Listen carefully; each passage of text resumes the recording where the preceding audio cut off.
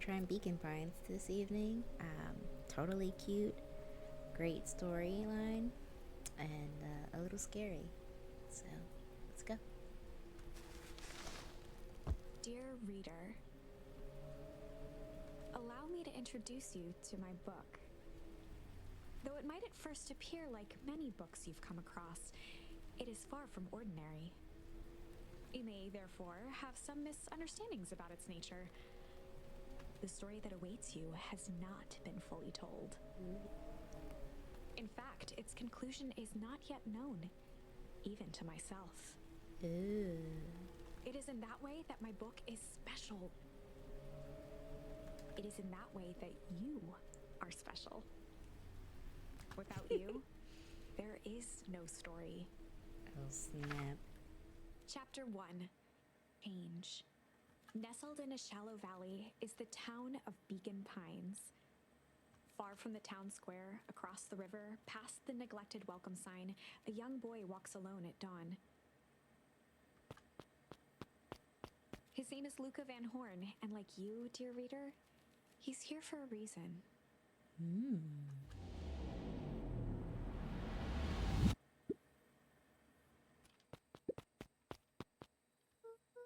Hey, Dad. How are things going? Today's the first day of summer vacation. I start middle school next year, I guess. I was 6 years old when you died, and it's been 6 years now. From here on out, you'll have been gone longer than you were here. It feels like that should mean something. Mom always said that this tree was your favorite spot in the world. Me too. Hey, Luca. I knew I'd find you here. Rollo was Luca's closest friend.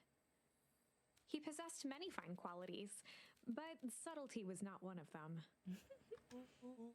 Well, after I banged on your door till your gran answered, and after I checked the pond and climbed up to the treehouse, then I knew I'd find you here. Rollo finally noticed the tears welling in his friend's eyes and the flowers on the grave. Oh, yeah, right. You and your mom always did this on your dad's birthday. Yeah. I didn't know if you were going to keep doing it now that your mom's gone too. She's not gone. She's just missing. Sorry, I meant to say since she went missing. She's gonna come back, Rollo. Of course she is. Okay, Dad. See you next time. I think I'm ready to get out of here. Sure, lead the way.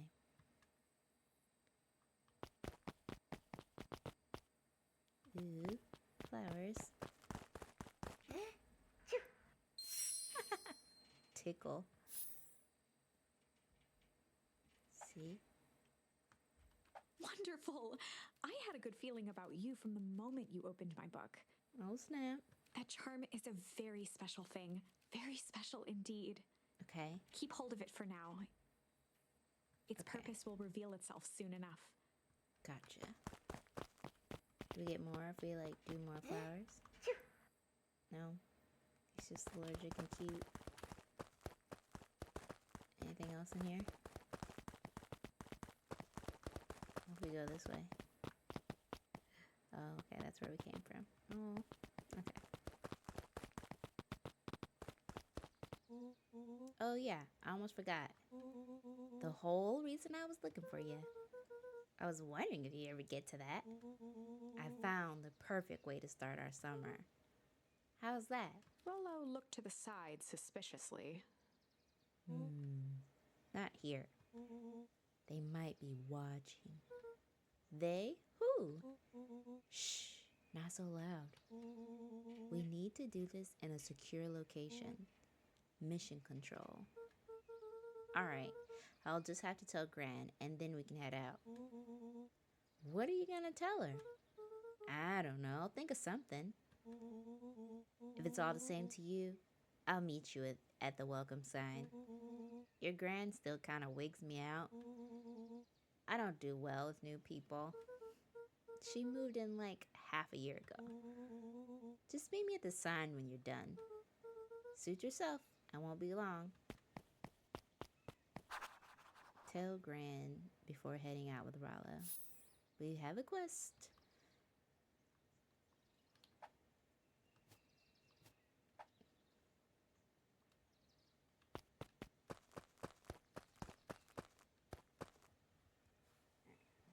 This works better with the mouse. Sorry, we're gonna switch.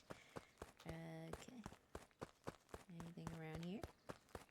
Gotta be any more charms? No? Dear reader, forgive me for this interlude. Sure. Remember that charm you found in the dandelion patch? Yeah.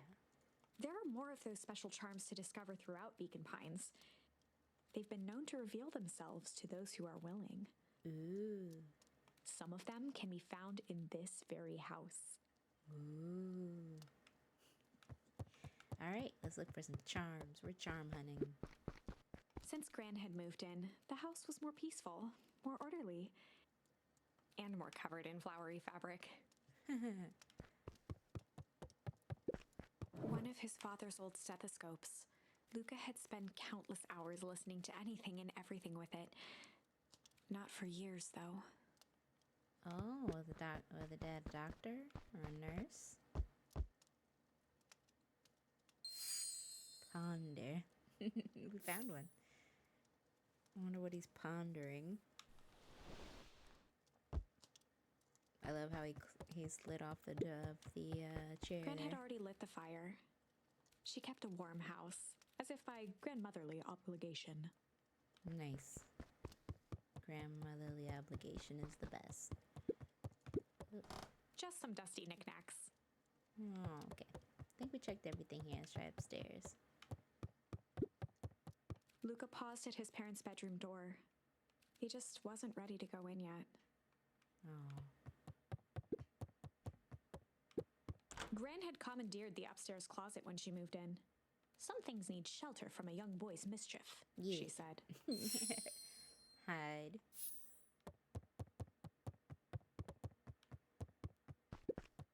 Luca tossed on his favorite old sweater. Even though it was the first day of summer, a chill still hung in the air. It's cold. That's interesting. Guess that's Gran's okay. moving in meant that most of Luca's things had been crammed in the corner.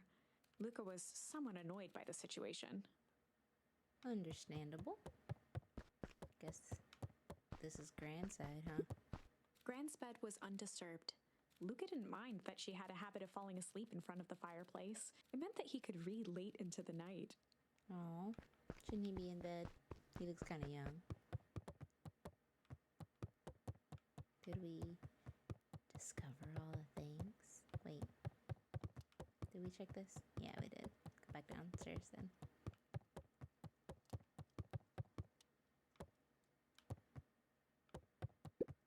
An array of prepared meals crowded the refrigerator, As each meals should labeled be with the day of prepared. the week. A pair of dull scissors, a broken can opener, a mostly empty bottle of glue, and some loose string. Junk.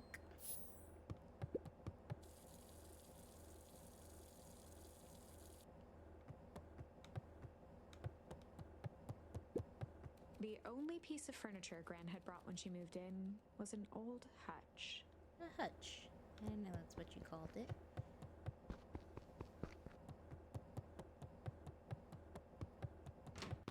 Oh my! This is quite exciting! What's happening? I am now certain that you are the one I've been waiting for all these years. How do you know, though? You'll recall I was a bit coy regarding the use of charms earlier. Yeah, you said something special about them. Excuse me, I tend to have a flair for the dramatic. Hmm. You are about to encounter your first turning point. Turning point. Okay. There are certain times in this tale when everything hinges on a single word. Step forth, dear reader. Ooh, a single word. Like Mad Libs. What's over A here? sturdy old wheelbarrow. Ooh. Young Luca would spend hours hiding in the bushes, waiting for a chance to jump out and startle his mother. She always enjoyed humoring him by feigning terror. Hours? That's horrible. That's when you have a boy. A beginner's guide to gardening laid open on the bench. This is the beginner? This is gorgeous. Hey, Gran, I'm gonna go with Rallo for the day. See you later. Quest complete. Hold up now. Where are you and Rallo headed exactly? Oh, nowhere special. The less Gran knew, the better for everyone involved. Ooh, turning point, I think. We're just gonna go... chill. We were just gonna go chill for the day. Chill? We were just gonna chill for the The best day. lies are built on truth. You boys are always in a hurry to do nothing. We stick to what we're good at. Well, make sure you're done chilling in time for supper. Easy. Impressive. You've managed to navigate your first turning point without too much of a mess. Thank you. That is the power of charms. A single word can change everything. Okay. I think it's time to introduce you to the Chronicle. Ooh, the Chronicle. The Chronicle is a record of the decisions you've made. Ooh, it's like a tree. You can see the turning point, which has been revealed.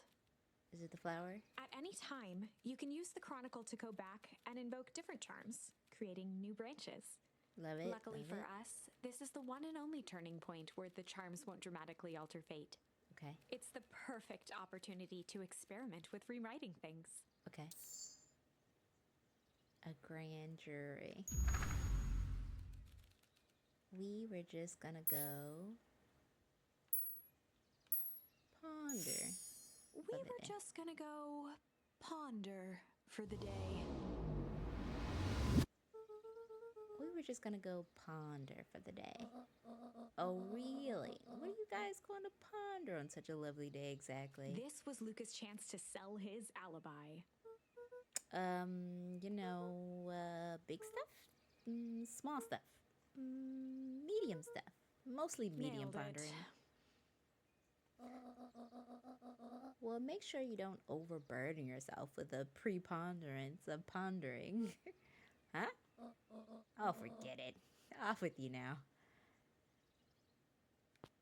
Bye-bye.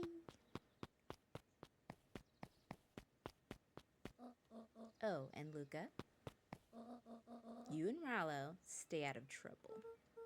I know. Get in trouble is the quest line. I think we took care of everything. Let's head on out.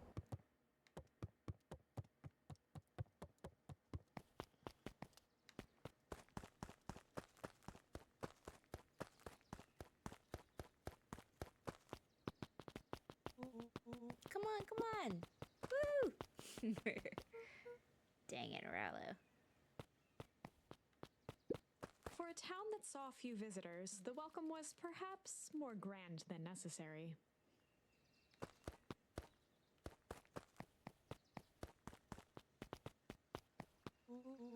You know the drill. Don't let anyone discover our secret path. Oh, can I do that too? Chapter 2. Welcome to Beacon Pines.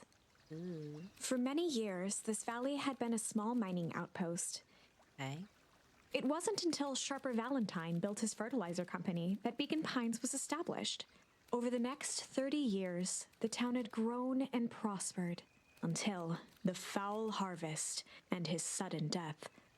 Is the foul harvest a person? In the 6 years since, everyone was simply trying to get by. Do I spend some time getting to know people, or do I go secretly? Let's do a little. Hey, Mr. Kerr. Hey there, pal. William Kerr was the CEO of Perennial Harvest Company. He had become a fixture around town over the past few years.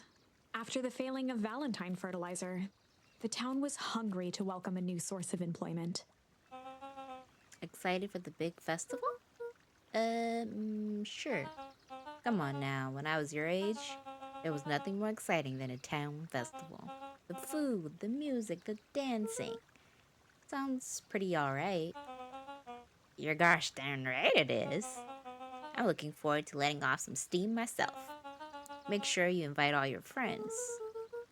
I couldn't keep Rilo away if I tried. Excellent. Sorry, Luca, I've got to get back to the proverbial grindstone.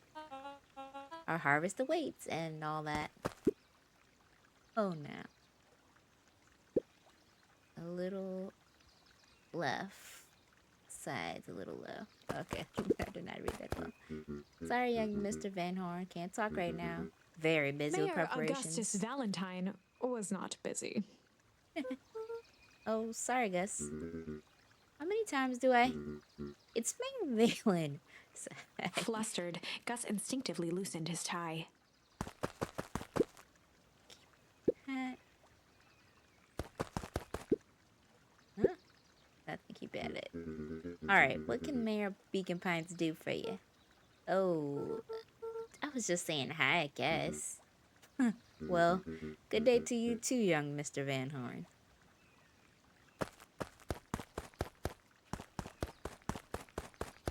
Guess we should follow our friend. Can we, don't pay attention. What's happening? Nothing. Just cooling. Oh.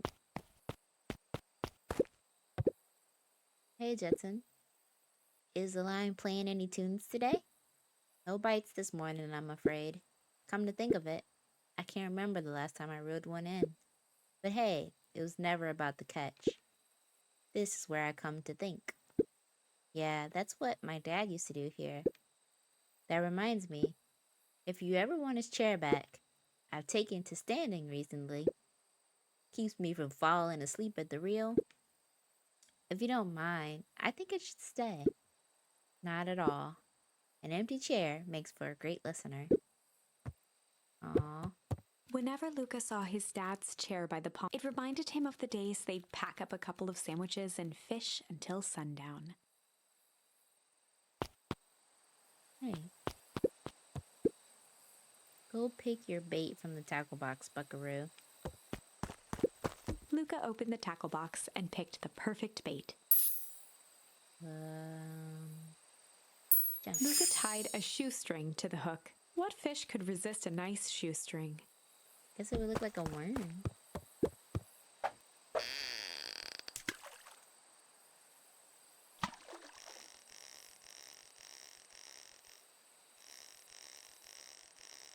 The line gets red. Probably no bueno. Shoo, more junk. Where do you think the other one is? Hard to say. Sometimes things drift away. That's not fair. No, it's not. Well, wherever it is, I hope the other boot at least has a sock to keep it company. Aww. Can I leave now? No, won't have to do. Go pick your bait from the tackle box, buckaroo. Okay. Tickle. Luca gently baited a feather onto the hook. Good for skimming the surface.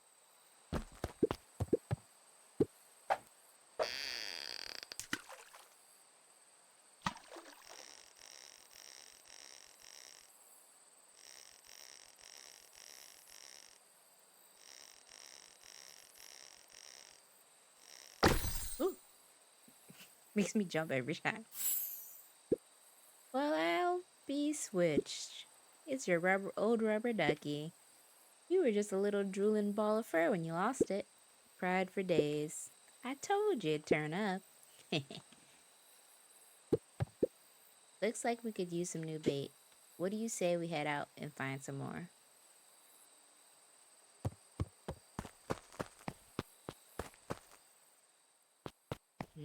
Guess that was a side. Wait, what is this? Mission control. Authorized personnel only. Okay. The boys had a good thing going, as long as they kept old Jeff happy. They had an endless source of precious materials to add to the treehouse. Who's Jeff? My name is Eve. I had to do it, sorry.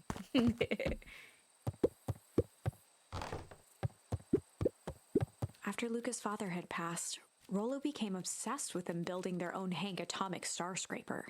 Aww. It was some time before Luca realized it was Rollo's way of keeping him occupied. Oh, Rola's such a good best friend.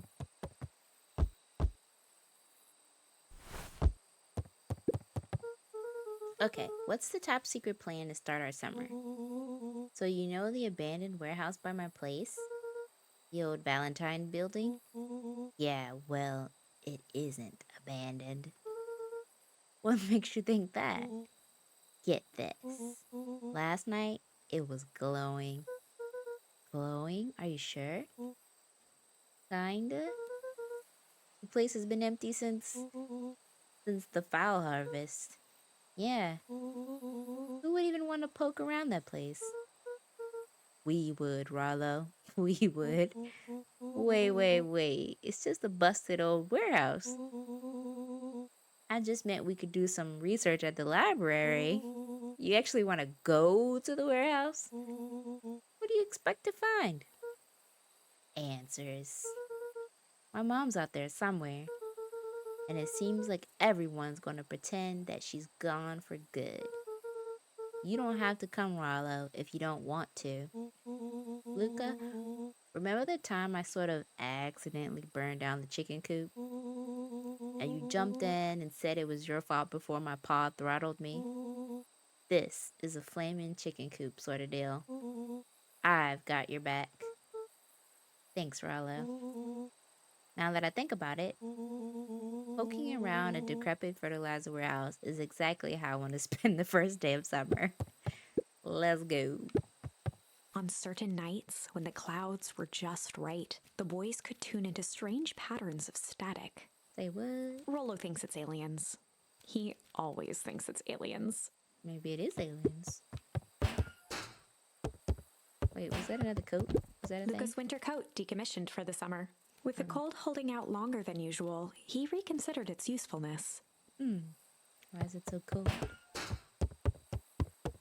How do I get down? Luca looked up at the satellite dish. Rollo nearly killed himself putting that up into the tree. Full. Oh, we got While it in. didn't turn the radio into an interstellar communicator, as he'd hoped, it did at least boost the signal enough to overhear truckers one town over. Oh, cool. Alright, let's get on out of here then. How do I? Maybe this way? That makes more sense. Okay, cool.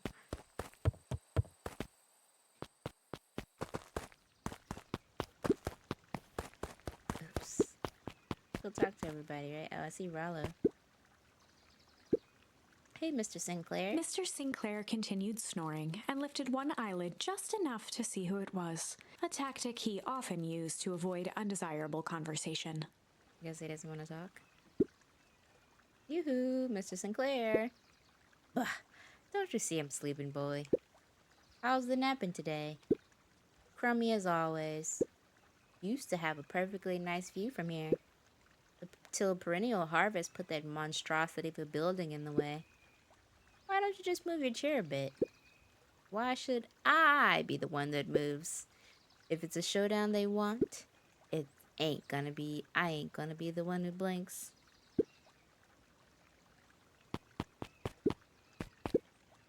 Come on, Andy, grab his wallet. I'm sorry, Iggy, I can't.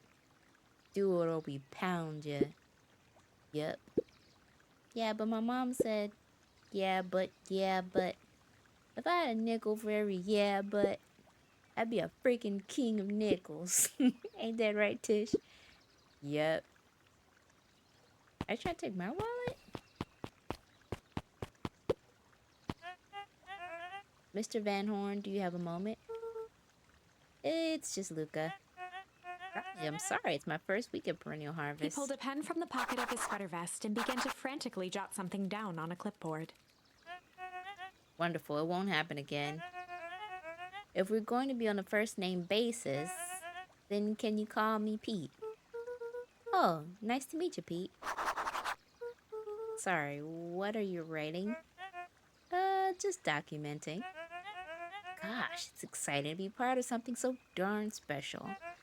You know, it's not just about the new fountains and the phone booths. We're gonna change the world. And it starts here in Beacon Pines. Isn't that amazing? Uh-huh. Anyway, I better get... Oh, that reminds me. We'd love to hear your thoughts. My thoughts? You bet. If we're gonna change this town, we need to get every detail right. That sounds intense. Changing the world is intense. So what'd you say? Could you answer a few questions? Well, I guess if it's quick. Wonderful. Open to answering a few questions. One down. See, it's not that hard, is it? Oh, we're going already. Question 2. What is something you love about Beacon Pines? I've never really thought about it before. Perfect. It's the only place I've lived? See? That wasn't so painful. Pete stopped scribbling and glanced up from the clipboard. Was it? Guess not. Huzzah. Oh, our first 3 questions answered in record time. Are you literally writing down everything? Thank you so much for your time. I need to process these answers. We can save the rest of your thoughts for later. Okay. Our harvest awaits. I don't like it. Is there anything this way? Is there anything this way? Yeah, I know I gotta check to see if there's charms. Turning point helpers. I'm just catching my breath a bit. Go on, I'll catch up. Well, you know what? Why was he running anyway? Hey, Miss Nelson. Morning, Luca. Any big plans for the summer? Not really. Heard anything about the old fertilizer warehouse? Any strange happenings? Can't say I have. Either way, a dusty old warehouse is no place for a young boy. You be safe now.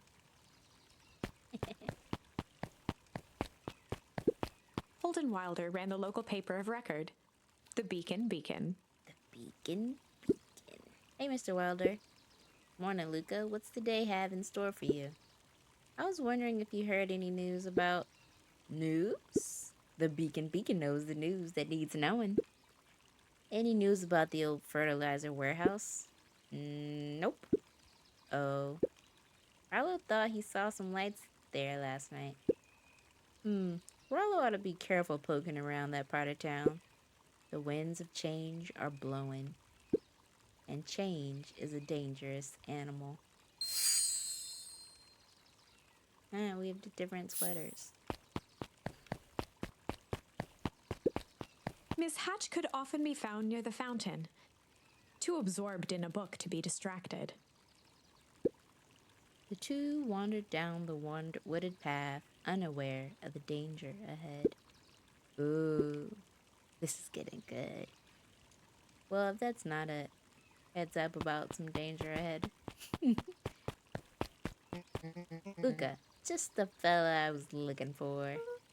Hey, Roxy, what's up? Oh, right. Rendezvous with Roxy.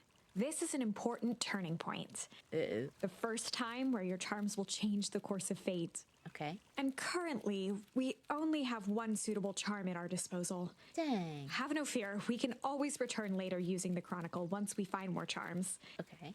Well, now I'm just rambling. Alright. Where were we? Have you seen my blockhead brother today? He skipped out before breakfast. Well, not really, no. Can't say I have. Can't say or won't say. Roxy, would I lie to you? He's coming right in. Luca, wait up. I almost forgot to tell you. Roxy might be lurking around here. This is one of our favorite places to stand around and be useless. Rollo.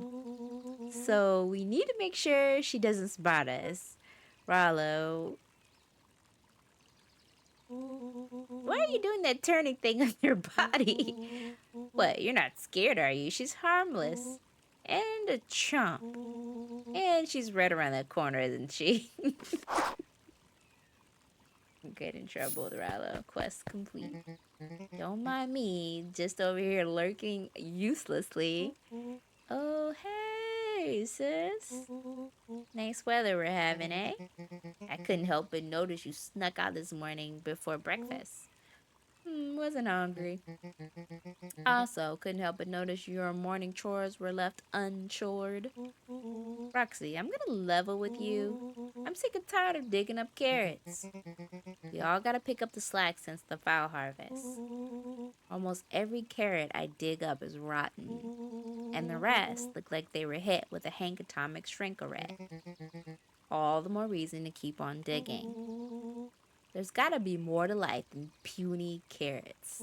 Look, Roxy, Luca, and I have places to be, so if you don't mind... Oh, I do mind. I'm not gonna catch hell again because of you. So either you march yourself home and harvest those carrots, or I'll haul you home myself.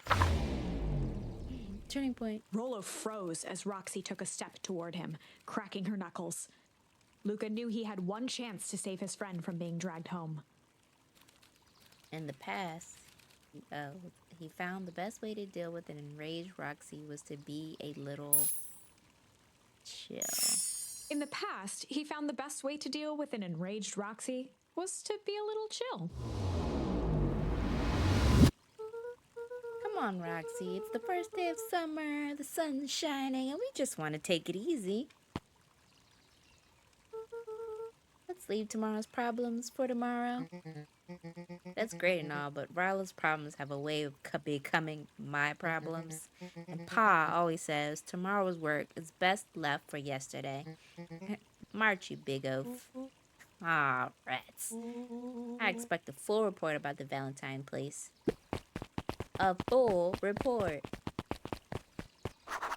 Investigate the Valentine warehouse alone. So, Fitz, what are you up to this lovely day? Nope. Cool. Soup, Sharper Valentine's founder of Beacon Pines. Never underestimate what a great man can do, given time. A bit much, if you ask me. Indulgent.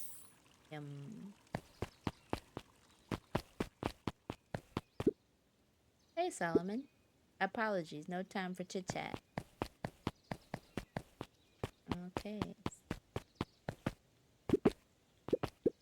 Looks like the library hasn't opened yet. I'll check back later. Jeff's hardware closed down about a year ago. The effects of the foul harvest stretched wide. When there are no crops in the field, tractors don't need fixing.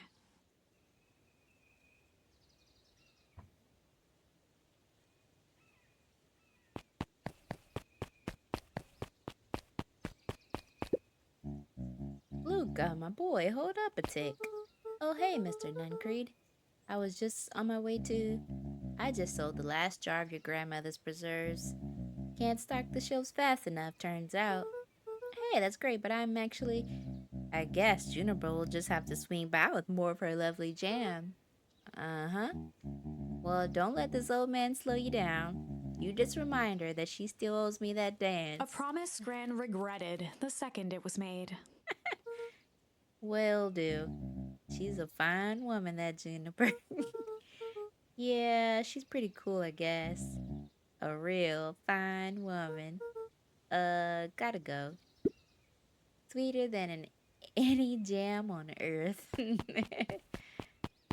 Okay, Granny.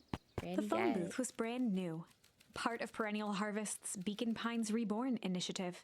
It didn't see much use. So are we in the 90s? Oh, hey, Luca. Hey, Joey. How's the bug hunt going? Not great. Bugs have been shy this week. Bugs get shy? Oh, sure, bugs are different than many people. Sometimes they want to be left alone. If you're going into Weepwood, just be careful where you step.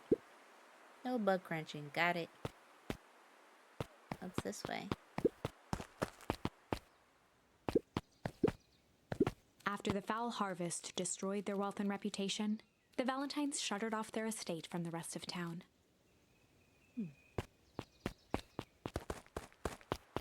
Luca peeked up at the beehive. It appeared to be deserted. That's strange.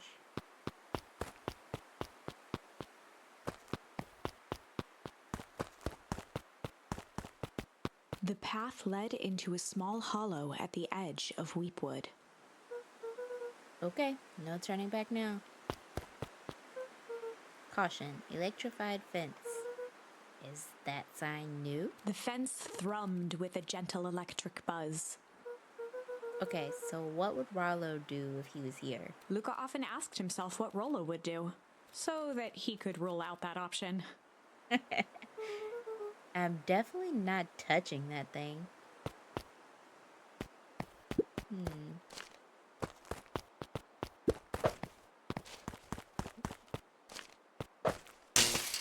As sparks flew from the fence, the light atop that section shut off. 2 bulbs remained.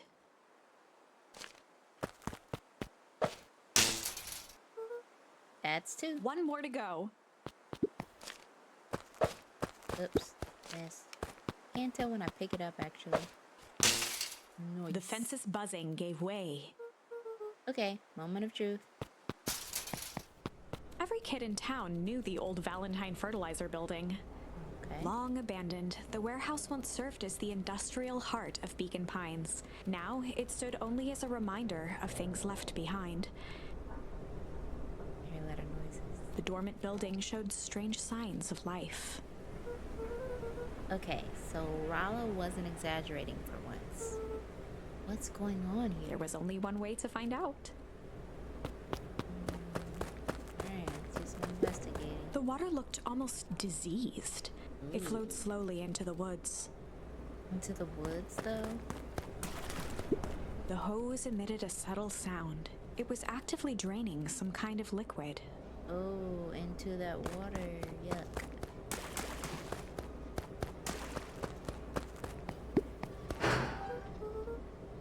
Wow, that smells awful. Too bad Rollo's not here. He'd have no problem poking around in there. Rollo is the homie. He would do anything. He's fearless. I don't think there's anything left to do but go open the door. No, I'm not. Investigate. Locked. Luca thought he heard faint sounds coming from the other side of the door. He pressed his ear against the cold metal to hear better. A zipper? Footsteps? The sound of footsteps grew louder.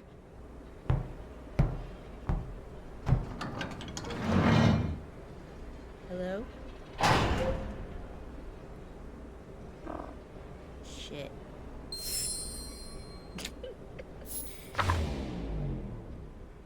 The heavy steel door knocked Luca to the ground. Disoriented, he looked up to see an imposing figure silhouetted in a green glow. It lunged toward him. He tried to scramble away, but felt a gloved hand latch onto his ankle. Luca watched his fingernails leave trails in the dirt as the hand slowly dragged him back through the door, into the lab, into the green light. The story is about change. This is a story about change. It was far from the sort of change Luca imagined for himself. But change is, after all, a dangerous animal. The end? I probably should have warned you about this. There are many paths that our story can take. Most will end in tragedy, but don't let that discourage you. We will find the ending that this story deserves. I just know it. From here on out, a charm will have a check mark when it's been used to its full potential at a given turning point. Now, Let's try something different. What does it mean for a charm to be used in its fullest potential? I don't even know what that means. Change. So we go back here.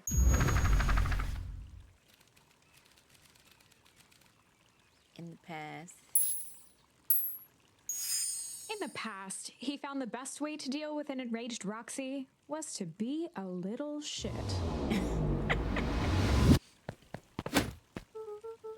Make a break for it. What have you done? Oh shit, just kick me. Run all you want, little twerps. You gotta come home eventually. Dang. Investigate the warehouse with Rallo. Yes. Can I, like... Sorry about that. Rallo can get overexcited sometimes. Solomon Valentine, current ward of and future successor to the Valentine fortune, huffed as he brushed off his pants. A town of complete and utter fools. One wonders if it's worth taking anything here seriously. Either way, I'm really sorry. No matter, how are you doing? Me? Yes, with all the business about your mother and whatnot. Oh, I'm getting by. Still no word from her at all? No. That is truly a shame. Your grandmother has taken residence to keep house? Yeah? And how's that going? We mostly stay out of each other's way. You make it sound like she's rarely at home. It's not like that. She just has a lot to do. She's still settling in and trying to figure out how to make ends meet. Indeed. Well, count your blessings. It's better to have a caretaker who is rarely around in lieu of one who tries to compensate by smothering you with attention. That doesn't sound so bad. Trust me when I say it's best to rely on yourself. Family has a way of creating more problems than they solve. Oh, dang. Solomon trifled a gesture toward the approaching heiress Valentine. Uh-oh. Speak of the devil. Do not wander off like that. I'm much too busy to be looking all over for you. Apologies, heiress. I was just taking a stroll through town. Strolls are for commoners. You're a Valentine now. I want you to be present for the construction of the History Museum. The future of this town relies on its ability to remember our family's great past. Of course.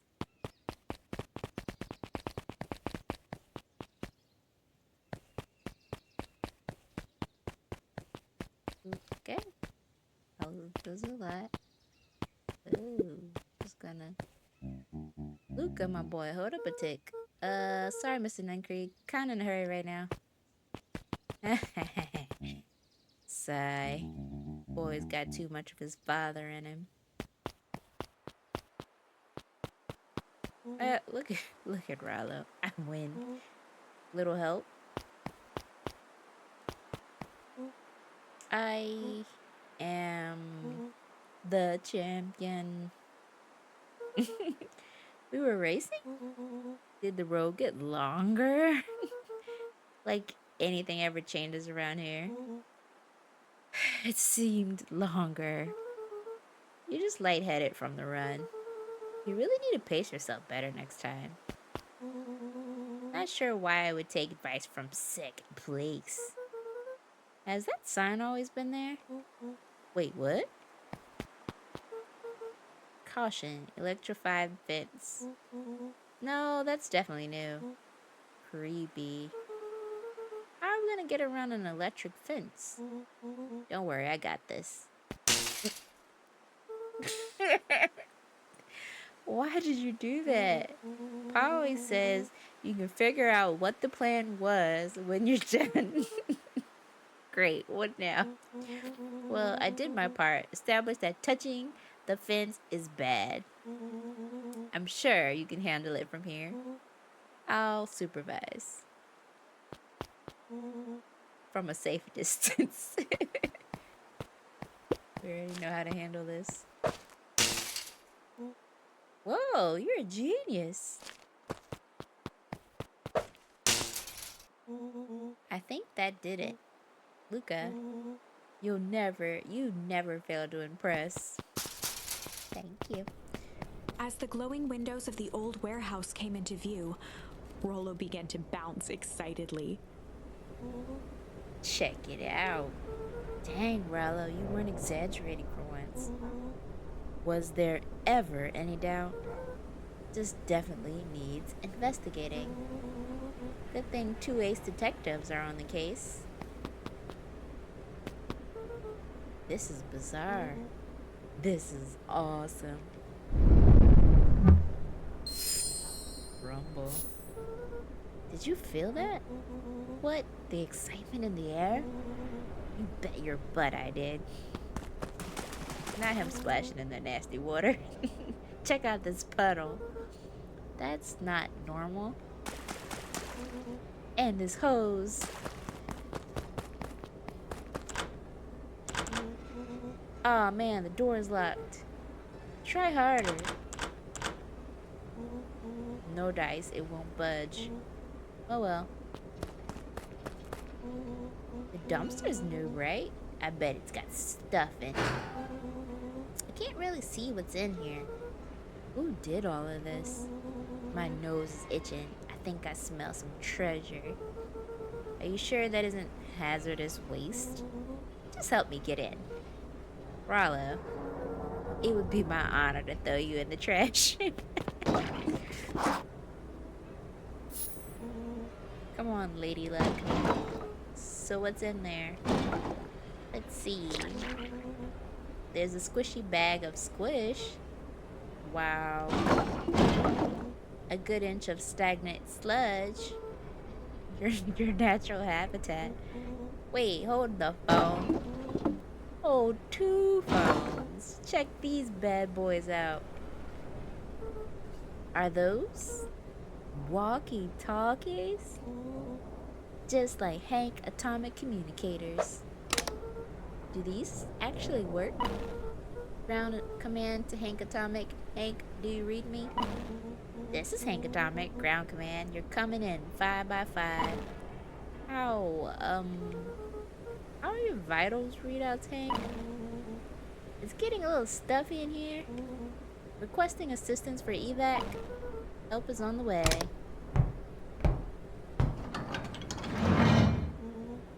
What was that? Oh gosh. Why am I scared? It's cute, but it's scary. Someone's coming. Give me your hand. I'm trying. My hands are covered in squish. Scoot over. I'm coming in.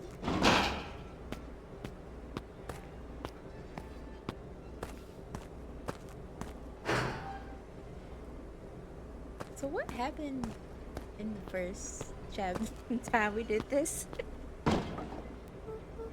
Tell me you saw that. Dude, I don't know what I saw. He's coming back. Get out.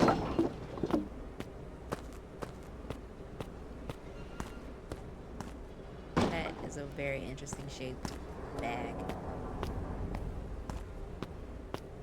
He sat petrified under the weight of the bag. Oh god, tell me that's not what I think it is. Luca, do you know what separates run-of-the-mill detectives from ace detectives? A ridiculous hat? When the chips are down, ace detectives dig deeper for clues. Rollo felt around at the large sack which burdened them. Aha. He snapped off a tag from just within a small zipper opening in the bag. Some sort of badge or something? What does it say? Rollo held the badge up to a faint shaft of light within the dumpster. Dr. Prescott, Deep Engineering. It's a name tag. Who would throw away a bag full of slimy old name tags? I think it's just one name tag and a bag full of something else. Okay, okay. I think we should make a break for it. Stay calm. This is no time to panic. I'm not panicking. You're panicking. Rallo, calm down. You don't have to squeeze my hand so hard. Dude, I'm not holding your hand. Quit messing. What other slime covered hand would be in here?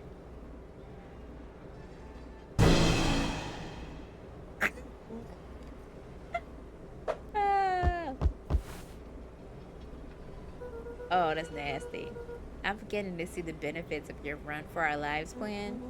Right. We clearly established that I'm faster than you, so I'll go first. Why not go together? Flaming chicken coop, Luca. I'll make sure the coast is clear. After I go, count to 100. If you hear me yell, run. If you don't hear me yell, run. Actually, either way, haul ass. Barlow, I'll give you credit. You sure found an eventful way to start our summer. It's what I do. Well, here goes nothing. Lucas sat in the dark, tracking the sound of Rollo's footsteps as he ran. 1, 2, 3. He pressed his ear to the dumpster wall, straining to hear Rollo's footsteps as they faded away. 15, 16, 17. He tried not to think about the contents of the dumpster as he counted. 35, 36, 37. The thick stench made it hard to breathe. Screw it, that's long enough. Luca carefully lifted the lid and peered out. Nothing. No sign of Rollo. No sign of the man in the yellow suit. Time to haul ass. Luca clambered from the dumpster, stumbling to his knees. He was up like a shot and running, sprinting toward home as fast as he could. Beacon Pines flew by, blurred by the tears that welled up in his eyes. He wouldn't remember getting home at all that night. Throwing his front door open, storming up the stairs to his room and surrendering to sleep almost as abruptly as he hit his pillow. Chapter 3. Finding a Friend. The next morning, it was quieter than usual at the breakfast table. Only the sound of silverware and chewing interrupted the awkward silence. Boy. I finished jarring a mess of jam last night. Uh-huh. So that'll need to get delivered into town today. Okay. So what did you and Rollo get up to yesterday? Oh, nothing interesting.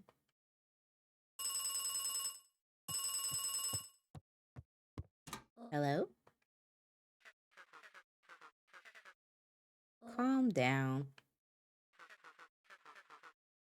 No, of course it was the right thing to do. Start gathering, folks. I'll be right there. Are you sure there isn't anything you want to tell me about yesterday? Anything I want to tell you? Not really. We just sort of ran around a bit. Gran's brow furrowed. Oh, Rollo's okay. She let out a long sigh. Her voice was quiet and even. I have to go take care of something. You are to stay in the house for the day.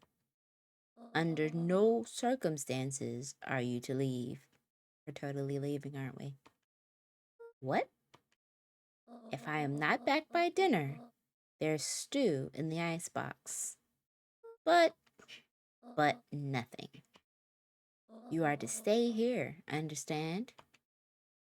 Yeah. Say it. I'll stay here till you get back. Good. Oh, and Luca, you left the icebox open yesterday. We're not made of money, you know. Well, that was strange. Wait, so when I did...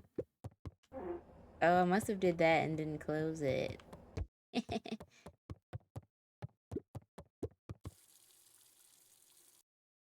Just want to make sure there's not any charms.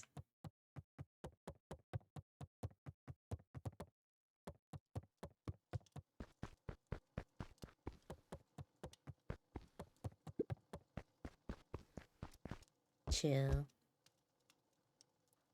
Why is that the cutest thing ever?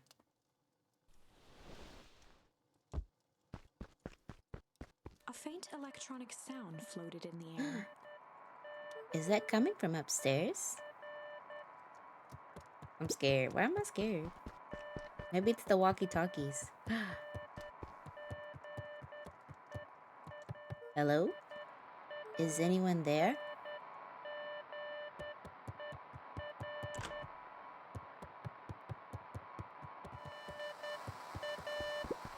Hello? Rollo, is that you?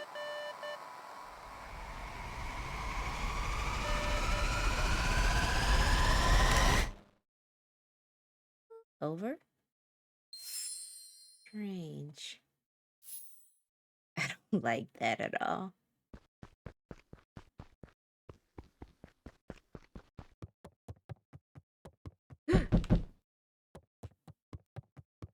I'm not scared. I'm scared genuinely. Alright.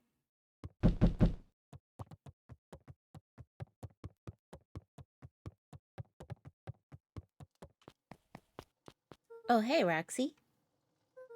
If this is about me, accidentally kicking you yesterday, is Rollo here? No. Look at me, Luca. This is serious. Is Rollo here? No, I haven't seen him since yesterday. Rollo didn't come home last night. What? A pit formed in Oh, Luca's no. stomach. Where was the last place you saw him? We were playing around in Weepwood, and then it was late and we went home. Weepwood? If he's alive, I'm gonna kill that little creep. Is there anything else? Anything that he said?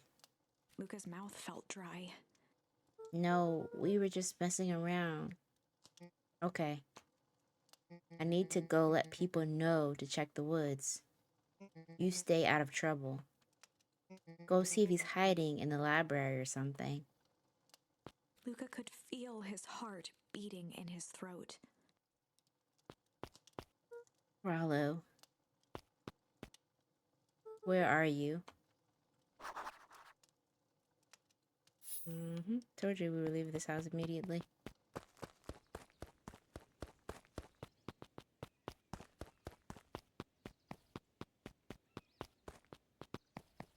No one's here. Who's this kid? Hey, Bert. Have you seen Rollo? Nope. Though I've mostly been talking to clipboards. They're setting up lots of stuff for the festival. This one said he had to process some answers. I told him that was fine. I'll wait right here until he gets back. Why is that kid cute? I know I saw all that probably. How's that? Zzz. I'm just gonna go past the clipboard dude. He's useless. We really need to get back to work. Just a couple of more minutes. If Roxy said she'll be here, then she'll be here. I just don't see why I'm standing around, doing nothing, and waiting for Roxy, when I could be standing around, doing nothing, and getting paid for it. Come on, Lumi, Roxy needs our help. Yeah, well, good intentions don't qualify as legal tender. Ugh, my parents wouldn't listen. No offense, but isn't Rollo always getting into trouble? Something feels different this time. What can we do to help? We need to check where the adults aren't. So I guess it's up to us to check Weepwood. Our shift doesn't end for another couple of hours. We could spend the time making posters. That would be great, I guess. Right. Fitz and I will check Weepwood. We'll be back later to pick up the posters. I think my dad has a map of Weepwood. Let's swing by my house and grab it before we head out.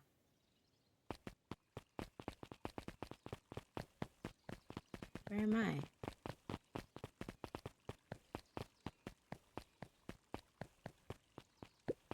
What's this about a missing child? I must stress that situation is completely under control. It just seems so terrible. And you're sure there's nothing we can do to help? Nonsense, young Mr. Carter. We'll turn up safe and sound, I am certain. Just focus on settling in. I trust my sister has supplied you with suitable lodging. Oh, yes, Miss Valentine has been more than accommodating. We were just telling our daughter Beck that. Now, where did she run off to?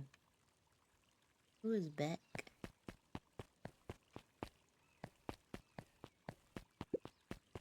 His eyes went wide in disbelief. What do you mean vanished? That's impossible.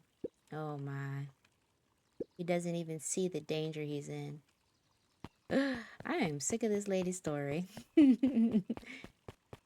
Alright. This is the up at Don newsstand. Hey Don. Jan. Was it true about Rollo? Yeah, he didn't come home last night. I wonder if it's connected. Connected to what? I was checking in on reports about increased activity around town. What sort of activity? Windowless trucks, mechanical noises, strange lights, your typical shady stuff. Who would be doing all that and why? Well, I have a few leads. The Valentine family is always suspicious. Perennial Harvest certainly has the resources. Do you have any idea where Rollo could be? The best place to start looking is where the trail went cold. Where'd you see him last? We were in Wheatwood, right by Valentine's fertilizer. I'll check out Wheatwood when my shift ends. I'll do my best work at night. Well, you do it and I won't. Guess Mr. Fratelli is getting ready for the festival. Alright, I think this is the way we came. No. Let's go to the library.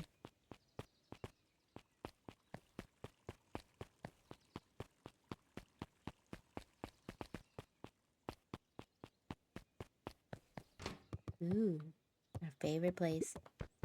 Kato volunteered at the library during the summers. He wasn't very social, so he'd dedicate each summer to becoming an expert in a single subject. That's dope. Making him a reliable source of very particular knowledge. If you were to ask Kato something he didn't know, he'd escape into the dusty old bookshelves and return with just the right thing. Hey, Kato. Kato was lost in his reading. Luca crooked his neck to see the title. Introduction to Melitology. Where did I go? Did I talk over her? Oh, hey, Luca. You snuck up on me. Good book? Dunno, just started. He gestured to the shelves. I'm really running out of books I haven't read yet. So now it's on to the wonderful world of bees. Turns out bees are pretty cool. For instance, did you know that around 70% of bee species actually live in underground tunnels? Or that if two queens are in a hive, they will fight to the death for supremacy? Yeah, charms. That's interesting, but you haven't seen Rollo around, have you? Not since yesterday. Keep an eye out for him, okay? Sure thing. If you see him, you'll be the first to know. If I see him, you'll be the first to know. Oh, man. Mycological phosphorescence. Ugh. More like my complete loss of interest. But it's... The bottom corner shelf was a dusty array of thick science books. Only one binding was clean enough to read. Cellular Biology and the Chemistry of Mitosis. That sounds like a great book. Boring? I think not. Hey, Jace. Well, hey, Luca. Did Rollo come by? No. I was actually surprised. You usually hear early on days when a new issue drops. Rollo's the biggest Hank Atomic fan I know. Besides myself, that is. Well, if he does swing by, tell him to meet me, you know where. I don't know where. No, he knows where. Roger that, Space Cadet.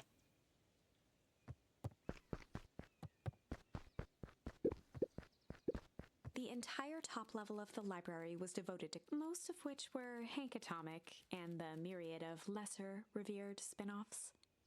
Myriad. Beautiful vocabulary. Sure, I've done my due diligence. New editions. There were rarely any actual new additions, simply a variety of existing content rotated into the front display each week. Not fooling anyone. Oh, the cobs I've eaten. A salad-centric travel guide for the mildly adventurous. Yuck. Sally Seashore's simple succulent sundries. Luca brushed off a smudge of dust. Or maybe it was flour. 30 recipes so easy you'll doubt it's even edible. Succulent. Oh yeah, we got a charm. A peek behind the curtain. The methods and ruminations of Patrick C. Montesquieu, one of the greatest acting minds of our time, by Patrick C. Montesquieu. Ugh.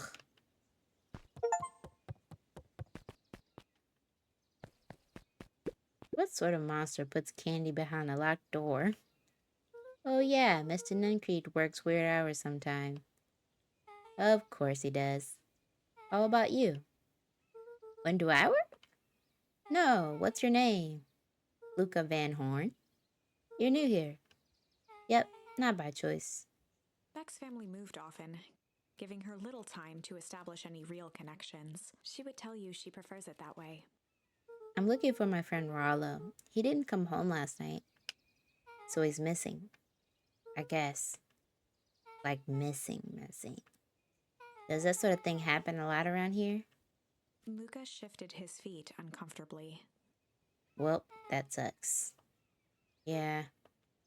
So I should probably get going. Hey, wait up.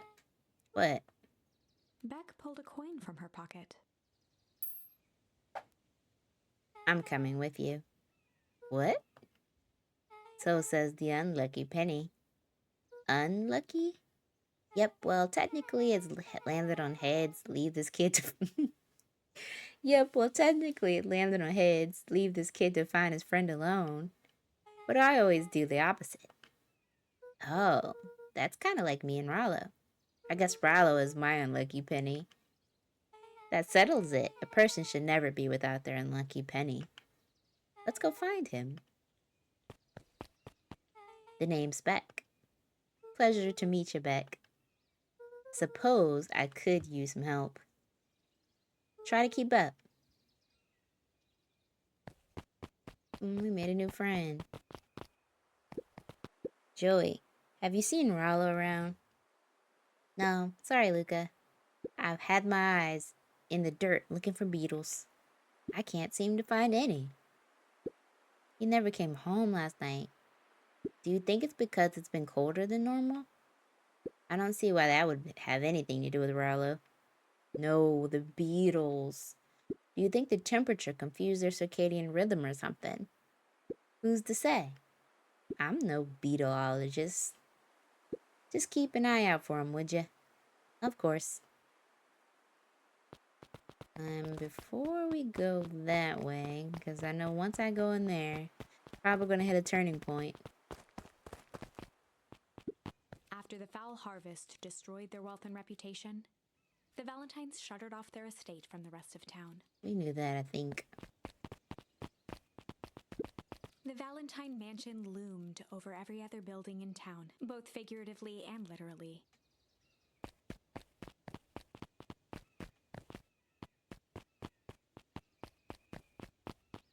Alright, let's go to the spooky spot. This kid is brave.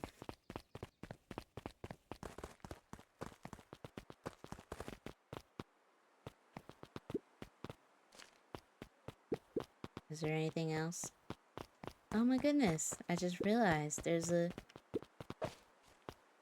Dang, they boarded it up the way... Yeah. They boarded it up that way. What is this?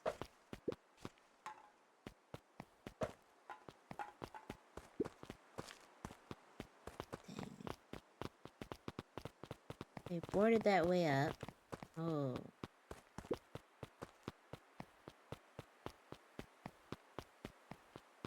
Luca felt a chill as he approached Beck. Her eyes were locked on the strange green liquid. The nearby grass was coated in a fine layer of frost. Is this sort of thing normal around here? Because puddles of glowing ooze are definitely not what I expected from this place. I have no idea what that stuff is. Well, the next obvious step is science. And what does science suggest? Poke it with a stick. Luca watched as Beck dipped a broken tree branch into the goo. Beck's eyes widened as flowers grew from the dead wood. Whoa. First small buds, which quickly bloomed into vibrant petals. It's kind of awesome. What the? Cool. As quickly as they had grown, the flowers began to shrivel and turn gray. Well, that's less awesome. Beck dropped the stick with a grunt of disgust. Okay. So the science tells us this gunk is weird as hell. Yeah, it seems dangerous. Hey, Tish, look what the cat dragged in. Yep. I don't have time for this now, Iggy. Oh, don't say things like that. It hurts Tish's feelings. Ain't that right, Tish? Yup. She looks fine to me. Why, hello. I don't think we have been properly introduced. Iggy's the name. This is my compatriot, Tish. Yup. You probably heard of us. Can't say I have. I'll forgive you just this once on account of you being new around here. Why would you hang out with this dud? Oh, he seems pretty alright. Iggy, why do you have to be so... you? Has he even told you that his parents skipped out on him? Shut up. It's true, they got tired of him, such a pathetic kid, and just left him. Iggy, I'm only gonna say that one time. Don't talk about my family. Well, look who's a grown a backbone now that a girl's around. First his pops croaked, then his mom finally couldn't take it anymore and bounced. What a jerk! Iggy took a step towards Luca, his sneer lit by the glowing puddle. Beck could see tears welling in Luca's eyes, his fists clenched. Oh, no. Some things about Beacon Pines were very different from the city. But a bully from a hayseed town is really no different from a city bully. Beck took a deep breath and thought. Well, time to bust out the strange. Well, time to bust out the strange. Alright, Luca. Looks like you need a little mud bath. What's wrong with you, new kid? We're about to pound your friend. Beck stared in silence, the only sign of life being the twitch of an eye. It's weird when people don't talk. Yep. Stop being a weirdo. Hello? Are you some kind of wackadoo? Makes sense, wackadoos travel in packs. Dud. At the sight of Iggy taunting Beck, something in Luca snapped.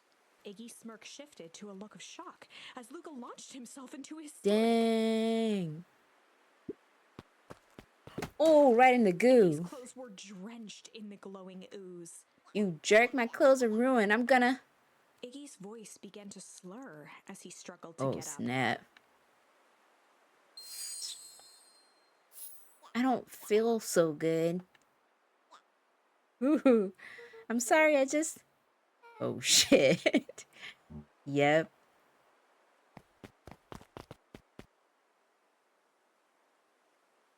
Oh my gosh. That was intense. It's gonna be okay, right? Nothing about that seems okay. The person at the warehouse. This strange ooze and what it did to Iggy. Was Rollo caught up in all of this? I think so. We have to find Rollo. You took the words right out of my mouth. Property of Valentine Fertilizer Company. Looks old. Can I go this way? I just want to see what's this way. Anything? Nothing. Okay. Notice I'm carefully going around the ooze. Oh, man. Whoa there, little buddies. You startled me. What in the dickens are you up to in this part of town? We're just helping look for Rollo. Oh, you haven't heard the good news. Rollo showed up safe and sound a bit ago. Really? So where was he? It's funny, really. He just got a little turned around in the woods. They can be disorienting, you know? I'm starting to get that impression. Rollo's at his house now, getting some well-deserved rest. Wow, that's a relief. You two should scurry along before you get lost yourselves. Yeah, come on back. I can't wait to introduce you to Rollo. Oh, that reminds me. Luca, your grandmother was looking for you. She was. She was worried sick. You should march straight home. I guess. Beck, your folks might be getting worried too. I'll walk you home. I need to talk with Nellie about work anyway. Beck glanced toward Luca. I guess all's well that ends well. I'll introduce you to Rollo tomorrow. Sure. Glad he's okay.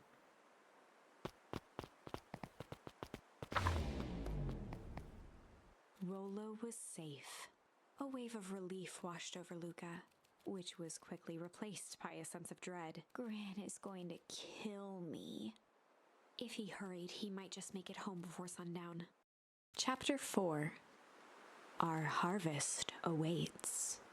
Luca took a deep breath and gingerly opened the door, steeling himself for Gran's wrath.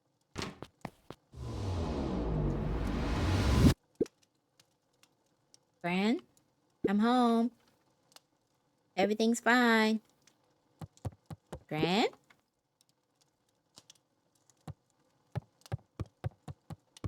Gran? I know I wasn't supposed to go anywhere. I was just helping look for Rollo.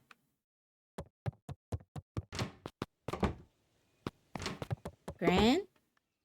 Roxy came over.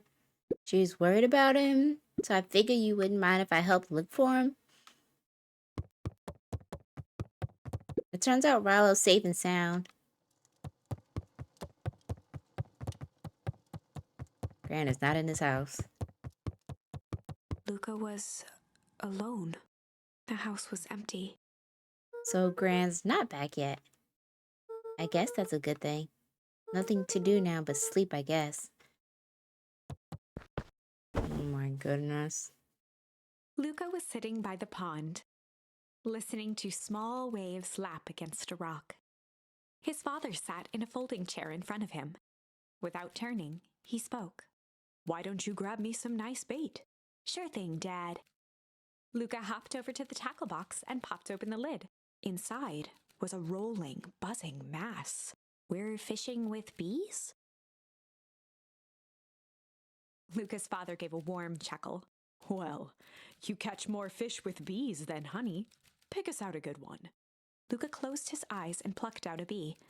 He could feel its wings struggle between his finger and thumb. Holding it at arm's length, he hurried over. His father deftly baited the hook and examined his work. "Interesting choice." With a practiced flick of the wrist, the line buzzed in a graceful arc. The water accepted it without a splash or ripple. "The wrong choice, but I respect it." The pond began to freeze over. "Sometimes we gotta make the wrong choice before we can make it right." Pallid ice propagated across the still surface with an alarming speed. Luca scrambled back as the ground beneath him turned cold. "Dad, I don't understand." "Sorry, kiddo. Understanding isn't always part of the deal." The relentless ice shot through the fishing line toward his father. "Dad, look out!" His father casually wound the reel. "None of it's your fault, you know. Never was." Oh my goodness. Dad, we have to go. Luca grabbed his father's shoulders, trying to pull him away. Please, you have to run. The ice crackled as it spread across his father's hands. That's the thing about fishing, Luca. His chest began to crystallize. You toss your hook in, and you never know what you're gonna pull out. Oh my gosh. A shock of searing cold ran up Luca's arms. He gave one last. The chair tipped backwards in a single frozen mass. Luca tried to stop the momentum, but it was too late. He watched the icy form of his father slam into the hard ground, shattering into 1,000 pieces that crowded around his feet. Dad, I don't understand. Me neither. What does all this Me mean? neither. I don't understand. The gentle rustle of leaves was the only reply. Grandma is still not there, is they? Also, look at Luca's eyes struggled to focus on the walkie-talkie. Rollo.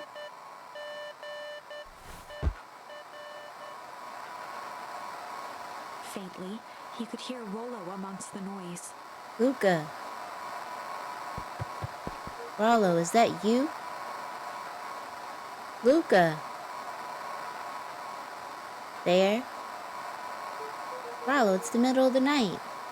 Luca, thank God. Listen, I don't know how long this thing will work down here. Down here? Rollo's voice was coming through more clearly now, but some words were still just static. Listen to me. Someone grabbed me yesterday. What? The man in the hazmat suit? Took me to some sort of... I think I'm underground. Underground? Are you okay? Kinda. They seem more interested in, for now, at least. Mr. Kerr said you made it back home safe. Kerr? No, trust. Hold on, someone's coming. The signal went silent. Rollo, where are you? Luca held still, waiting for a response, his pounding heartbeat marking the passage of time. Okay, I think they're gone. Getting worse. I can barely hear you. Rollo's voice began to fade. Losing signal. Not much time. Mission control. You need to... the treehouse. The treehouse. With that, the signal died for good. What was he trying to say about the treehouse? What's at the treehouse? The antenna? He wants me to use the antenna in the treehouse to get a better signal? Rollo, you're a genius. Luca grabbed the walkie-talkie and sprinted to the treehouse. In the middle of the night? Bruh, I'm stressed. Hook up the walkie-talkie to the radio in the treehouse. Luca heard a group of footsteps approaching. Uh-oh. He dashed behind the bushes to avoid being spotted. It's Gran. At least Gran's okay. So we all understand our roles. You can count on me. I still think we need more time. That wasn't the original plan. Mr. Tolliver paused, shifting his eyes to one side. We're all in danger now. I, for one, refuse to sit idly by while their danger still persists. Hiram, you just keep your wits about you. Mr. Tolliver took one long, quiet breath. You're right. You can count on me. I wish we could have had made the deal with Eris Valentine. Her resources would have still come in handy. As I said, I had no time to contact her after your call this morning. Plans change. How is Luca holding up? He's fine. We shouldn't lose sight of the fact that this is all... I know very well what all of this is for. We have no choice. Operation Sparkplug has a new objective. Are we in agreement? The three shared a determined look. Good. We'll reconvene after the festival. Oh man, Granny need to talk to her grandson and clear some things up. Gran, why are you meeting with Miss Fratelli and Mr. Tolliver late at night? Hey, Luca. Exactly. Gah. Don, you scared me. How long have you been there? Oh, just a few minutes. Earlier today, I saw Mr. Tolliver and your Gran enter the diner together. When my shift at the newsstand was over, they still hadn't left. So I used the greatest tool of any investigative reporter. Time. When they left, I tailed them here. What do you think they're up to? Whatever it is, they seem organized and determined. They mentioned the festival. Yeah, I heard that too. Has your Gran been doing anything different recently? Anything strange? She got a phone call this morning and rushed out of the door. A call from Hiram Tolliver, it seems. She was either furious or terrified, or both. Luca, be careful out there. I think we might be in the middle of the scoop of a lifetime. I will. Aren't you coming out? Nah, I'm gonna stake out here for a bit longer. See you, Luca. I heard slowly going. What's this way? Is this the way I wanted to go? Hey, look, people are still out.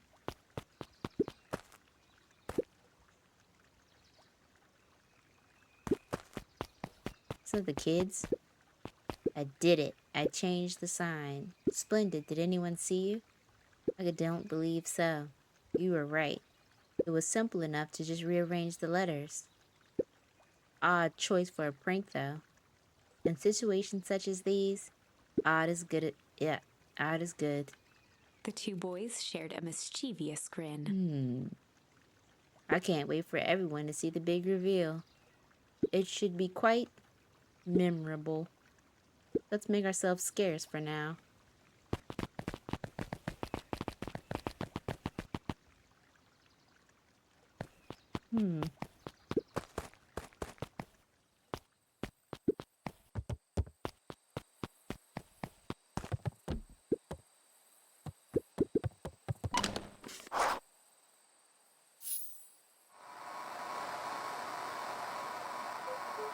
Rallo, are you there? I'm at the treehouse now. Mr. Kerr said you were all right. Oh no, he's not gonna say anything. What happened out there? Dang it, Rallo, where are you?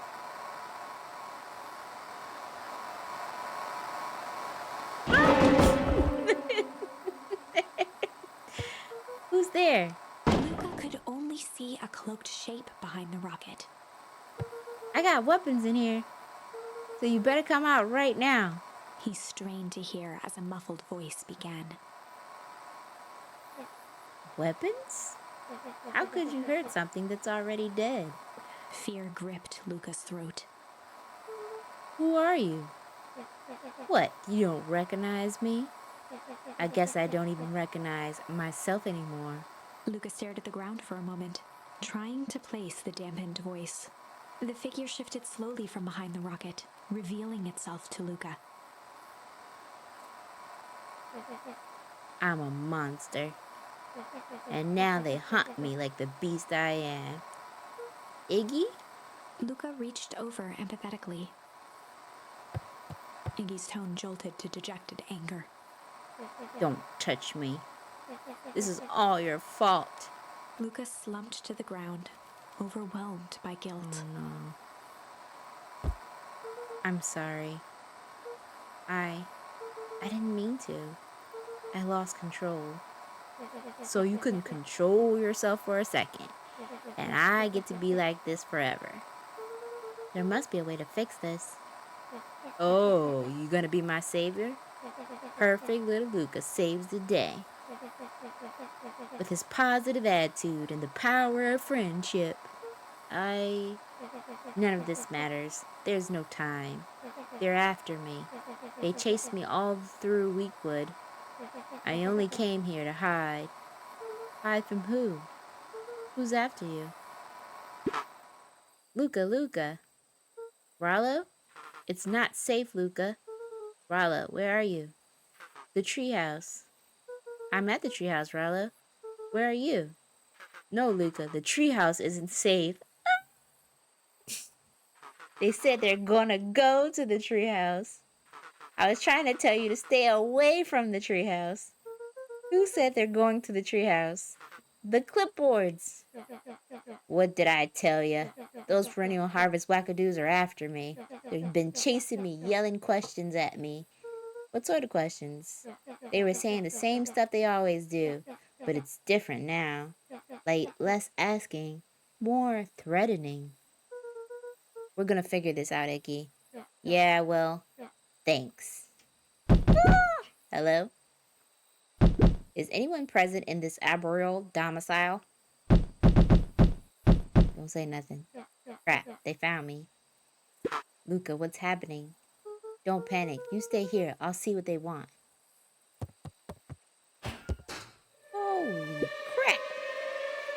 Hello, Mr. Van Horn. We would love to hear your thoughts. Do you have time for an informal chat? We will be brief. Your time is valuable to us. Be down in just a second. Of course. We have a problem. Luca, you gotta get out of there. Who is out there? Is it them? Yeah, it's the clipboards. A bunch of them. How many? Maybe all of them? And yeah, you were right. They're all saying the same stuff, but with a creepy knob cranked to 10. Might young Iggy be present? We'd love to hear his thoughts. Run. Iggy slumped to his knees. No, I don't know what to do.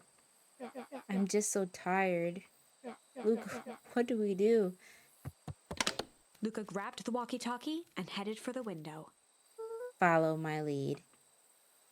Luca and Iggy climbed up the back of the treehouse to its roof, where Rollo had constructed his MCDC, the Mission Control Defense Cannon. Oh boy.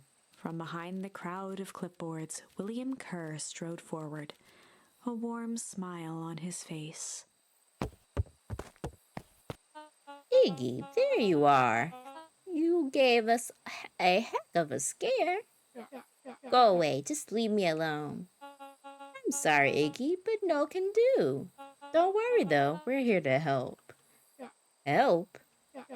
Then why are you chasing me? Luca, can you talk some sense into your pal here? Just look at him. He's not well. What's wrong with him? What did that gunk do to him? Well, that's a pretty honking big question, Luca. All you need to know is that he's sick. He's real sick, Luca. I just need you to let us up there and take care of him. You told me Rollo was okay, that he was back at his place resting. He is. Poor fella just got a little lost. That's a lie. That is a hurtful thing to say, Luca. I thought we were buddies. Why? Because he lets you ramble on like a wackadoo? Nobody likes you, you creep. Kerr's smile faltered. Why don't you pop down here so we can have a face-to-face? Yelling like this is gonna give us a heck of a sore throat. And who wants that? Luca's grip tightened on the MCDC. What did you do to Rollo, you liar? Well, shucks, Luca. The only teeny tiny fib I told you was that he was at home. He is resting, and he is perfectly safe. For now, at least. What happens to him next is up to you, Luca. Look around. You're in quite the pickle, and I'm the only person in the whole wide world who can help you.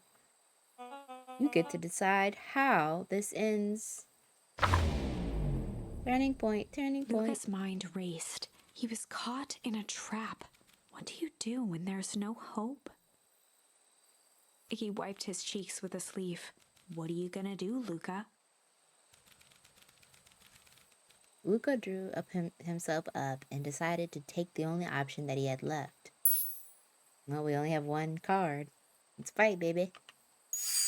Luca drew himself up and decided to take the only option they had left. Fight.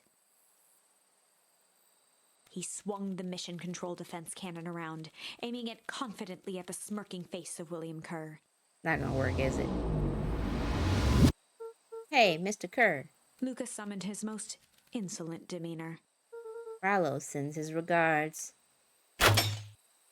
Oh, hey, that was uncalled for, more than a little rude, and just plain unsanitary. Luca, I really did think we were good pals. What a shame this has come to this. Kerr turned his back on the two boys. End this. With a nonchalant wave of the hand, he made his exit. The end. As the clipboards began to slowly advance on the treehouse, Luca looked to Iggy with resignation in his eyes. The end. Dang, tragedy. That escalated quickly. Maybe discretion was the better part of valor here. Let's put a pin in this for now. All right.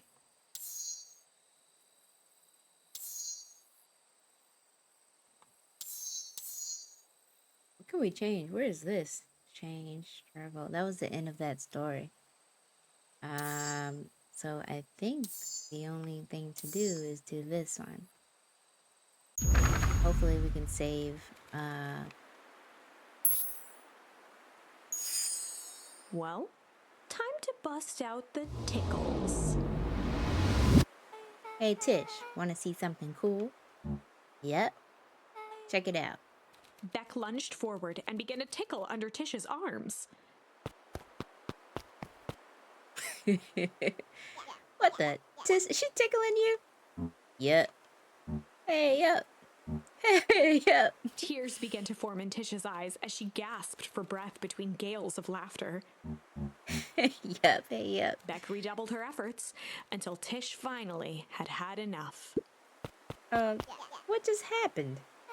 She seems nice. Sorry for the interruption. I think you were threatening us? Iggy's eyes darted around, a realization dawning on his face that he was now outnumbered. I just remembered.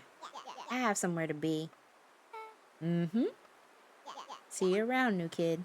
Iggy kicked at the puddle before making his escape. Oh no, did they get on? Whoa, what a little creep. Beck, I think you got a little ooze in your hair. Beck shook the ooze out of her hair as best as she could. Is it bad? It depends. What are you feeling? What are you feeling? What are your feelings about having a more mature, refined look? Oh, God. Chapter 4. The Best Policy. Luca paused for a moment, catching his breath. He'd only just met Beck, and somehow he already managed to drag her into this mess. Aww. Hopefully he could make it up to her. But finding Rollo was his primary concern. He's by himself. Alright, guess we have to go back this way. Luca, what the hell are you doing out here? And why did a kid with gray hair just run past us in a panic? Roxy and Fitz looked drained. It was clear they'd spent all day searching. That's Beck. I don't care who she is. What happened? We were just helping look for Rollo. Luca, I need you to start telling me the truth. Roxy's temper could often be dismissed as the impatience of an older sibling, but this was the most intense Luca had ever seen her. Her eyes were wild and unfocused, looking straight through Luca. We're running out of time. In a torrent of rambled words and tears, Luca broke down. Rollo and I were just playing Weepwood yesterday. We were investigating lights at the old Valentine house. But someone was there in a strange suit. And we hid in the dumpster and had a heavy bag dropped on us. And I think it was a body. And so we ran, but we got split up. And I ran home. And it's all my fault. And now my best friend may never come back. Wow.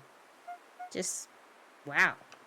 Roxy, still exhausted and angry, softened briefly as her eyes hunted the ground in thought.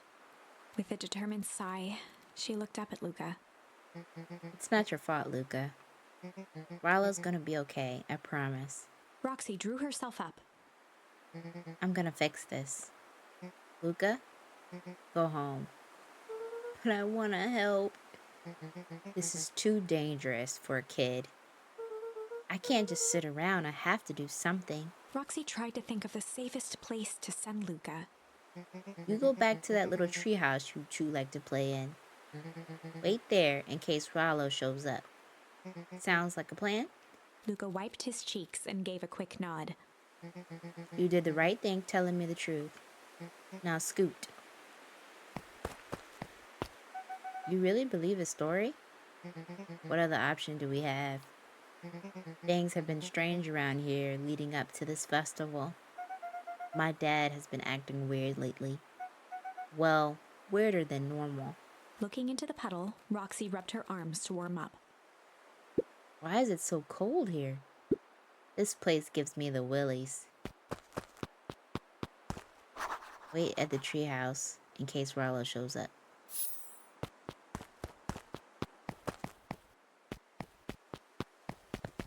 Mr. Nuncreed jumped with a start.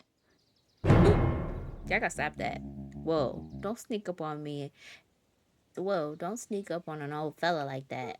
Sorry. Who are you talking to? What? Luca motioned to the phone booth. Oh no. I was just checking because I thought I heard it ring. But that dang thing never does, of course. Yeah, I've never seen anyone use it really. The whole thing's a waste of money if you ask me. Any word from Rollo yet? Not yet. Long time for a boy to lose his way. Rollo knows the woods too well to get lost. I suppose you're right. Silly boy's antics have this whole town worried sick. Antics? We all know Rollo likes to play his little pranks. You think this is a prank? What other possible explanation could there be? He's not playing a prank, and he didn't get lost. Someone took him, and I know it. How would you know that? Unless... Luca, is there something else that you know? Mr. Nuncreed gently placed one of his substantial hands on Luca's shoulder. Dang it, boy, if there's something you know, something that could help your friend, you need to tell folks. Luca peered up at Mr. Nuncreed. Kind eyes warmed a stern face. There was a deeper emotion hiding beneath it all.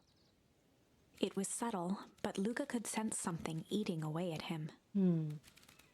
There was a shame lurking behind those eyes. There was a shame lurking behind those eyes. A deep sadness. What? If Mr. Nuncreed was that worried about Rollo, maybe he could help.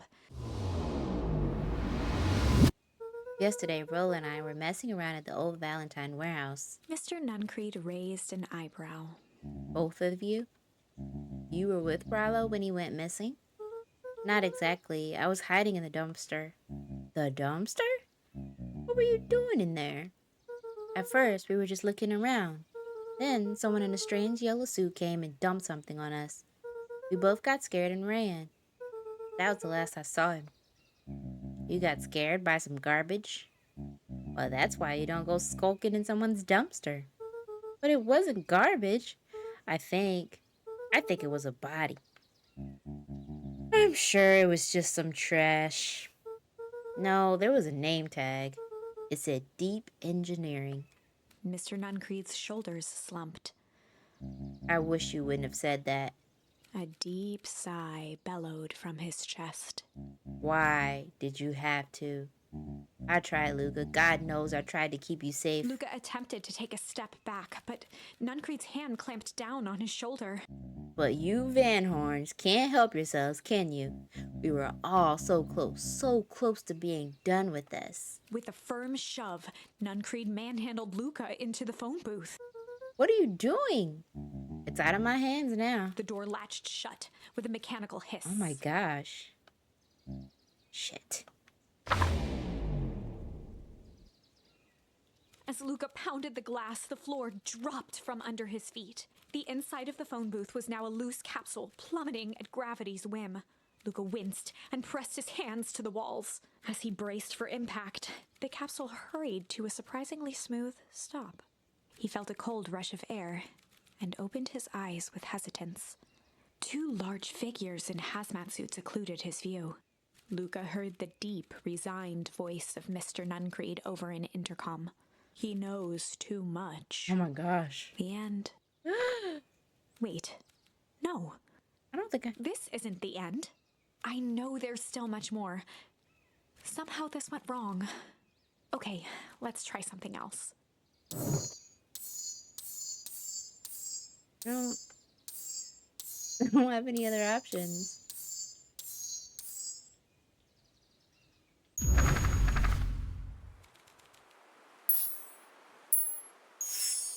This is a story about struggle. Luca could hear a machine humming somewhere nearby.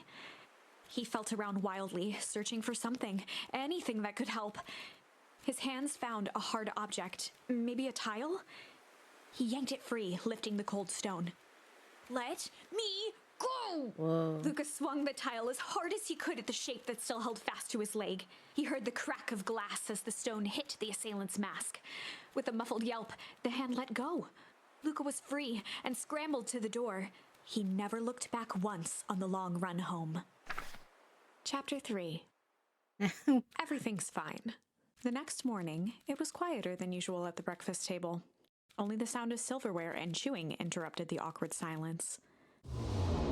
Okay, we went back to chapter 3. Now my notes of the chapter is going to be super confusing. I just finished jarring a mess of jam last night. Uh-huh. So that'll need to get delivered into town today. Okay. So what did you and Rollo get up to yesterday? Oh, Rollo had things to do, so I sort of poked around town. I set jam down by the front door. There's 2 batches to drop off. Mm-hmm. One for Mr. Tolliver at the bag and wag, and another for Ms. Fratelli at the diner. Oh, and Mr. Nuncreed? He said he wanted some more. I suspected as much. Yes, he seems to have taken a particular interest in my jam. There's some extras in the basket for that enthusiastic gentleman. Just make sure Fratelli and Tolliver get the ones on top. No problem. Off with you now while the day is still young. Alright, do we have the... What do I do first? Wait, that's not what I wanted to do. Deliver jam. Do I have to pick up the jam? Do I have the jam already?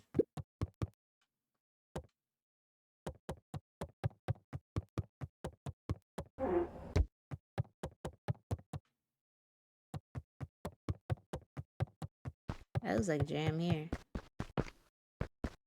I'm going to assume I have the jam in my bag.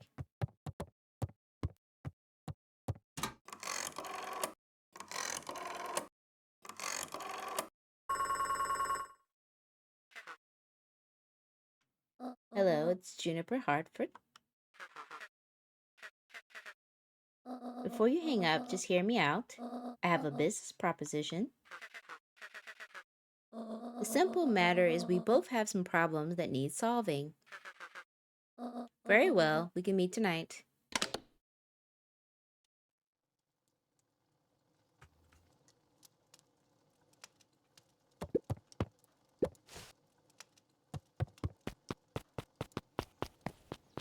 Our Rallo is safe. Okay. Sorry about yesterday. Roxy can be so annoying. But good news, no more boring chores for me today. Did you make it to the old Valentine warehouse? So what did you find? Give me the dirt. Something happened. There was someone else there. Wait. What? Who was it? Was it aliens? I knew it'd be aliens. No. Zombies? No. Alien zombies? What else could it possibly be? Rollo, I had to deliver these into town first. We can catch up after.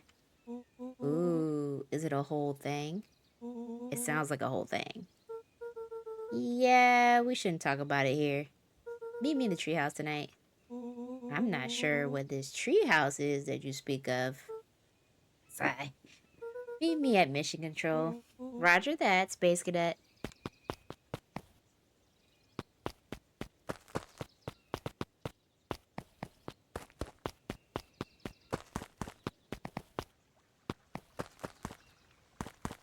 See. You can tell those jerks it doesn't matter how many boxes they pile up. I ain't moving. I guess we should talk to this guy. I don't want to miss any, charms. Wait, watch your step. Oh, sorry. There was a whole family of beetles here. They've gone missing. I thought they were sort of wandered around. Everyone has a home, Luca. Even beetles. Luca checked the soles of his sandals. I think we're okay. It's weird they're gone. They went missing when the festival preparations began. You think that noise scared them away? Something like that. Just watch your step, okay?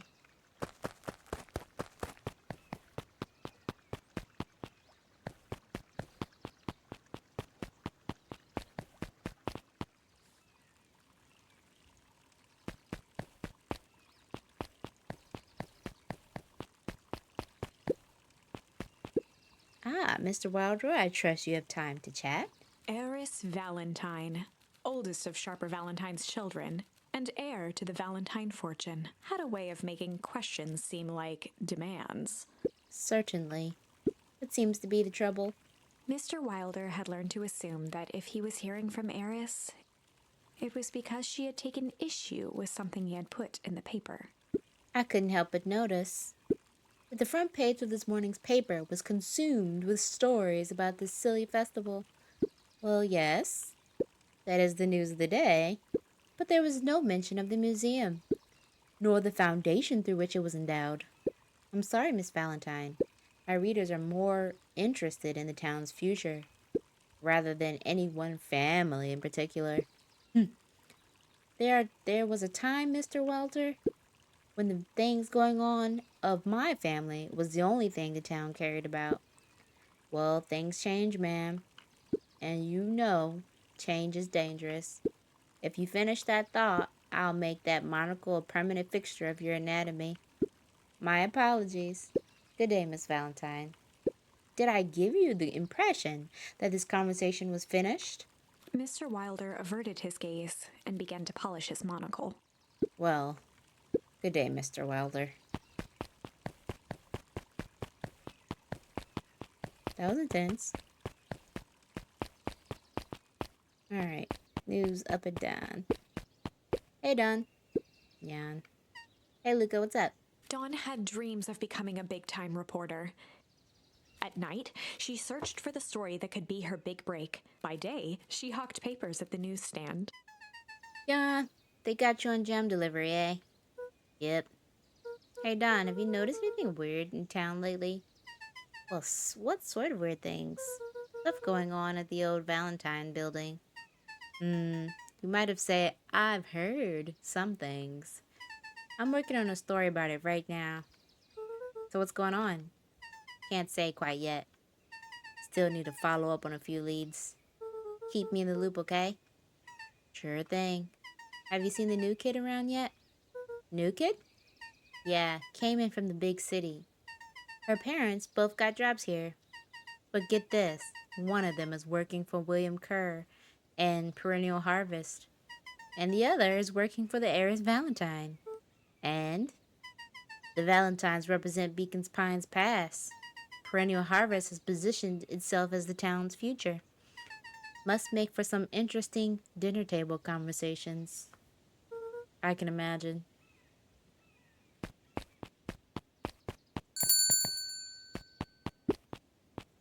Well, if it isn't my favorite little jam runner.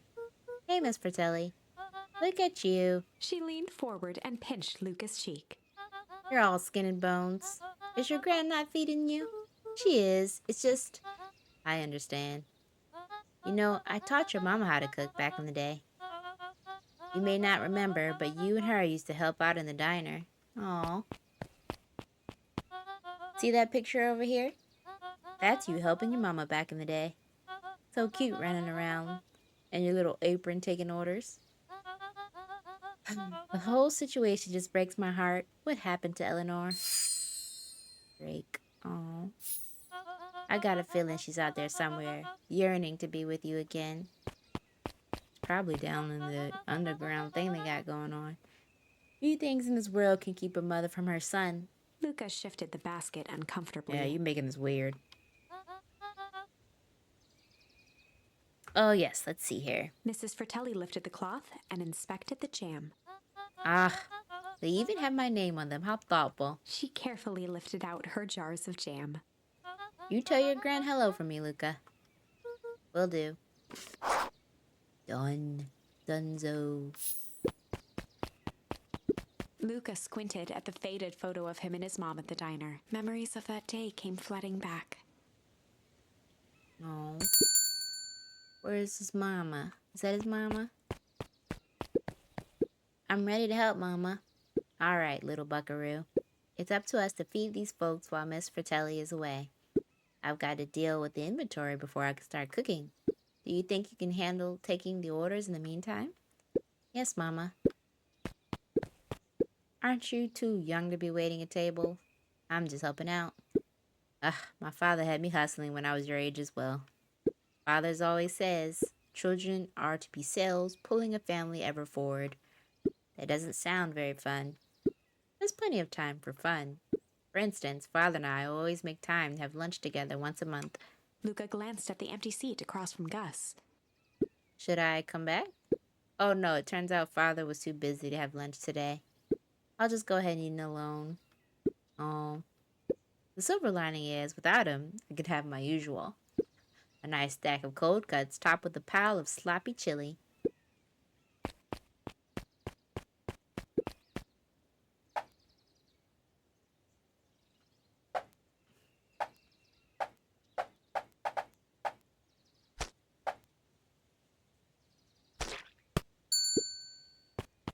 That sounds nasty. Hey, here you are. Cold cuts with a steaming hot chili on top. I'll call it a hot and cold. That's perfect, thank you. Good Godzooks, they shrunk the waitstaff. Jeff slapped the table and gave Luca a toothy grin. It's such like an old people thing. They do be making like jokes like that. That's so funny. How's your pops doing? He's been pretty busy these days. I know the feeling. Tell him the fishing rod he ordered should be ready next week, will ya? Sure thing. I've been in the mood for something sweet. You got a burger that can satisfy a sweet tooth? A sweet burger? Yep, and top it off with grilled cactus. Grilled cactus? The heart wants what the heart wants. Burger, candy, cactus. Burger.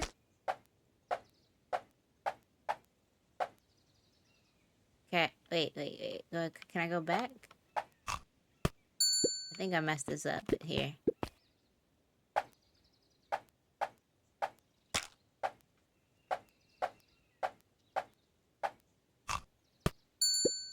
It still don't look right, but we'll try this, see what he says.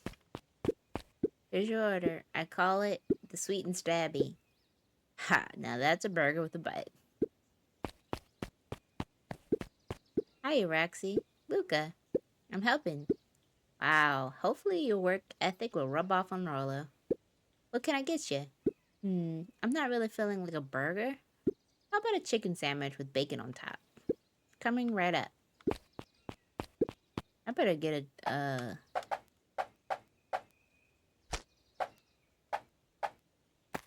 charm for this. Maybe like 5 charms. Here you go. I call it the Love Me Tenders. Nice. Looks like we're missing a few things. Why don't you run out and grab more ingredients? Okay, I'll be back.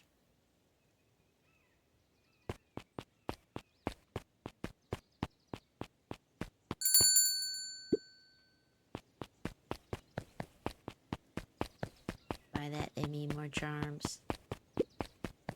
If I could just be left alone, young Mr. Van Horns.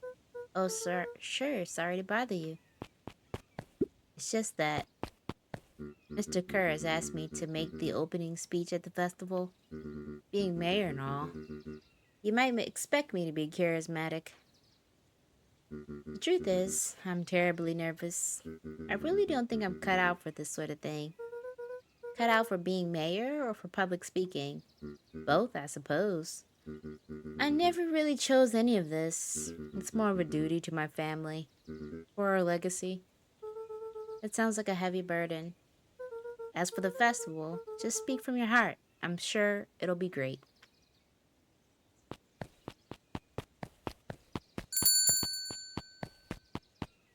Let's go this way. And no.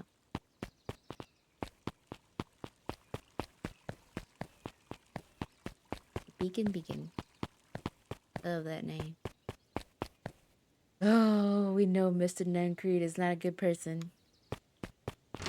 Oh, we don't need to go to the library. Oh, Mr. Nuncreed. Got some jam for you, Mr. Nuncreed. Luca, you seem chipper. Well, aside from being on delivery duty, it's a nice day. Mr. Nuncreed eyed Luca for a moment, then nodded in agreement. I suppose it is. So do you want your jam? Oh, right. Usually Juniper drops us off.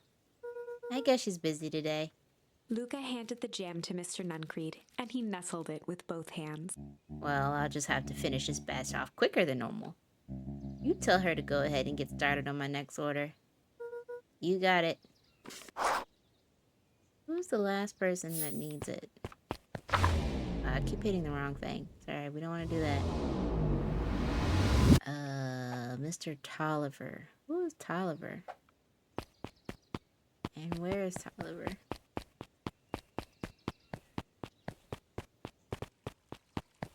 This isn't Mr. Tolliver? You don't need some jam? Someone in the coffee shop needs some jam?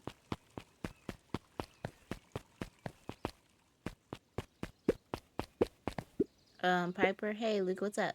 You know it's summer break, right? Of course. And it's like the morning, correct? And you're studying? Like they say, the early bird gets the proper education required for success and fulfilling career later in life. Hey, Zerial. Hey, Luca. Could you please tell this lazy butt to help out in the cafe? Lumi, Zerial, would like you to... Luca, let me give you some advice. If you never do what you don't love, then you'll never work a day in your life. Wow. You're setting in this kid. You're really setting this kid up for success.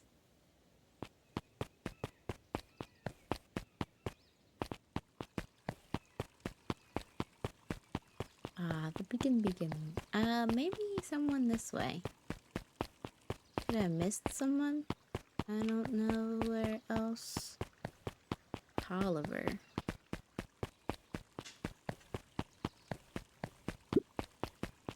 Anger from the past mistakes not yet made, and a glimmering hope for the future. He carried them all in equal parts everywhere he went. Oh heavens, what a burden to bear.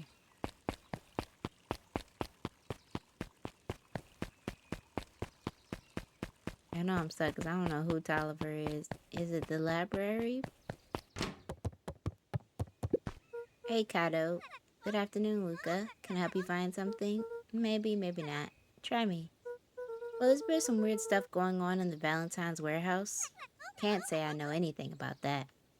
But empty hives don't stay empty for long. Huh? Kato motioned to the book in front of him. The more I read about bees, the more similarities I see with people.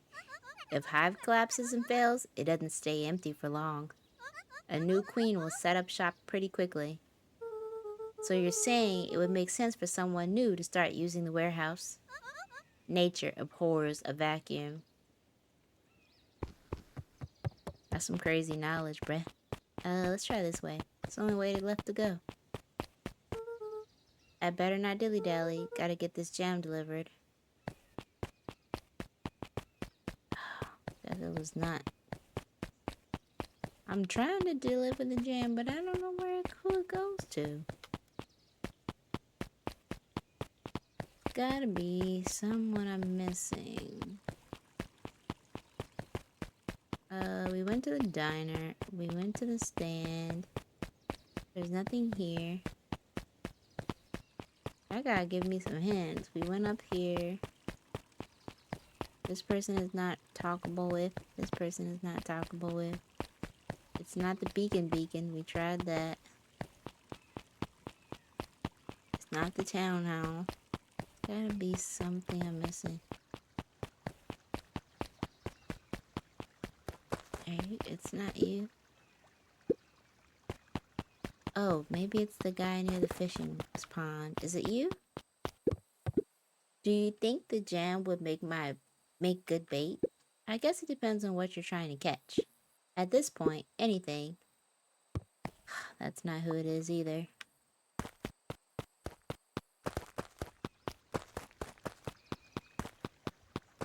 Who the heck is Tolliver, and where are they?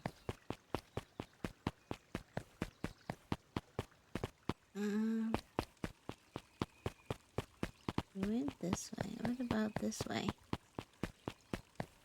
Oh wow, didn't even know this existed. Huddled at his counter, Hiram Tolliver was meticulously shining apples. More accurately, Hiram Tolliver was meticulously shining one apple. Hello. With a yelp, Mr. Tolliver fumbled the apple, flailing at the air as it fell. Oh no. Oh, sorry. Oh, no bother, no bother. He leaned forward and lowered his voice. I see you have something for me. Yeah, Grant had some jam I was supposed to give you. He leaned in a bit further. Jam? Yeah, the ones on top. She wrote your name on them. Mr. Tolliver leaned back, speaking loud enough for anyone to hear. Ah, yes, the jam. Thank you so much for delivering this jam to me. He reached forward and snapped up the jars of jam, giving Luca a little wink. I shall put it on my store shelves post-haste. That's my last delivery. Can I just leave the basket here with you? Of course. Of course. He leaned in for a final whisper. Of course.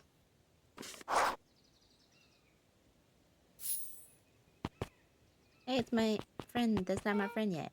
Hey, you. Anchovies or pineapple? What? Don't think. Just answer. Pineapple. Why? How old are you? 12? Perfect. Follow me. Who are you? Anyone ever tell you ask too many questions? Just try to keep up, okay? What just happened? Well?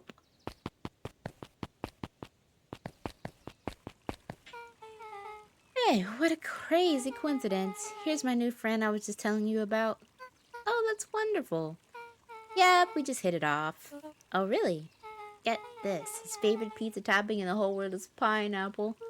Oh, and what is your new little friend's name? Beck locked eyes with Luca. The look on her face was equal parts expectant and desperate. Luca Van Horn. Nice to meet you. I'm Nellie, and this is Ilona. We're Beck's parents. Beck gave Luca a quick nudge. Oh yeah, Beck told me about you. Already feels like we've known each other for years. So you both can stop obsessing about making me friends. Oh darling, we never doubted you. It's just that for children with fewer than 5 close friends, the probability of stunted development doubles. Dang, I don't know if I've ever had 5 close friends. Well, 1 down, 4 to go, I guess. What Nelly means is that we just want this move to be as easy on you as possible. You can relax. A friend has been friended. That calls for a celebration. Luca, you must join us for dinner tonight. Dinner? Oh, another coincidence. I actually already asked him, and he said he'd love to. It's just wonderful. In that case, we should pick up some groceries. You two don't get into too much trouble now. I think I have plans. Wow, I can't believe that worked. Thanks a ton. You're welcome. I owe you one. My moms are great and all, but they can be a bit much sometimes. Our house is a little cottage next to the big mansion place. Oh, wait, you live on the Valentine estate? Yeah, that's a spot. Meet me by the big creepy gate. Don't be late. Or I'm back to square one on this whole friend grift. Great, see you there. I'm supposed to be Rollo.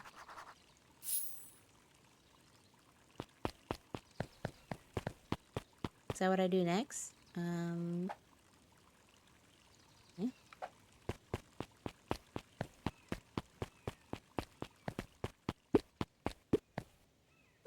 Good morning, Jeff. What's so good about it? Another day further down the tubes, if you ask me. Come on now, it's not all bad. The festival is coming up. The festival. Old Man Valentine used to put on cockamamie shingens all the time. And where did that get us? Well, it's perennial harvest putting on this one. And they're doing it for the whole town. As far as I see it, the difference between the old Valentine Company and this new perennial harvest, Jeff dug through his pockets for a bit, is the difference between this empty soup can and this brown banana.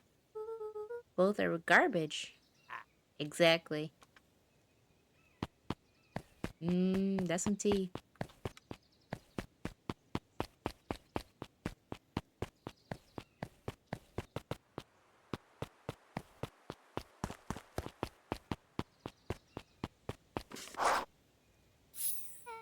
So, who all lives in that house? Eris and Gus Valentine grew up there, and Solomon moved in a few years back. The creepy little kid in the vest? That sounds like the one. So, just 3 people live in that huge thing. I bet a bunch of shady stuff happens all the time in a place like that. Not really, the Valentines pretty much keep to themselves. So it's empty and boring? Pretty much. What a waste.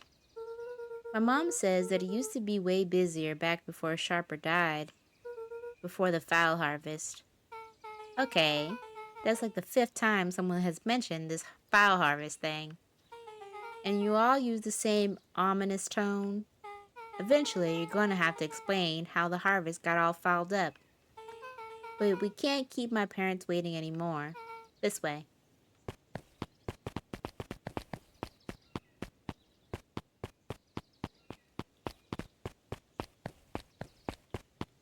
Most kids would have just ditched me by this point.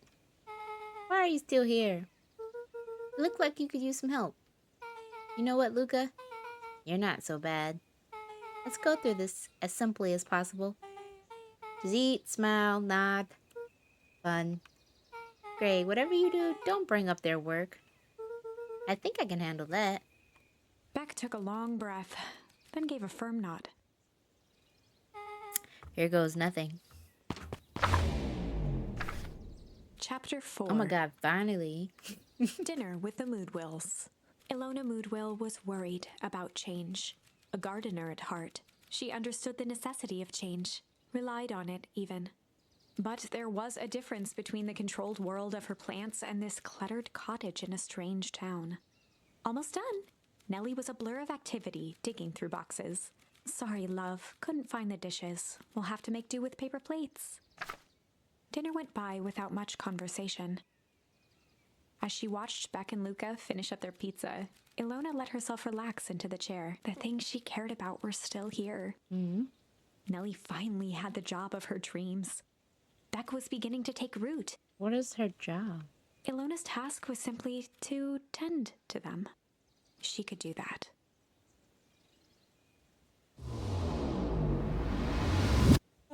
So, Luca, let's tell us a little bit about yourself.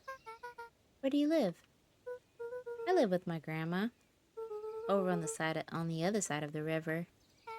Your grandma? Where are your parents? Beck, manners. It's alright. My dad passed away in an accident at the fertilizer plant 6 years back. Oh. Oh dear. My mom's been missing for a few months now. Like missing? Luca's eyes were fixed to his plate, pushing a chunk of pineapple around with his finger. Nellie was the one who eventually broke the silence. Luca, how do you like the pizza? Oh, it was good. Very good. Oh my gosh, he has tears in his eyes. Normally, we would put more effort into dinner. Ilona nervously gestured toward the boxes. We aren't fully settled in, and Beck had mentioned that it's your favorite. I'm sorry, are we just skipping the part where he said his mom was missing? Beck! I'm sorry, Luca. This move has us all a little tired. Luca wiped his face with his sleeve. No, it's fine. So Beck said that you moved here for work? Beck gave Luca a swift kick under the table. Ow. I mean, what brought you to Beacon Pines? Oh, you were right the first time. We're here for work. Nellie won't tell you this, but she's a brilliant chemist. I don't know about brilliant, but I do love it. She's brilliant. Perennial Harvest just made her the newest lead researcher of deep engineering. She makes it sound more impressive than it is. I'm just happy that I get to make a difference in the world. Perennial Harvest is at the forefront of an evolving agriculture into something more useful than sprinkling water and excrement on the ground. Luca glanced over to Beck. She seemed to be holding her breath. What Nellie means, Luca, is that there are different ways to grow plants. Yes, some people talk to their plants and hope for the best. And some people happily leave their job to allow a loved one to pursue their dream. You swore you didn't. Beck slammed her fist into the table. Oh boy. Perhaps harder than she intended. Hey, Luca, how about some dessert? I actually have to meet my friend Rilo soon. Luca glanced outside to gauge the time. The sky was darker than he expected, filled with ominous clouds.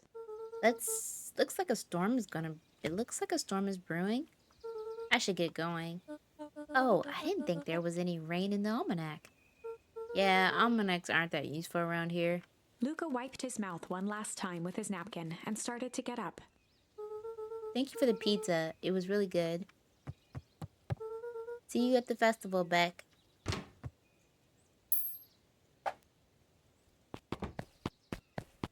Wait up.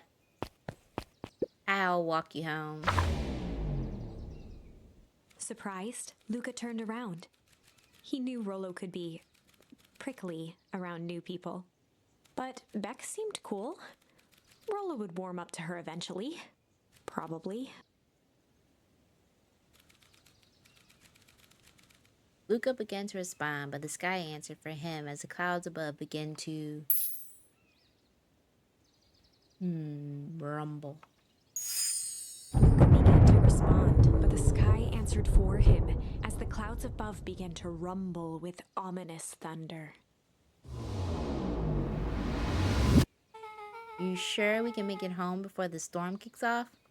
Luca surveyed the roiling clouds. I'd say the odds are good. Maybe you should stay here and I'll just make a break for it. At that moment, the heavens opened up, unleashing torrential rain. Yeesh.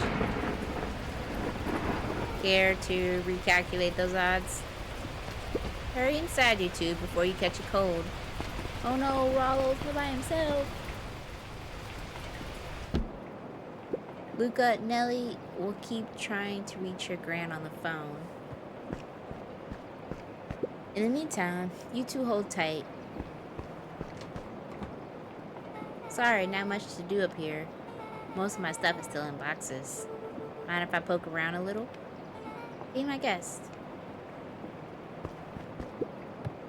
Luca squinted into the eye hole of Yo, the microscope. What is it? Gum. Gum?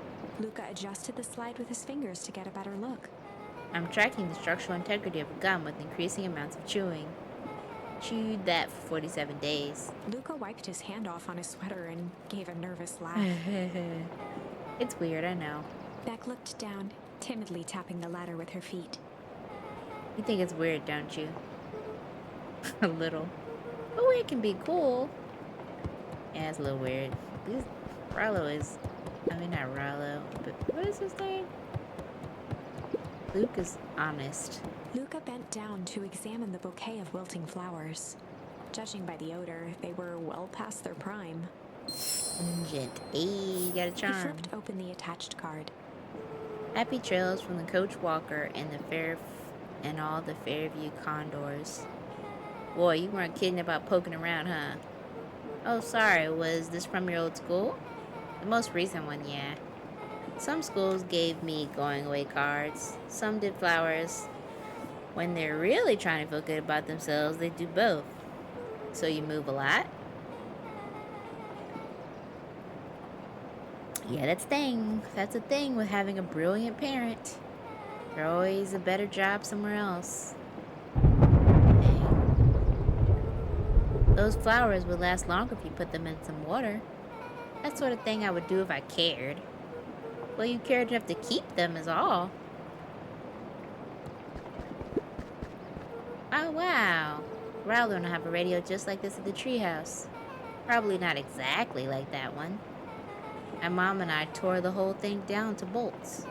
Fitted it with some state-of-the-art vacuum tubes. Man, she seems pretty awesome. She gets carried away sometimes. I think she feels guilty for working too much.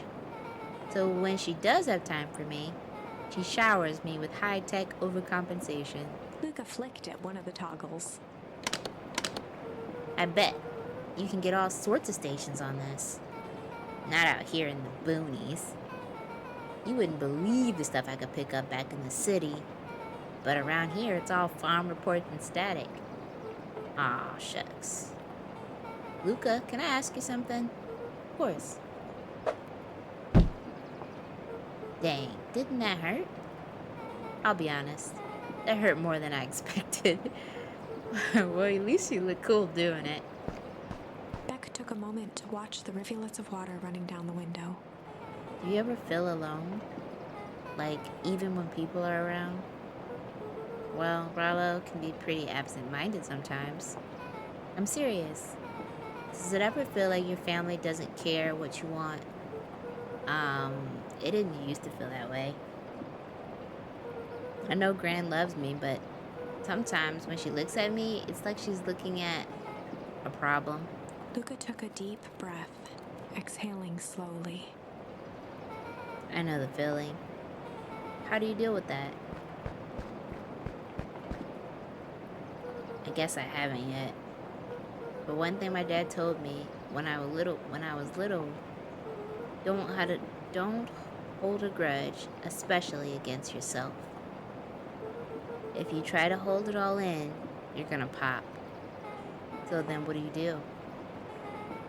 When you don't know what to do. Dad never got to that part.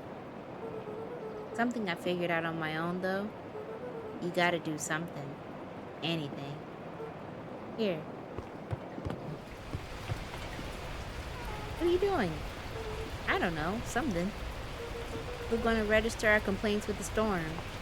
Listen here, you miserable universe. Stop jerking me around. I just want things to go back to the way they were. Everyone tells me it's gonna be alright. That things are gonna change. Luca let out a feral scream that echoed into the night. Every time something changes, everything gets worse. Screw this town. Whoa. Let me try. Moving sucks. I hate it. I hate it. I hate that I hate it. Why can't I just deal with it and be happy for my mom? Why can't we just stay somewhere? Red. Her voice dropped to a trembling whisper. I just want to be a normal kid. Beck brushed off her shirt and straightened up. There. Wow, I actually feel a little better. As abruptly as it began, the storm abated. Thanks, I needed that. Me too. I should head out before the rain starts up again. Sure, I'll walk you out. See you and Raul at the festival? Sounds good. Luca, don't let the universe jerk you around.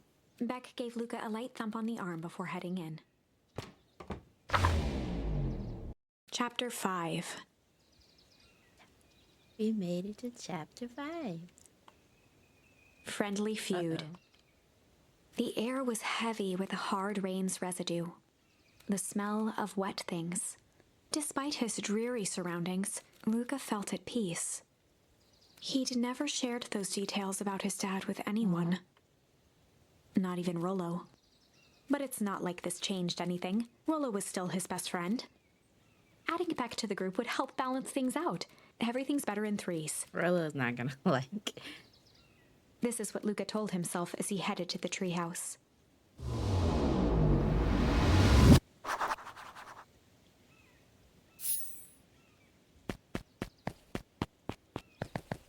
Hey. Hey, Don. Tracking down a lead?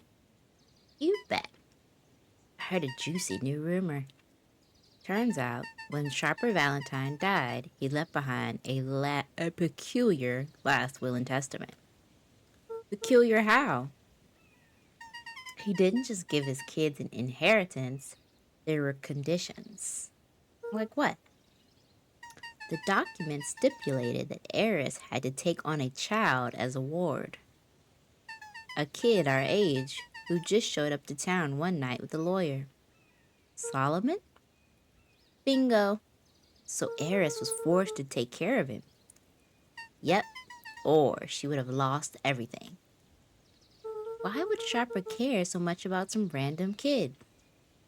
Rumor has it, old Sharper sold some wild oats. That is a very weird thing to see, like, look at cartoon talk about. That explains that the way Eris treats him. Poor Solomon. How did you find out all this?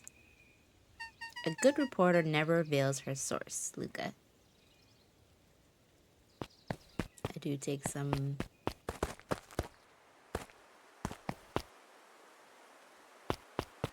I better not dilly-dally. Gotta get to the treehouse. That's not the treehouse? I thought that was a treehouse. Oh, okay. This way.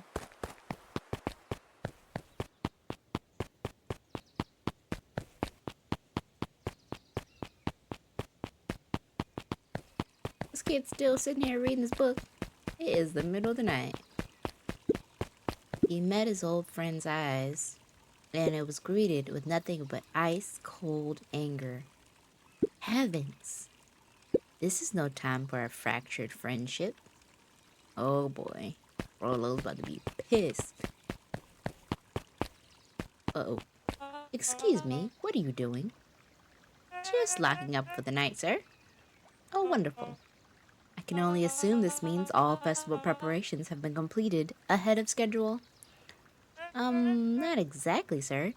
The storm set us back a bit, and it's getting late, so we all decided to... You all decided? Yes, sir. I was unaware that your job involved deciding things. We are all here at Perennial Harvest because we believe in creating a better future. Yes? Yes, sir. Very much, sir. Do you want to be the one to tell this town that we failed them? No. That we gave up because of a little rainstorm and we all got sleepy? Of course not, sir. Good, then it's decided. Yes, sir. We'll work till the task is done. See that you do. Our harvest awaits.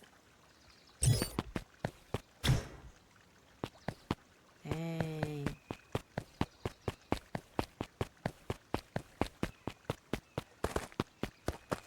Gotta check around, might be a little charm at it. I know we shouldn't dilly-dally. Rollo, are you still up there? I'm sorry, Rollo isn't accepting visitors at the moment. Come back never. Luca had only ever heard him speak in this stiff yet gentle tone a few times, and it always meant one thing. You're upset. Oh, what makes you say that? Maybe because my friend abandoned me for no reason? I didn't abandon you. I'm just a little late. Rollo scoffed.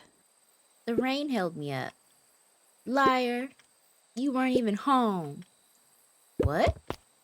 The storm got bad and I got worried. So I went looking for you. Imagine my surprise when I made it to your house and you weren't there. I hadn't made it back yet. I'm not a fool, Luca. It doesn't take all day to deliver some jam. No, the storm rolled in out of nowhere, and I got stuck after dinner at Beck's house. Luca stumbled on his words, knowing he'd said too much. Beck? Dinner? What the heck is a Beck? She's a new kid in town. She's actually kind of cool. You'd like her. She needed help convincing her parents that she made new friends. New friends? I spent all day waiting for you. And you were off making new friends? It's not like that, Rollo. You know, while I was waiting, I made some upgrades to mission control. It was gonna be a surprise. But you took so long, the storm knocked it all down. Just like you knocked down our friendship. What does that even mean? Luca became instinctively angry in response. Both boys were now shouting across the distance. It means you're a bad friend. You don't care about me. Of course I care, you ass. I knew I'd get in trouble waiting so late for you. But I kept my word, 'cause that's what friends do. Oh wow, what a noble sacrifice you made. Easy for you to say. Your grand doesn't even care. Ooh, that was rough. You can stay out as long as you want, and you wouldn't even get in trouble. Seriously? You're acting like I chose this. If that's what you think, then maybe you're the bad friend.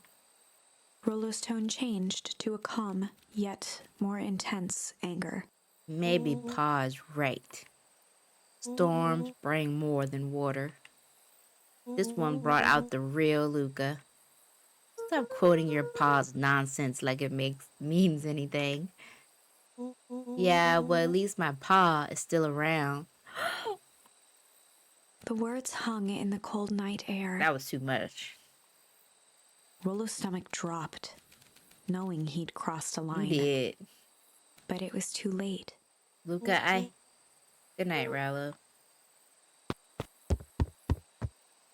Dang it. Dang, that was wild. I don't like it.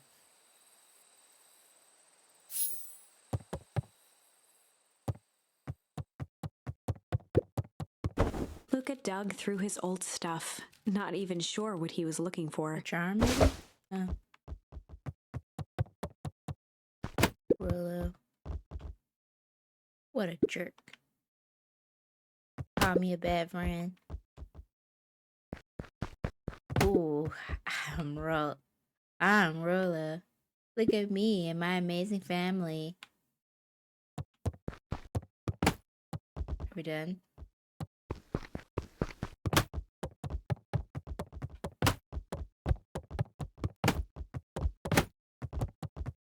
Alright, can we go back this way?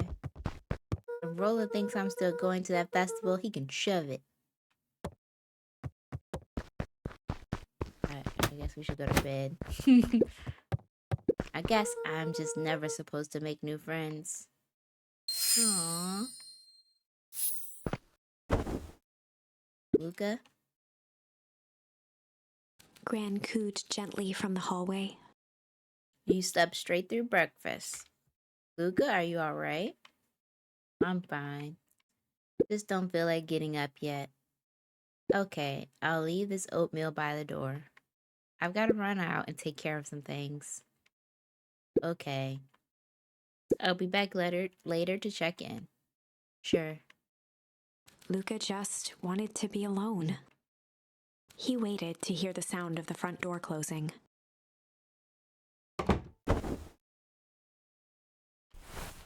kick. I bet Rolo's still gonna go to that festival. He's gonna be miserable.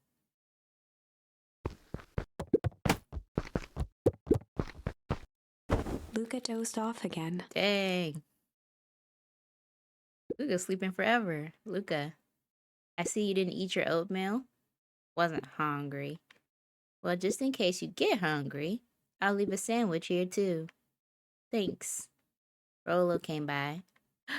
What'd he say? He wanted to talk to you. What did you say? I told him you weren't feeling well. Good. So your plan is just to sit in your room all day? Pretty much. Well, I need to pop away again for a minute. If you decide to end your pity party and go outside, I think it'd do you some good. Noted. Luca still couldn't bring himself to go out. Besides, if he ran into Rolo, he'd have to actually confront the situation.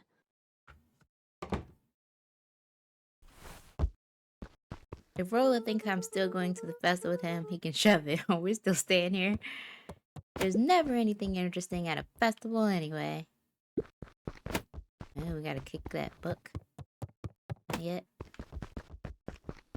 Yeah, there we go. The Adventures of Hank Atomic. The complete first volume. Luca carefully opened the cover and began to read. Rolo had received it for his birthday. A special hardcover edition with behind-the-scenes commentary and bonus art. Rolo cherished it, but asked that Luca keep it at his house. Luca wasn't sure if it was because Rolo didn't trust himself with it, didn't trust his sister around it, or just wanted an excuse to come hang out at Luca's more often. Whatever the reason, Luca didn't mind. But it had stayed right there where Rolo had stashed it ever since. Now, at the foot of his bed, Luca lost himself in the pages. He'd read it all before, but at this moment, it somehow felt sentimental. He was well into issue number 5 when he heard soft footsteps from the hallway. Luca, another little friend came to see you. A girl named Beck Modil. She said you met yesterday. What'd she say? Is she here? She was just dropping by. I told her you weren't talking to visitors today. Oh, she seemed nice. Yeah. You had a fight with Rolo, didn't you? Can I come in? Maybe later. All right, then. I'll leave dinner on the kitchen table in case you want a bite before bedtime. Without realizing it, Luca had pouted away the entire Pretty afternoon. wild. He once again felt the weight of it all and allowed his weary eyes to close. Luca stood in a vast black expanse. He looked up at his father standing beside him. Walt was working a straw at the bottom of a fountain glass, trying to collect the last bits of milkshake. Dad, where are we? Taking a final loud gurgling sip, his father peered up from the glass. He jangled the straw playfully with a warm smile, then lifted the empty glass as if to point into the darkness. The source? Luca's eyes followed his father's gesture. In an instant, he was sitting in front of a blazing campfire. Across from him sat a large figure in a yellow hazmat suit. The figure's voice was a scratchy echo. Well, if it isn't the man of the hour. Make yourself comfortable. Luca held his shivering hands over the flame to warm himself. It doesn't work that way here. Their yellow-gloved hand pointed to the base of the flame. It's a cold flame, see? Luca peered at the base of the fire. It wasn't wood that was burning. It was Beacon Pines itself. Tiny buildings, freezing and crumbling as they were consumed by flame. Luca could see small shadows moving in the burning city. People. Luca leapt to his feet. We've got to help them! The figure gave a dismissive wave of their hand. Why waste energy helping people who can't even help themselves? The figure bent down to examine the panicked crowd as they desperately tried to stop the flames. They only care about what's right in front of them. Not like us. Luca's voice was a trembling whisper. Us? The figure slowly stood up, grabbing its helmet with both hands. With a jolt and a twist, the suit emitted a gasp. A cloud of torpid mist escaped, slowly revealing the face within.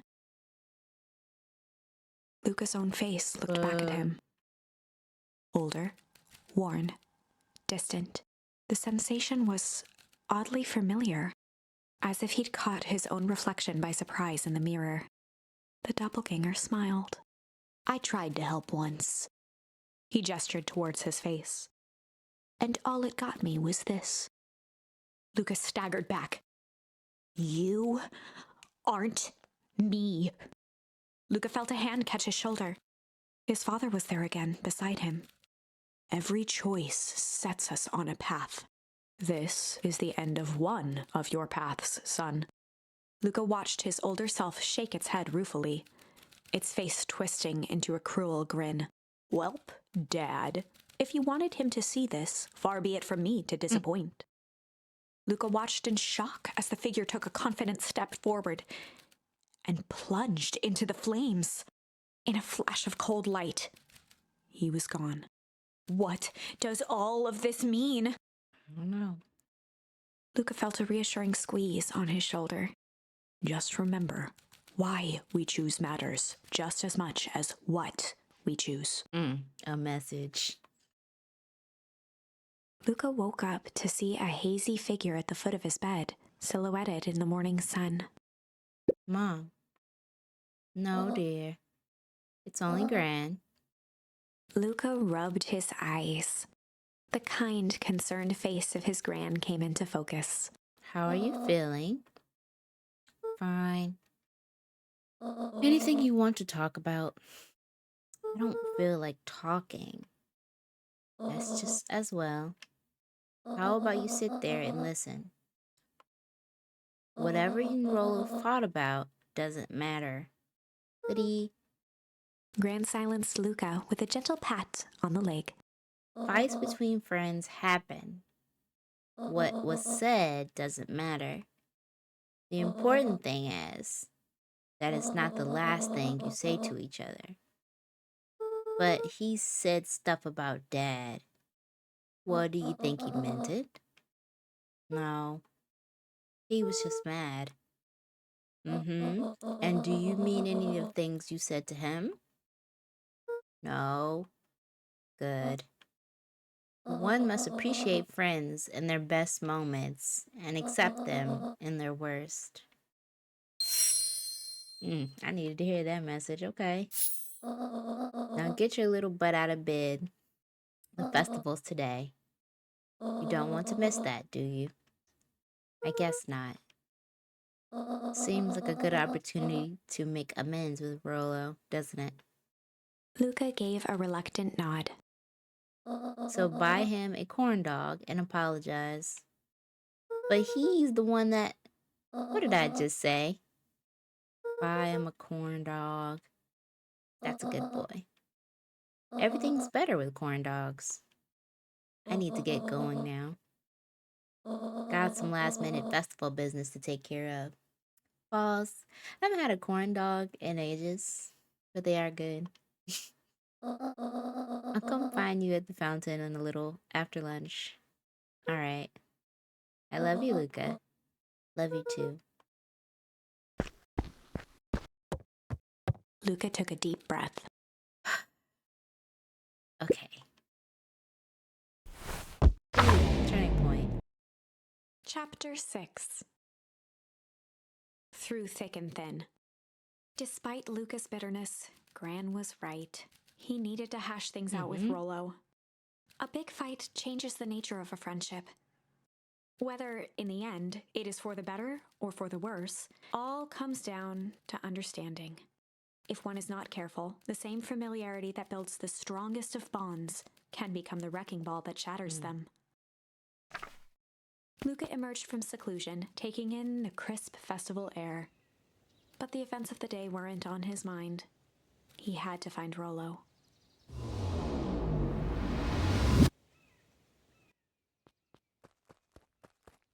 What's this way? Oh, I know where this is at. Let's see if we can find Rolo. There you are. Luca, Rolo wanted me to tell you something. What is it? Roxy rolled her eyes, shaking her head. A space adventure, though you needn't buy it.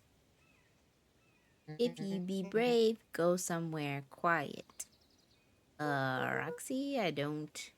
It's a riddle, Luca. My goofy brother wants you to find him. Luca looked down and kicked at the dirt. Look, I know you two had a fight. The only thing more annoying than my little brother is my little brother without his best friend. So I'm doing him this one favor. Now I need one favor from you. Whatever it is that went down between you two, squash it. A space adventure, though you needn't buy it. If you be brave, go somewhere quiet. Where does he want us to go? What's this way?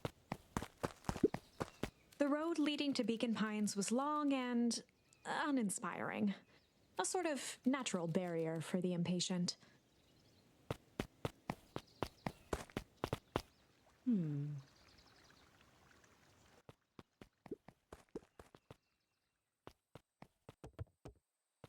You up here? No.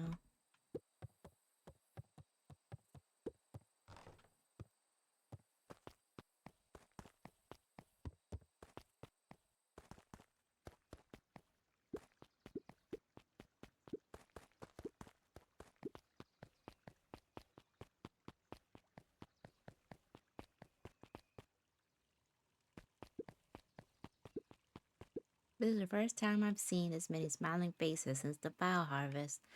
I doubt about the harvest, but I must admit they did put a nice party together. I added extra words there. You got it. You get the gist. Where could Rolo be? The library.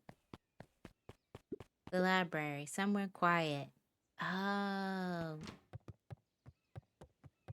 Hey, Luca. Kato's eyes lit with excitement. I've been expecting you.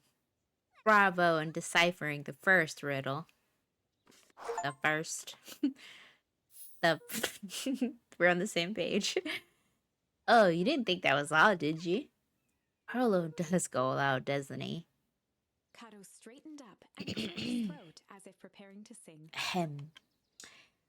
On planet Farpole, you may take issue. When the fifth king dies, you'll need a tissue. Kato stared at Luca eagerly. Get it? Want me to tell you? No, it's okay. Let me figure it out. Alright, when you find it, bring it here to be verified. And if you decide you want a hint, the offer still stands.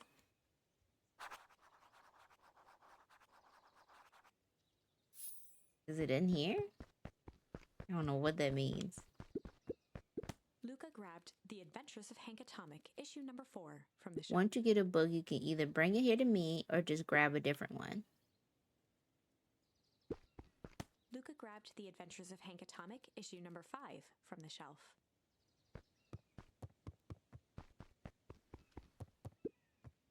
Oh, you found it! Kato removed his book from the desk and replaced it with Luca's, turning on the lamp. As he slid the book under the purple light, 2 words glowed. The Adventures of Hank Atomic, issue 5. Luca clicked his tongue with recognition. Rolo's cipher pen. He used to write messages, secret ones, everywhere with that. And only I had the special flashlight needed to reveal it. But I lost it. Well, apparently he traded Jeff for this purple light bulb. Parted with his entire Halloween candy stash. Oh, Rolo. Now, let's see here.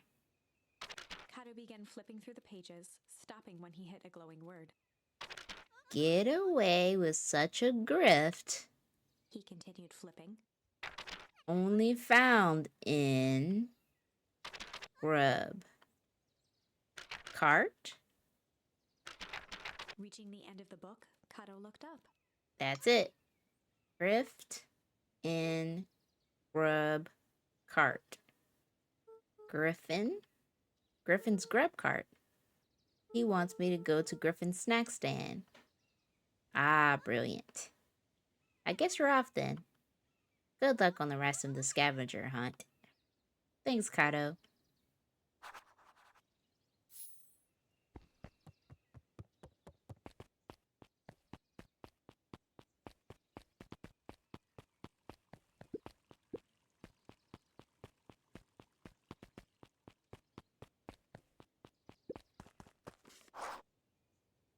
Hey, Griffin.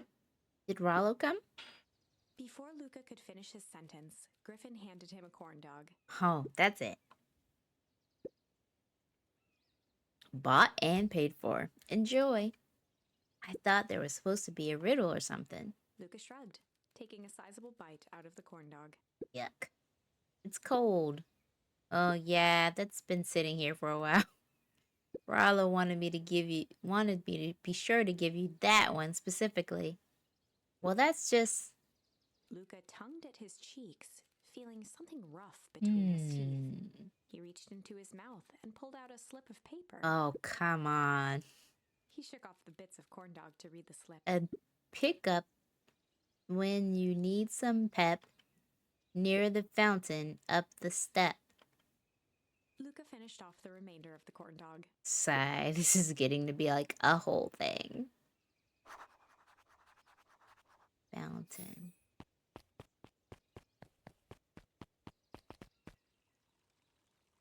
Wait, what was it? A pickup when you need some pep near the fountain up the step. Oh, this way.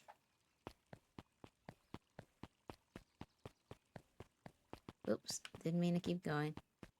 But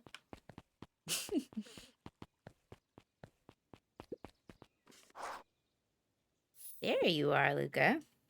There's no way I'm actually doing this. It's way below my pay grade. Oh, come on, you big stiff. Let the kid have some fun. Fine. But Rollo owes me. Lumi waved his hands around sarcastically as he began. What takes flight but has no wings, your final task of friendship brings. See, that wasn't so hard. Ugh, I feel cheapened somehow. I think it's sweet. What takes flight but has no wings, your final task of friendship brings. Good luck, Luca. Balloons? Oh, there's Rollo there. Hey. Hey. Did you find the comic book? Yep. And you got the corn dog? Yeah. Well then. I know it doesn't make up for what I said, but here, you've earned this. Rollo sheepishly handed Luca the balloons. Light. Thanks. You didn't have to go through all this trouble. I'm sorry I got so mad. Dang it, you were supposed to let me apologize first. Oh, sorry. Now you've apologized twice before me. Just let me do this. Luca, I'm really sorry. With everything that's happened with your mom and all, I've always wanted to be there for you. Be a good friend, you know? When you said you were hanging out with someone else, I freaked out. Rollo, still my turn. Felt like if you needed some new friend to help you, it meant that I wasn't good enough. Oh, y'all hit me in the feels. But that was selfish and wrong. I was wrong. I'm sorry, Luca. Okay, apology over. You can talk now. Luca threw himself at Rollo, hugging him as tightly as he could. Rollo, I don't deserve you. I don't deserve you either. Oh my goodness. Tears. Well, not really, but like a little bit. That's why we deserve each other. So, what else do you want to do today? We could snoop around and try to find some info about your mom. Snoop. Where? We could probably sneak into the Perennial Harvest headquarters while everyone's at the festival. Aren't you curious about the stuff with those clipboards right now? What if we get caught? I think I've had enough excitement for like 1 week. Let's just make the rest of the day about us. Really? Yeah, the rest of the world can wait one more day. You know, I have been wanting to get some more work done on MCDC at Mission Control. The aim is a bit unpredictable. That sounds perfect. Oh, I'm holding balloons.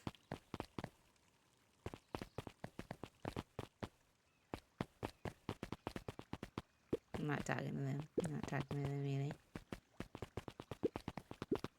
I don't know who Perennial Harvest thinks they're pressing with this ridiculous festival. Totally. The town's still falling apart. The weather's still cruddy. And the season's harvest looks like it's gonna be worse than last year. You said it.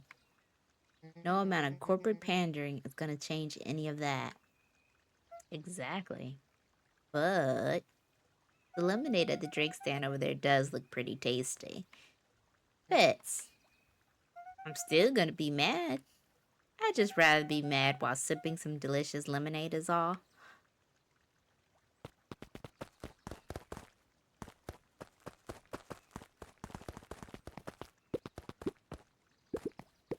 How goes the beetle hunt? Pretty rotten. I haven't seen so much as an exuve, and it's not just beetles. This morning, I couldn't find any critters at all. It's like everything that buzzes or skitters just packed up and left. I'm sure they're out there somewhere. Maybe the commotion of the festival just spooked them. Yeah, maybe that's it. Welcome to our festival. Don't forget to come back later for Mr. Kerr's speech and the Perennial Harvest's festival sign reveal. You don't want to miss it.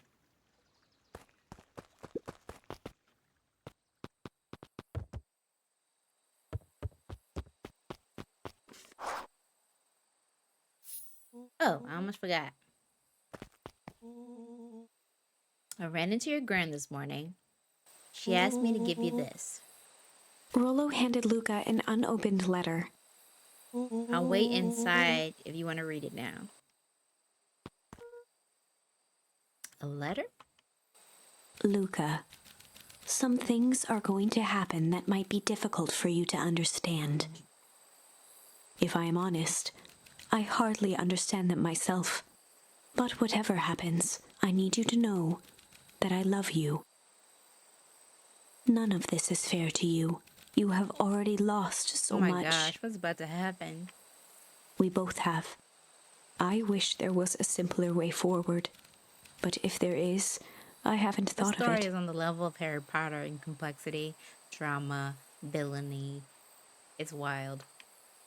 God knows I've tried. Everything I've done, I did for you. I hope someday you can accept that. Love, Gran. I love you too, Gran. Luca folded the paper into his pocket and headed up the ladder. What's with the letter? Anything you want to talk about? Maybe later. Sure, whenever you want. You know, you really didn't have to go to all that trouble just to apologize. I know, but we've been looking forward to the festival for weeks. After I ruined everything with my big mouth, this was the best way to make sure you still had a good time without me. Rollo. Luca was at a loss for words, but that was fine. Words aren't always necessary. The festival seemed nice. Was it nice? We can still go. Nah, this is fine. Well, there's always next year. Sadly, this was untrue. A distant rumble shook the treehouse. We hit an end.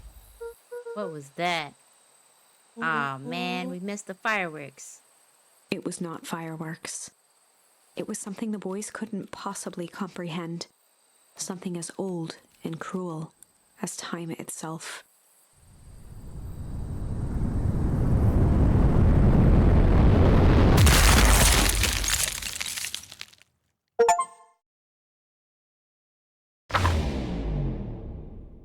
A shockwave of cold tore through the room. A bitter, unfathomable chill. Before they could react, it encased them in ice. 2 boys, reunited by friendship, only to be cruelly separated by a malevolence beyond reason. And so, our story ends on this melancholy scene.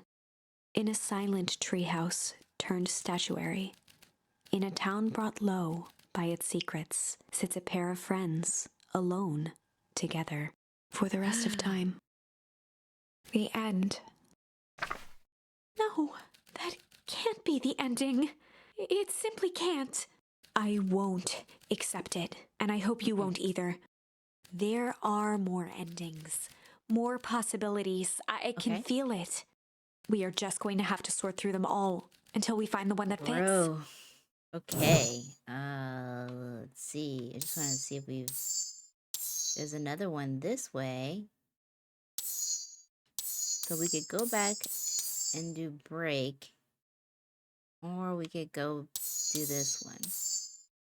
Let's go down this line a little differently. See what break does.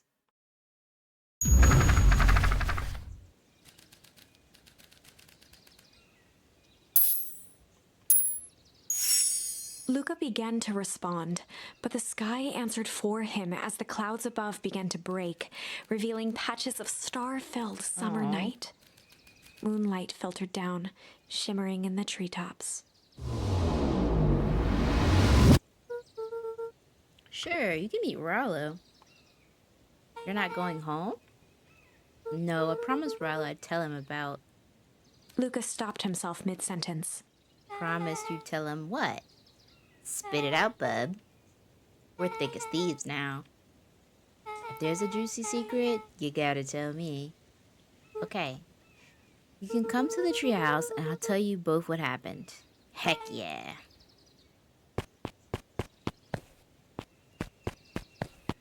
Luca saw Beck skulking by the gate. So you're telling me there's nothing mysterious or creepy about this place? Mostly boring and empty.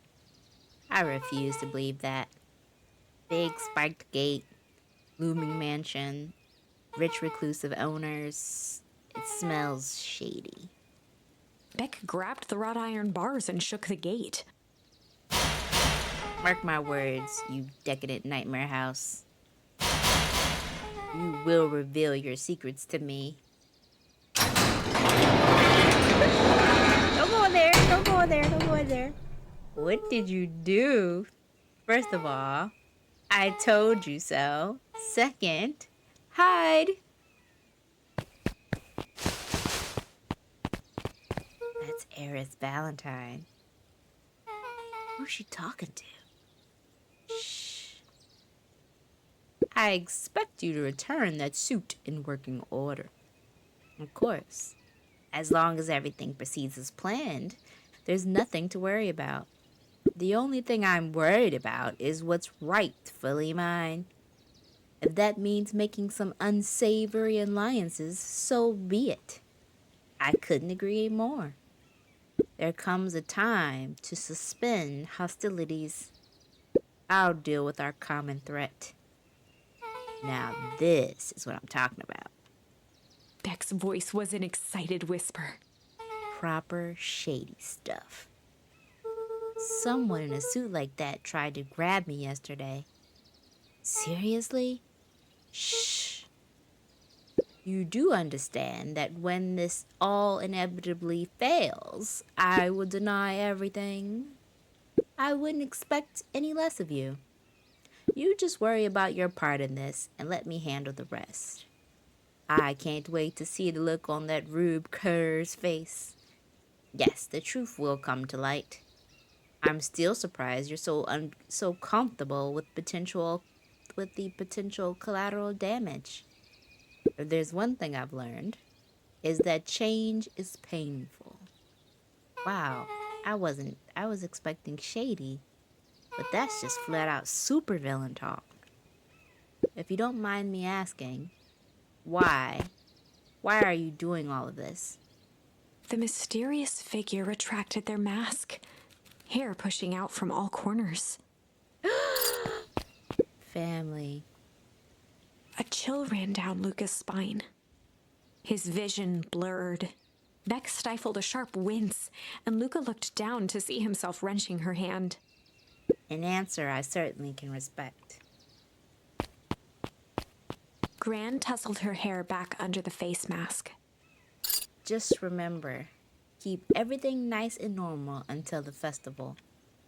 I don't need lessons in rousing its suspicion. Gran gave Eris a curt nod and disappeared into the night. Gran is in on this? What? That was something there's no way I could have expected.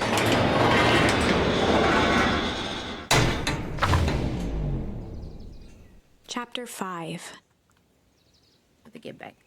What big ears you have. Lucas sat shivering in the bushes, staring at his feet. After checking to make sure the coast was clear, Beck gave him a gentle tug on his sweater.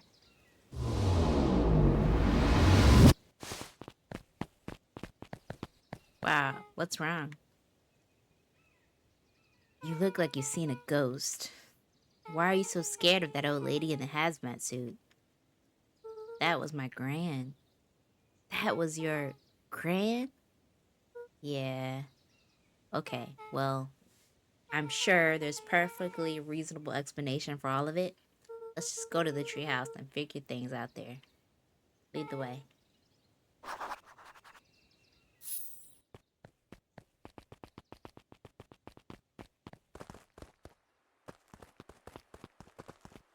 Isn't that a treehouse? Oh no, I always think that's a treehouse. That's the spooky area. Uh-oh. For the last time, there's nothing to worry about. Of course, we're not worried. The clipboard finished writing with a scratchy flourish and looked up. Just dotting our I's and crossing our T's.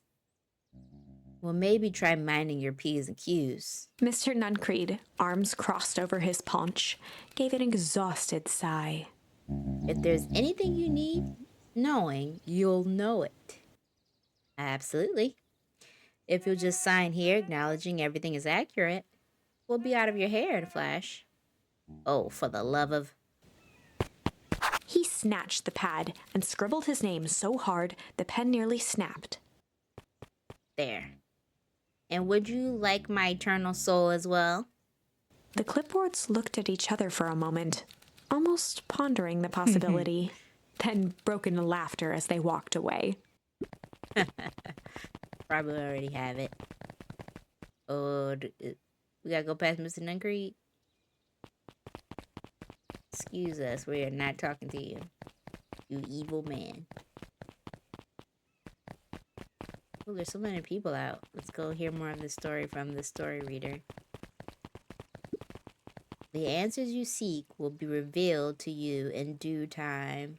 The question is, the figure intoned, are you prepared to live with the truth? I don't know, man.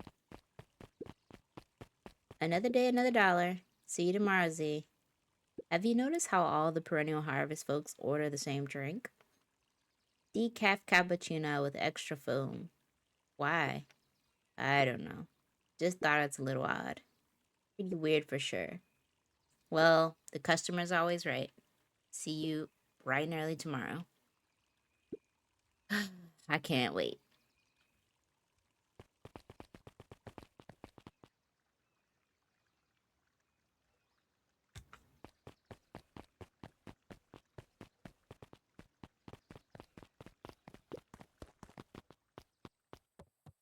Oh, this is nice. Yeah, the treehouse is just a little further from here. So what's your buddy Rollo like? Rollo, he's Rollo. Not particularly helpful. Sorry, I'm just never thought about it. Lots of energy. He's funny, even when he's not trying not to be. Things have been tough for his family since the fowl harvest. It's about damn time you tell me what this fowl harvest thing is. It's kind of a long story. Hit me with the highlights. Okay. There used to be a fertilizer company here called Valentine's. They were kind of a big deal. Oh, big deal fertilizer. It was a big deal to us. Their stuff kind of worked. Farmers loved it. So Valentine's grew and grew. Beacon Pines pretty much grew around it. Most everyone in town either worked for the Valentines or used his fertilizer. Things were good. I'm sensing a big but. Around 6 years ago, Sharper Valentine suddenly died, and something changed. Changed how? Could have been a bad batch. Maybe it was the water or air or soil. Nobody knows. But all the crops died, and everyone blamed the Valentines. The foul harvest. Yeah. Valentine's fertilizer went out of business. Half the town lost their jobs. Zeesh. The next year, the crops came back, but something was different. You plant a crop, do everything right, and it's sort of a crapshoot what happens, and no one knows why. Nope. I take it Rolla's farm got the short end of the stick. Yep, for some reason, their farm was hit harder than anyone's. That sucks. Things have gotten better since Perennial Harvest came to town. The Beacon Pines Reborn Initiative? Yep, first thing they did was give the town a deep scrub. They even put us up in hotels, one town over for a week, while they decontaminated the groundwater. We better get going. Wow, that was good, T. I'm glad she stopped and asked those questions. Because, well, I thought the Vile Harvest was a person. Uh-oh. Let's see how Rolla takes this. It's about time. I was about to give up and go home. Who's the new kid? Name's Beck. You must be Rollo. I see my reputation precedes me. Welcome to Mission Control. Rollo waggled his head with pride. You'll find we spared no expense in construction. I've seen worse looking piles of junk. Thanks. Hey, Luca, you know the security concerns we talked about? Yeah. While I was waiting, I made some improvements. Let me lock this baby down for a little test infiltration. Can't be too safe these days. Nice.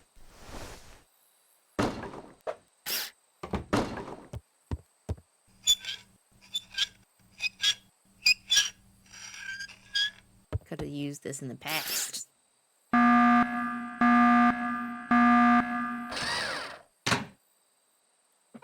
He goes all out, doesn't he? Always. Lavish. That's the cutest one ever.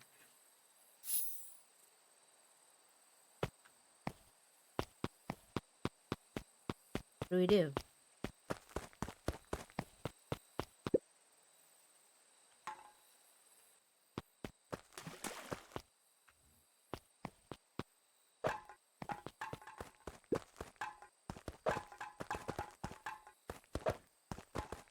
Why did I not picked up a piece? Okay.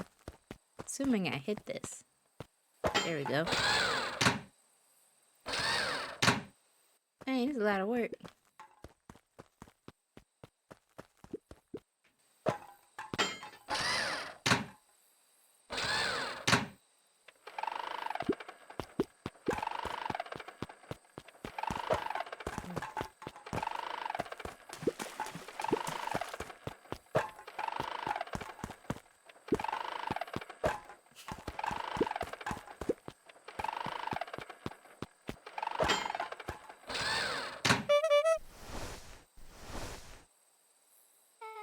Where do you guys get all this junk in the first place? There's a guy in town named Jeff who trades as junk for snacks. Junk for junk. Nice. So, pretty sweet security, right? It was imaginative, I'll give you that. Luca, are you sure you can trust this new recruit? I'll vouch for her. Thanks, I guess. Okay, Luca, you promised to fill me in with about this Valentine warehouse. Luca sucked in a long breath. So like I said, there was someone there. What were they doing? I don't know. The place was lit up and active. Maybe they were squatters. I don't think so. It seemed so organized. When the man pulled me in, I saw some sort of equipment running. A man pulled you in?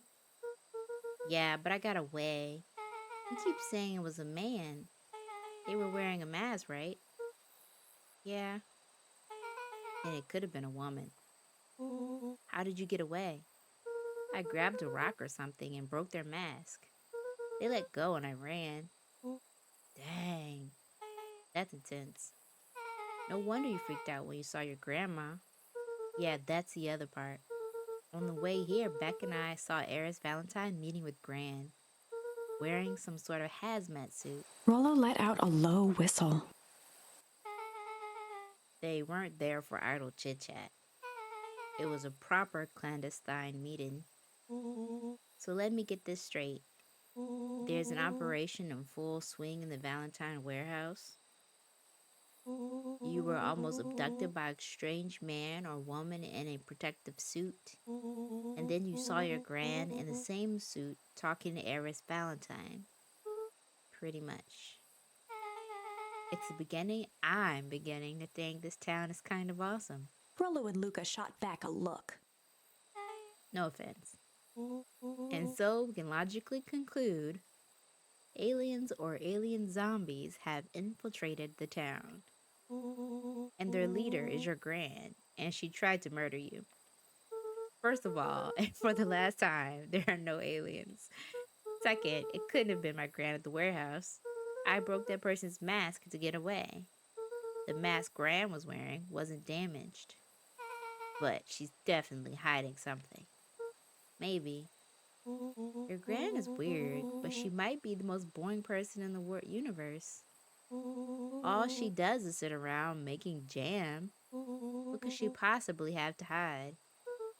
I don't know. We haven't talked so much since she moved in. Moved in? Your gran isn't from here? No, she came a few months back to take care of me after his mom went missing. Did you know your gran before? Not really, no. It's been years since I'd seen her. Luca, don't take this the wrong way. But are we sure your gran is on the up and up? Luca gazed out the window. Luca gazed at I'm just saying. It sounds like strange stuff has been happening since she showed up. We could say the same thing about your family. But you're right. Luca, your gran, is hiding something. And Pa always says folks only bury stuff worth digging up. We need to investigate your house. If my gran really is hiding something, do you think I would have noticed by now? That's kind of the whole point of hiding something. I guess you're right. Gran's been leaving the house for hours at a time this week.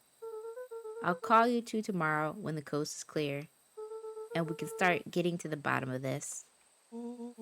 I'm always game for a good snoop. You can count me in. Chapter 6. I definitely just jumped every time that thing goes. Stresses me out. Secret lair. Summer forged ahead, but the nights only seemed to grow colder. Luca walked home slowly under the pale starlight, cautious to avoid any more surprises lurking in the shadows. Reaching home, he slipped quietly into bed, half dreading what they might discover the next day.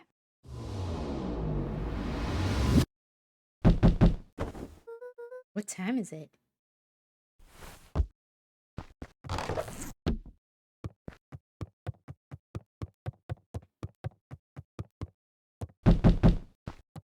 Oh, you're not gonna be banging on my door like that, like the police. You knock once and you wait. Why do I not have a doorbell? Rollo, what on earth is that? Huh? a ridiculous thing on your head. Oh, this. It helps me think. You're gonna need a lot more of those. Joke all you want.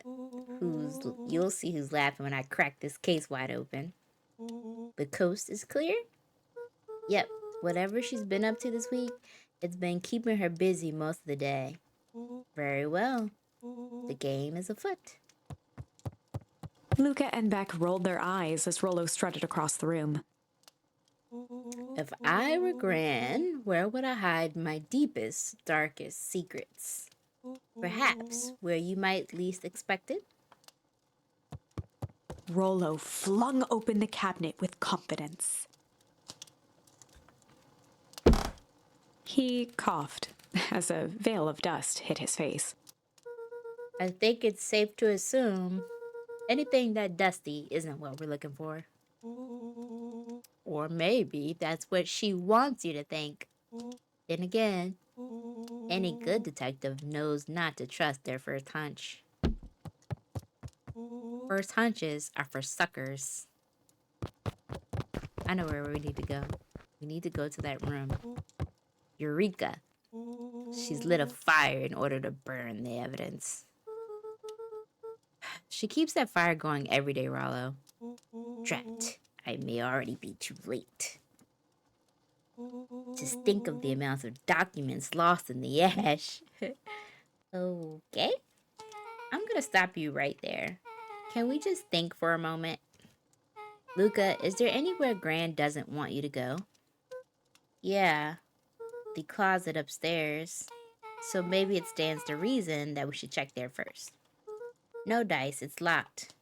Well, well, well. Look who stands to reason now. I have no idea where the key is. If it really is important, then she probably keeps it with her. Anywhere else? She has her berry bushes. Who has ever thought, I'm gonna take this important thing and huck it in a bush? True. Anything else? Maybe something out of the ordinary? Well, she is always worried I'll break her fancy dishware in the kitchen. But it doesn't matter. I can't reach the latch. A look of realization crept onto Luca's face. All three kids snapped to glance at each other, then sprinted in turn toward the kitchen.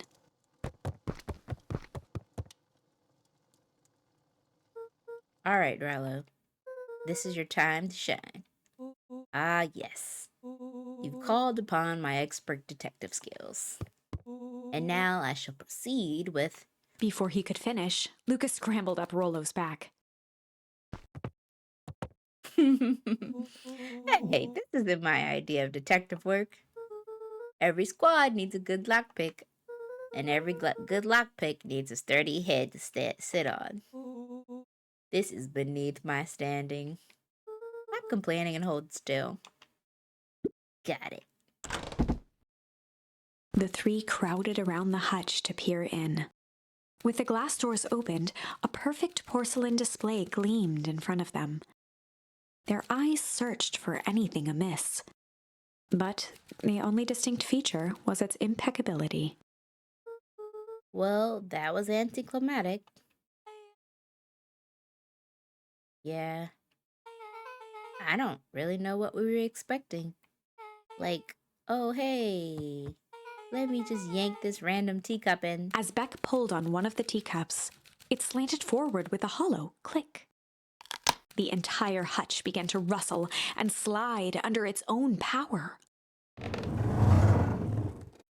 Seems like your gran has been doing some remodeling. Dude, only two type of people have secret layers. Evil masterminds and superheroes. So which one do we think she is? We're about to find out.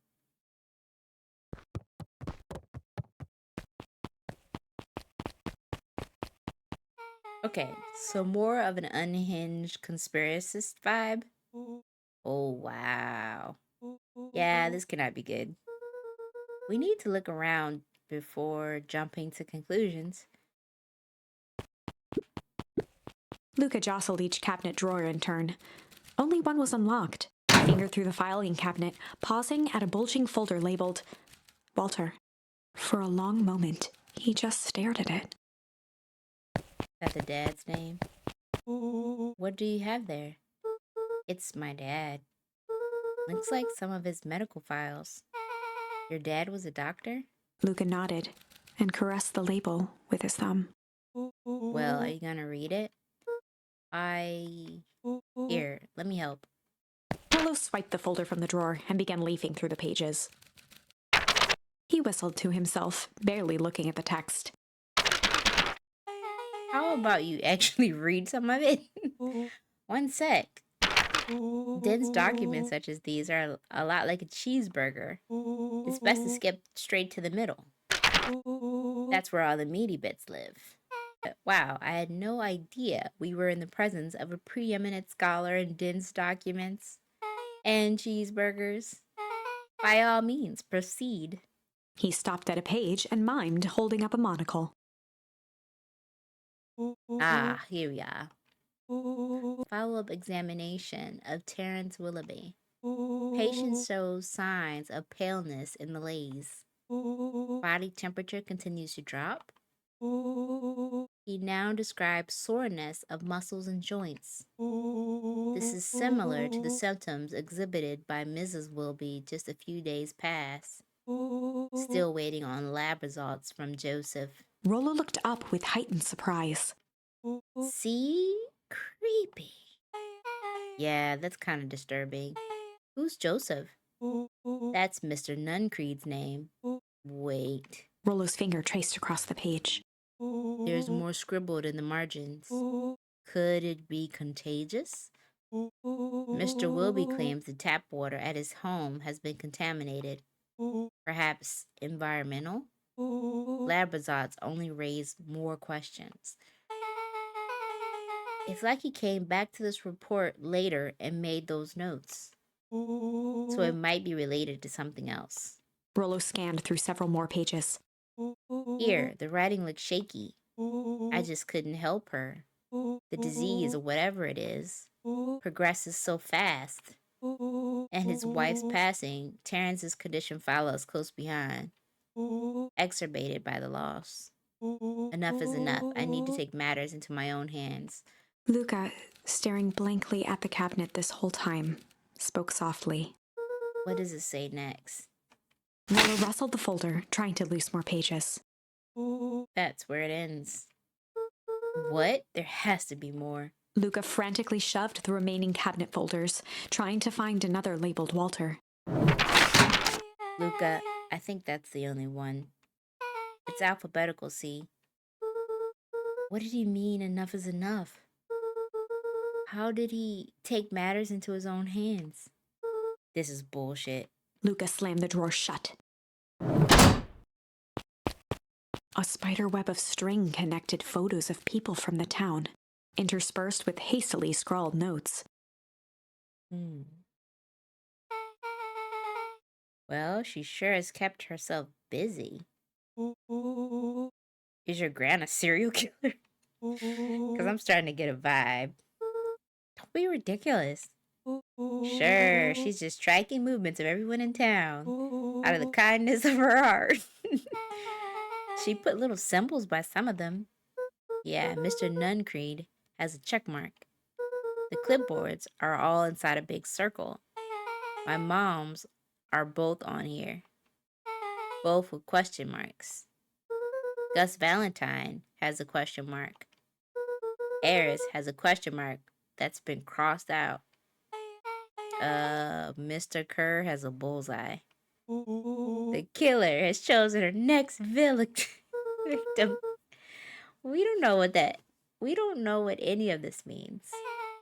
Whatever it means, it's probably not good. I need to get out of here. Like, we have been down here very long. What do we have here? Barrels marked caution explosive. And jam jars? That's enough jam to feed the whole town. What kind of incendiary jam is your gran making? Incendiary. Beautiful word. She wouldn't have had me walk around town delivering bombs, right? Only one way to find out. Rollo casually spun open a lid and dipped his finger in the jam. Huckleberries. He smacked his lips. A hint of brown sugar? And ink? What? Rollo plunged his hand in the jar, fishing out a soggy slip of paper. Aha! Rollo offered the slimy note to Luca and licked his fingers clean. It's addressed to Miss Fratelli. A grand jam gran? It says, last night I used a disguise Harris provided to scout the location. The timing window should be possible. Operation Sparkplug is a go. Oh man, are they doing a heist? Whatever it is, it can't be good. So more of a bombshell than a bomb, am I right? You're new here, so I'll let it slide. But I'm the bad joke guy around here. They crowded around a worn-down old map of Beacon Pines. Cool. This looks like a treasure map. Not every old map is a treasure map, Rolo. Yeah, but every treasure map is an old map. Can't fault that logic. Look, there's even a pathway drawn on it. It starts at the entrance to town. And if we follow it... Rollo carefully traced the path with his finger. It leads right to... He jabbed down at the end point. Town Square. That's the fountain in the middle of town. What a weird place to hide a treasure. Rolo, that doesn't look like a treasure. That's the path on the map that has a symbol for the explosives. So it's not hiding a treasure? A real bummer. Rolo, what's the thing you've been excited about for the past month? The festival. Gulp. Did you just say gulp? This feels like a gulp kind of situation. Everyone will be gathered near the center of town. She's gonna blow the festival. Not if we stop her. What was that? Luca looked up from the map. What was that? No, I heard it. That was the front door. Which means someone just shut the door. Which means someone's upstairs. Shh, quiet. Hit the lights. Beck flicked off the light, and they became statues in the dark. I knew they were down there way too long. Overhead, creaking floorboards bent under slow, deliberate steps. The kids looked up, the tilt of their necks following each footfall.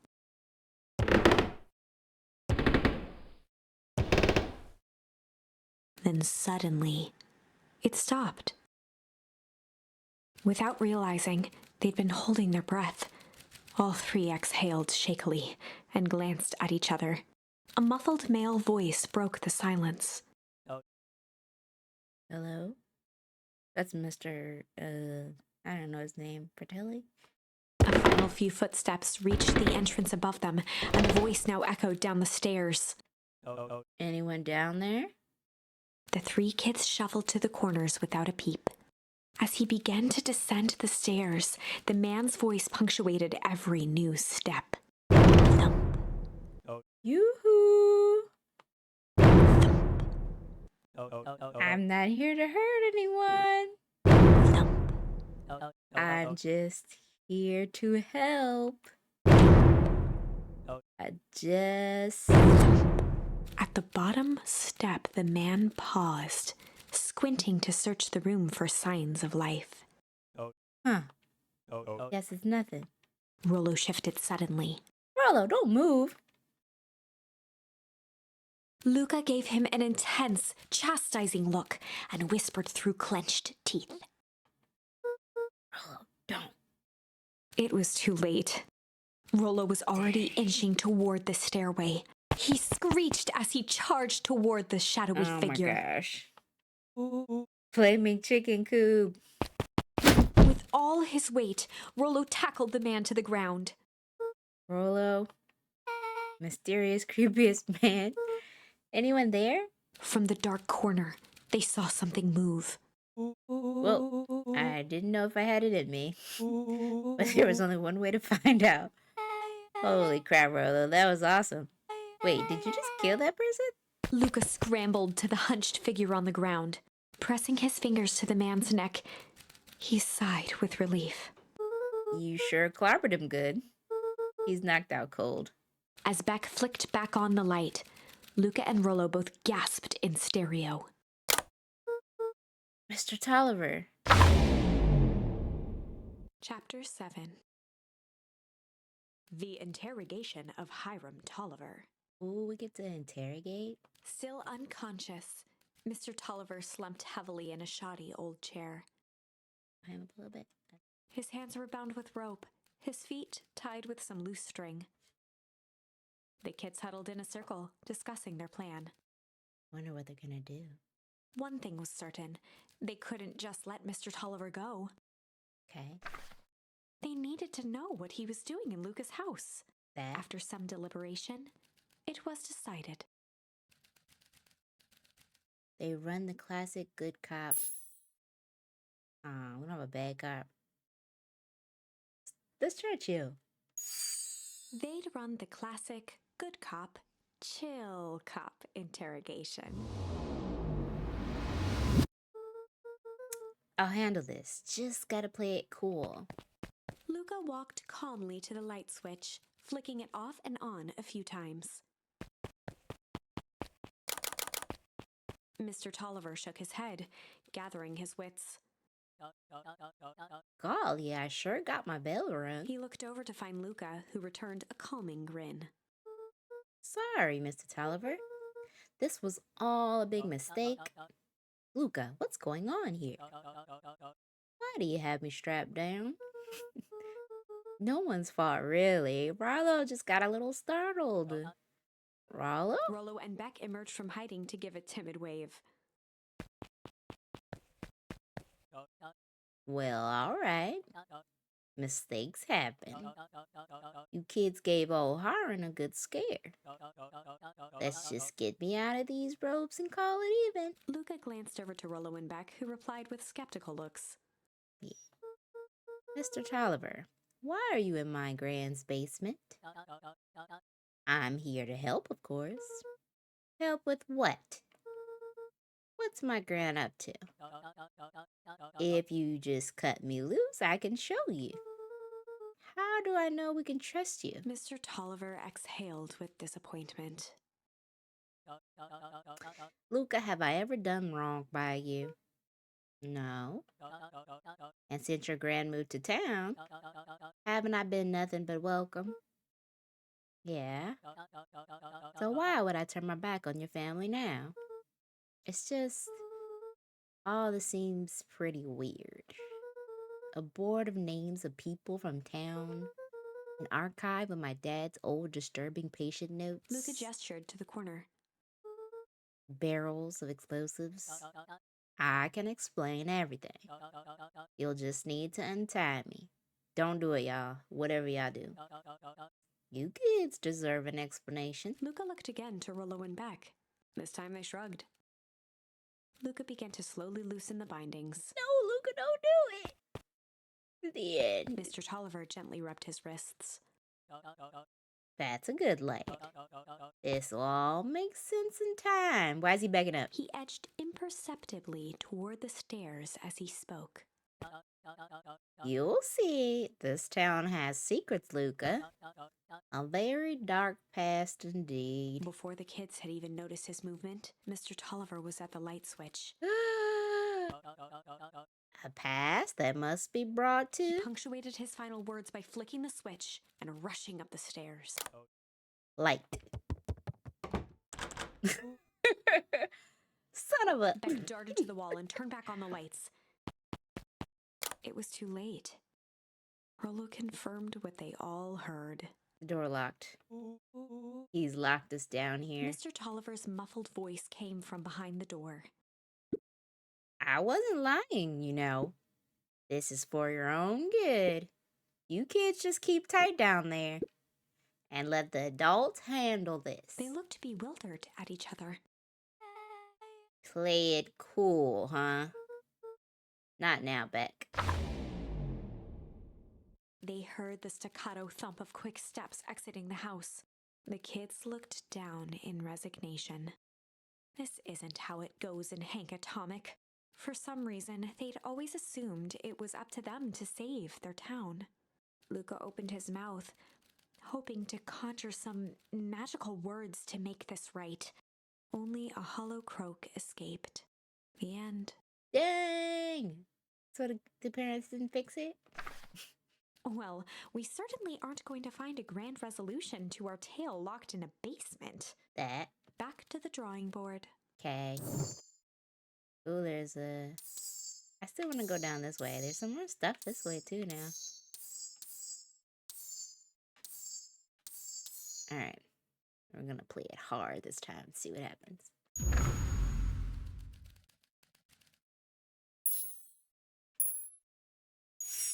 They'd run the classic good cop, hard cop interrogation. Why don't we not have bad? Rollo brandished a steely gaze. Get it, Rollo. I've got this. Read about it 100 times. Yeah. Rollo swaggered past the chair which propped up the slumping Hiram Tolliver. Without even looking at his captive, he began with a long, blustery drawl. Well, well, well, Mr. Tolliver. Mr. Tolliver remained motionless.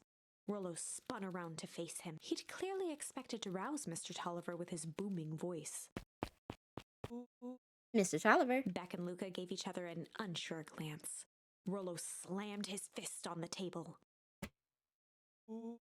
I said, Mr. Tolliver. He grabbed the table lamp and beamed it onto the unconscious face. Mr. Tolliver groaned and slowly lifted his head. He recoiled with a muddled, weary squint. What in the world? The chair wobbled as he attempted to straighten up. Who's there? Mr. Tolliver could only make out rough shapes through the glaring light.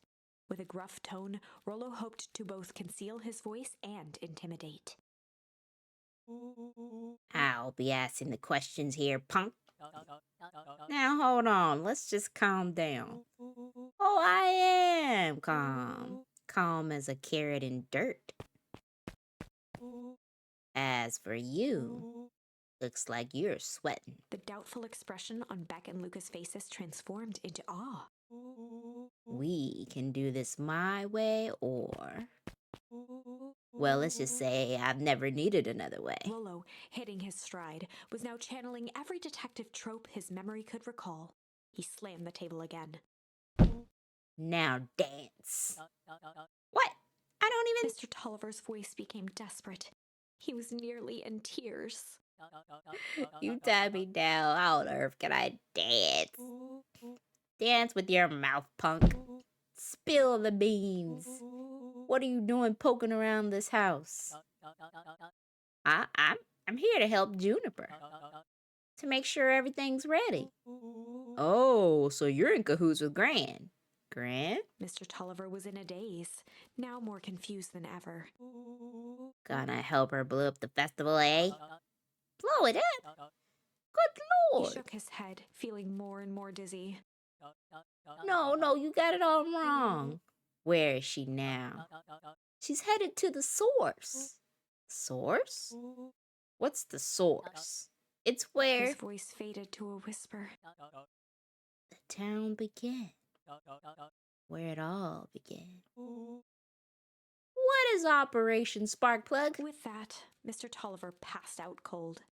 What? Rollo swung around with a repentant grimace. Damn, Rollo. I think you went a little too hard on him. What did he say about the source? It's where the town began? We need information. More information. Yeah, but we better not push Mr. Tolliver any further. Is there anyone else who might know more? What about the History Museum? It just got set up for the festival. Nah, that tent was put up by the Valentines. Everything they do is just a bunch of fluff to glorify themselves. Is there anything more reliable? The library. If there's information about this source thing, Kato can help us find it. Let's go get some answers. If it isn't my favorite penguin, this is a dang nice library. Thanks, we work hard on it. Aren't you a little too adorable to be a librarian? Oh, Kato hung out here so much, eventually they gave him a set of keys. I just keep an eye on the place for Mrs. Novak sometimes. They got you working for free? It's quiet. I get access to all the books I can read. What more can a person want? Fair enough. What can I do for you all? We need a favor. I already told you in Rollo. I can't put you any higher on the wait list for the next Tank Atomic. And if you're here with more candy, I'll have you know I can't be bought. Call it a personal code of conscience. Actually, we're looking for some research. Now you're speaking my language. What are you looking for? That's the thing, we sort of don't know. What do you got on the history of the town? There's the county record archives. What's in those? Births, deaths, newspaper clippings, stuff like that. Pretty boring reading. But they do go all the way back to when the town was founded. Great, we'll start there. Chapter 8. Chapter 8. 6 feet under, 3 towns over. The kids spent the rest of the afternoon combing through dusty piles of old county records, desperately searching for anything that could help them make sense of Mr. Tolliver's cryptic utterance. Luca tried to shake the thought of Gran's basement, but his focus wavered. Explosives, messages hidden in jam, dossiers on various town figures, and a corkboard threaded with photos. Gran was the only family he had left. He still couldn't bring himself to believe the worst. But the old map with the symbol of explosives in town square made that difficult. As the sun began to set, the kids were no closer to the truth. If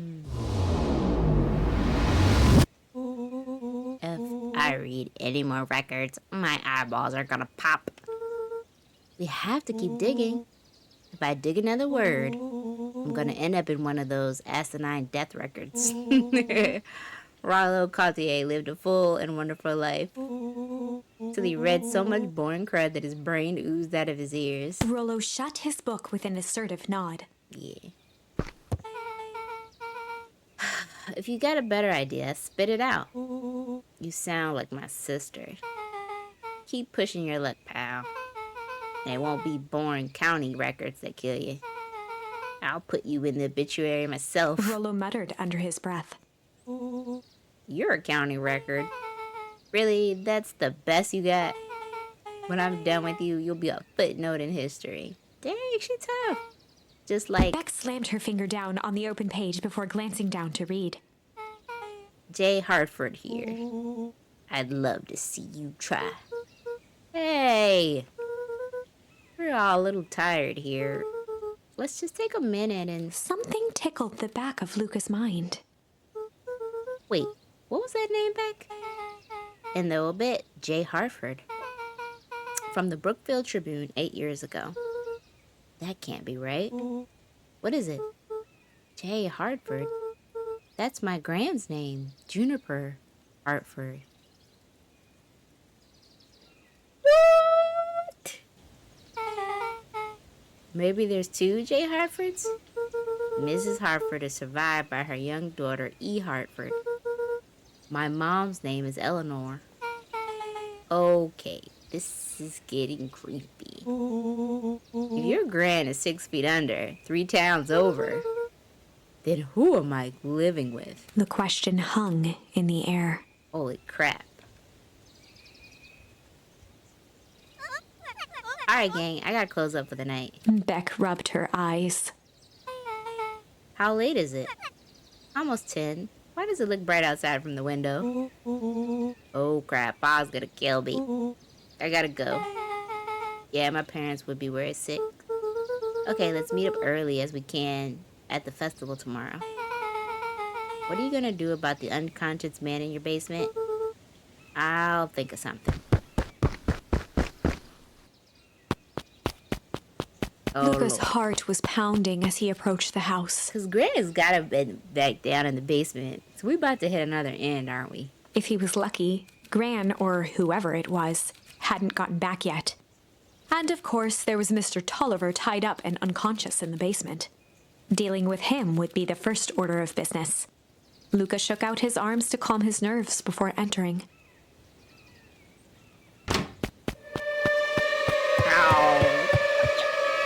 He held perfectly still, tempering his breath, and listened closely.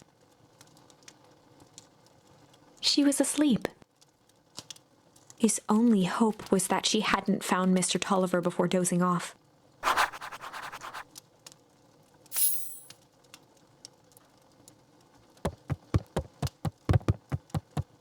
Wait, where's Mrs. Tolliver? Downstairs? Okay, in here. I'm stressed. Yeah, I'm stressed. I'm stressed. Oh, no. Oh, no. Exactly. Exactly, Luca. Mr. Tolliver was nowhere to be seen. Maybe he woke up, escaped from his bindings, and left without Or a trace. maybe Gran knew everything. What do I do? Luca's hungry stomach groaned. Man, your stomach, this is not a time for your stomach, man. Not realizing it, he'd gone the entire day without eating. Okay, I can figure this out. Just need a little brain food. Luca rushed over to the pile of jam jars, unscrewed one, and shoveled a handful into his mouth. That's your choice? Okay. I'm afraid your jam delivery will be delayed. He flipped the lid to read the label. Mr. Nungreed. Okay, now I can think. So if Gran knows we tied up Mr. Tolliver, I'm screwed. If she doesn't know, then I need to play it cool. I guess the only option is to go to bed and act as if nothing's wrong. Gran will think Mr. Tolliver finished what she was sent him to do and left when he was left. Gran will think Mr. Tolliver finished what he was sent to do and left when he was done. I'm scared to go upstairs.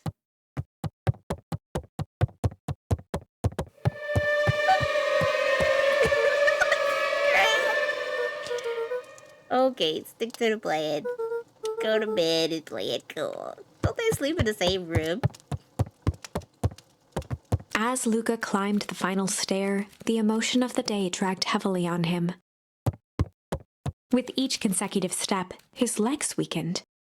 Oh, we're hitting again. His stride began to falter. It's the jam. He tried to grab for the railing to steady himself. Something was wrong. Come on, legs. I'm not moving. Just a few more steps. Luca groaned and tried to move. His limbs might as well have been bolted to the ground. Through numb lips, he mumbled just before falling asleep. The dirt.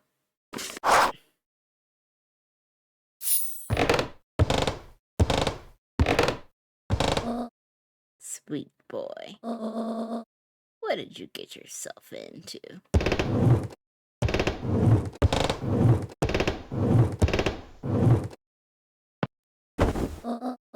Rest down and let me handle everything.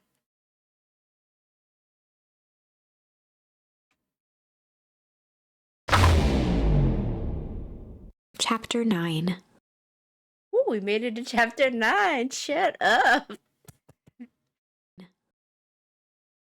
A speech to end all speeches. Luca awoke to find himself face down in bed. He moaned into his pillow. Why would Gran drug him? First of all, Jam wasn't even intended for him. So how did Gran do it? Or rather, why was she trying to drug Mr. Nuncreed? That part. Shaking the questions from his woozy head, Lucas snapped back to the matter at hand.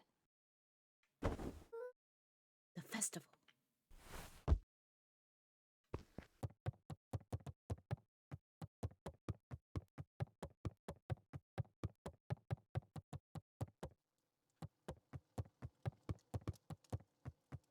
Just making sure she ain't here or nothing.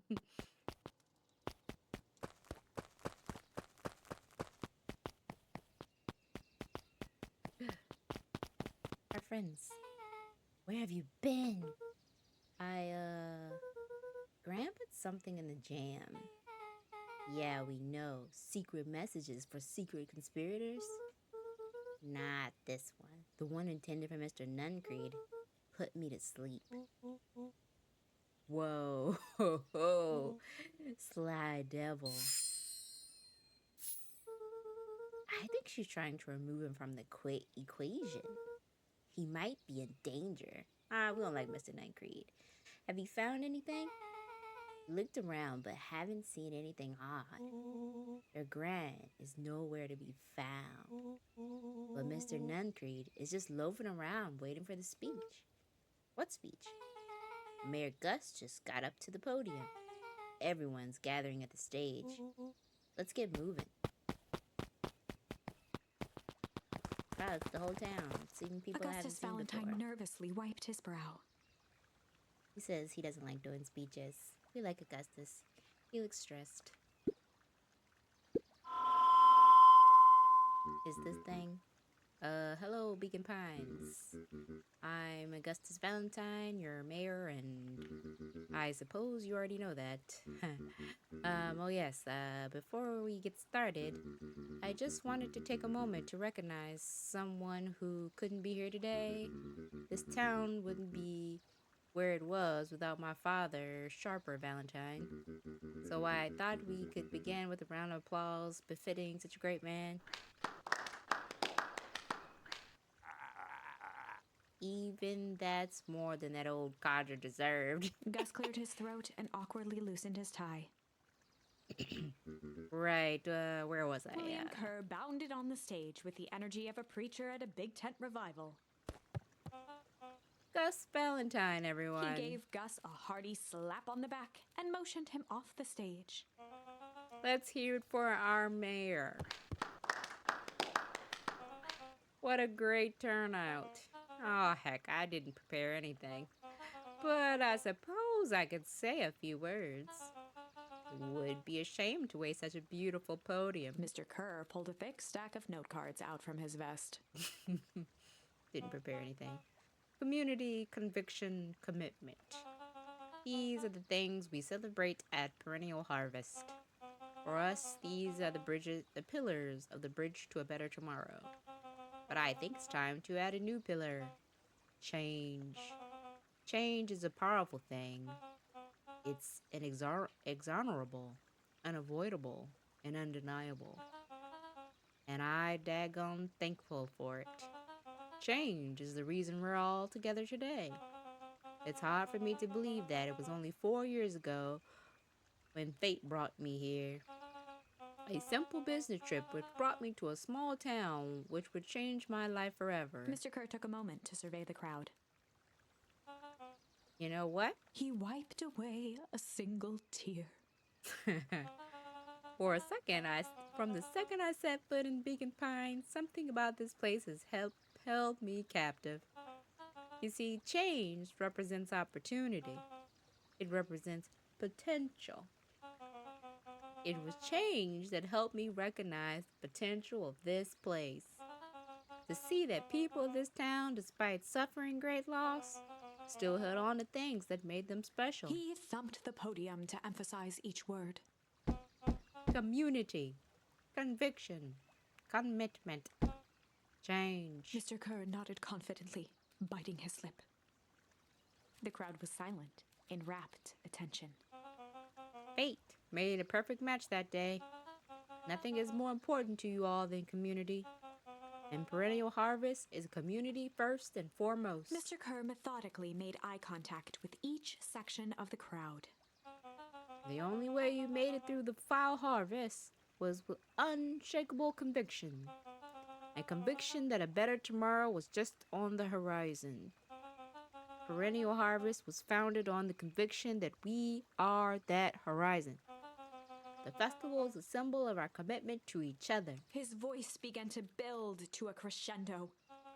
We now walk hand in hand into a future we share together. And that is what change is all about. Grabbing the future by the scruff of the neck and making things happen. Change is choice. I am tickled pink that we will all be making that choice together. How great is that?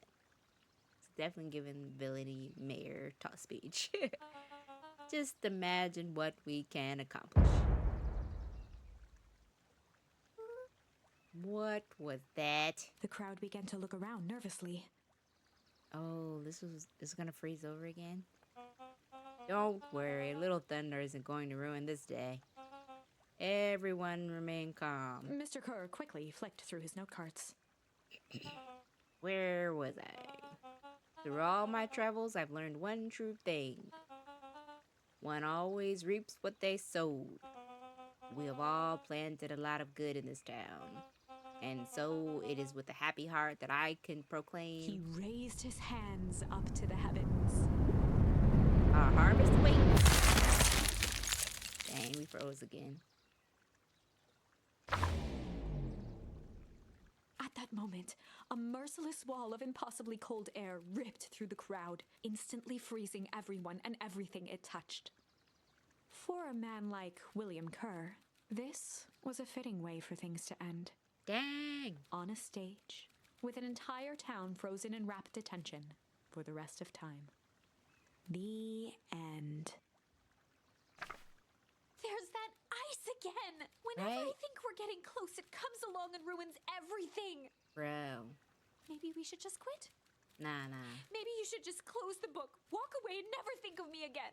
Aw, who are you? No, I don't mean that. We got a little closer this time. We just need to try again. We're getting super close. I can feel it. Please. I'm with you, narrator. Okay, so we have not Sly. We could keep going this way. We also have Sly over here. I think let's stick with Sly. I'm curious.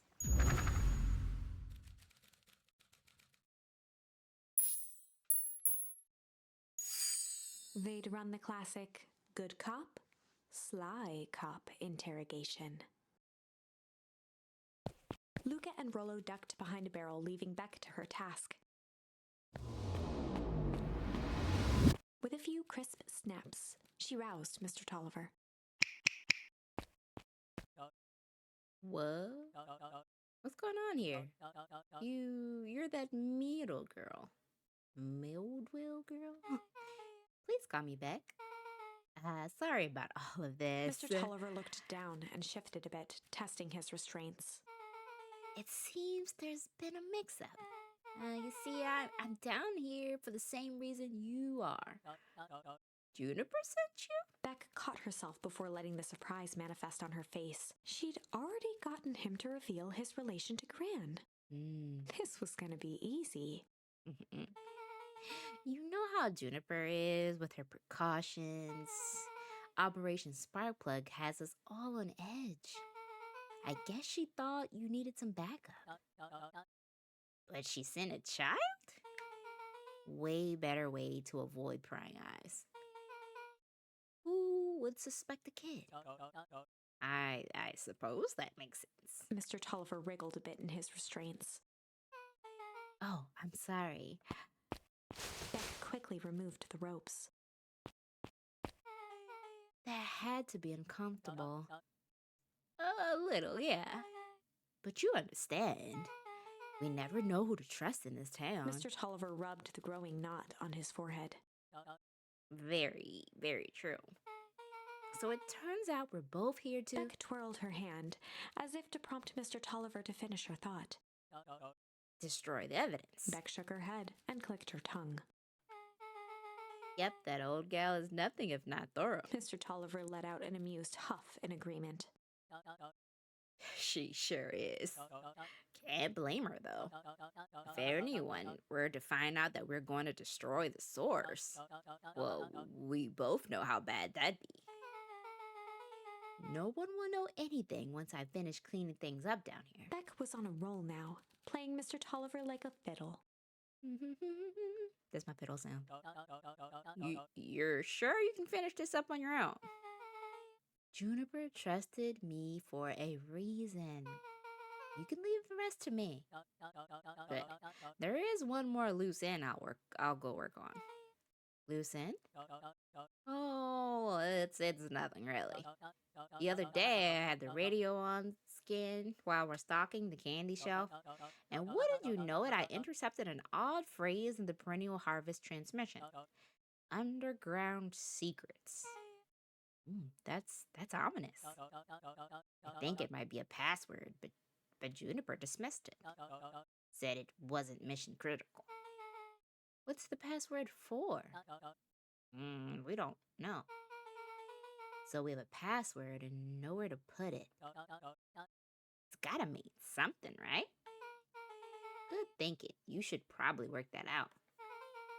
I got this under control. That's a relief. Better you and me. This basement, between you and me, this basement gives me willies. Heading for the stairs, Mr. Tolliver hesitated and turned to Beck with a puzzled look. She grinned and gave him a peppy wave. With a shrug, he continued up the stairs, whistling a jaunty tune. You guys catch that? Sure did. The whole time Mr. Tolliver's had a candy shelf, but all he ever sells us is apples. Beck blinked slowly in disappointment. I love Rollo. He's my favorite. The password, Rollo. Well, sure, but once things are back to normal, I'll be having a word with Mr. Tolliver about that candy shelf. Fine. In the meantime, I've got an idea. She turned to the table and began tearing small scraps of paper. He said he heard a password on the radio. A good spy transmission is never what it seems. Beck marked each scrap of paper and leaned back. We just need to find the hidden meeting. Okay. What's another word for underground? Buried? Covered? Could it be cover up? Maybe it's one of those each letter is a numbers thingies. So U would be 21, N would be 14, D would be... it's an anagram. Nun Creed's drugstore. Luca and Beck looked at Rollo with amazement. Rollo, that was incredible. Well, it's either that or Crin's nude drugstore. Yeah, I think you're right the first time. How did you do it? What can I say? I love ciphers. Well, I guess we know where to go next. Investigate the drugstore. In the middle of the night. No less. Uh-oh.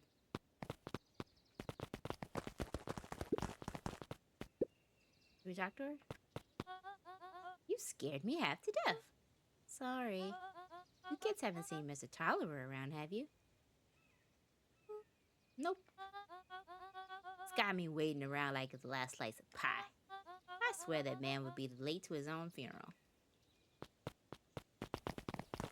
Had to do it just to be like, if there was a, what's it called?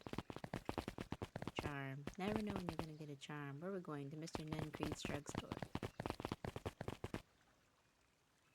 Ooh. You're late, Augustus. Sorry, sister. Was caught up with work. Work? You? I had a few more details locked down for the festival.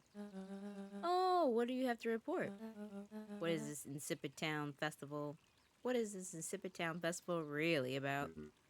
I think... Gus looked around nervously. I think Mr. Kerr really just does just... I think Mr. Kerr really does just want to do something good for the town. He's actually a pretty nice guy. You should just spend some time with him. I didn't pull strings installing you as mayor so that you could make friends. Your job is to help me figure out what Kerr and the Perennial Harvest's true intentions are with this town. We have a responsibility. This is our father's town. Was. Excuse me? This was our father's town. He's gone, Eris, and he isn't coming back. Father left us with nothing but problems. Mr. Kerr came here and offered to help us.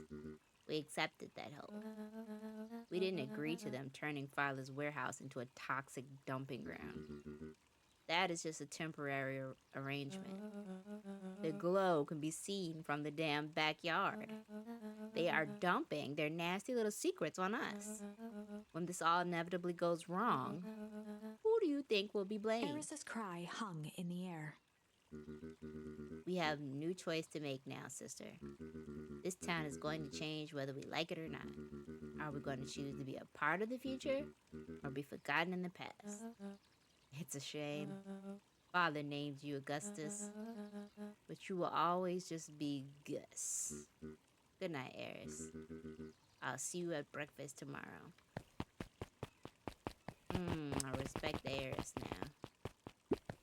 It's getting late, children. Let's go talk to this person I'm always reading.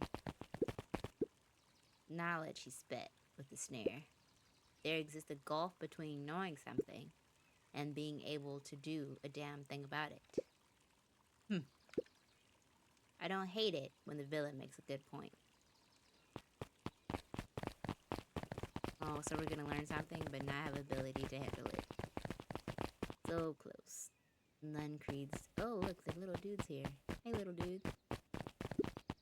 Solomon stood proudly at the entrance to the drugstore, holding a brown bag overflowing with black licorice. Ew. Hey, Solomon. We're looking for Mr. Nuncreed. Is he still there? I'm afraid not. Then where'd you get that candy? You might say we have an arrangement. Solomon shoveled a surprising amount of licorice into his mouth. Sometimes it's the small pleasures in life that we might not always have family to rely on. Though we might not always have family to rely on, licorice has never let me down. Well, I can't say licorice would be my first choice, but whatever floats your boat. You can tell a lot about a person by their choice of confection. Oh yeah, I guess. I like sourgops. I'm certain you do. I always wonder why Mr. Nuncreed kept licorice in stock. He must eat enough of it to make it worthwhile. There are many ways to earn loyalty. For some, it's as easy as a cold, hard cash.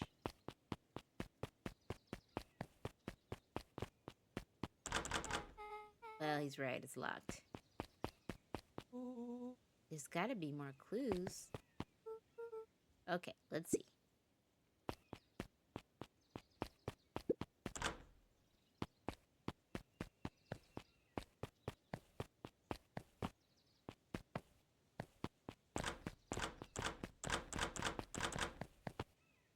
Who's where? Oh, let's check the telephone booth. We know there's something shady over there. Have you ever seen anyone actually use this thing? Besides Mr. Nuncreed, no. Beck cupped her hands on the glass to peek inside. This is not a normal phone booth. It's got like a blinky keypad. Why would there be a blinky keypad? Creed's new drugstore.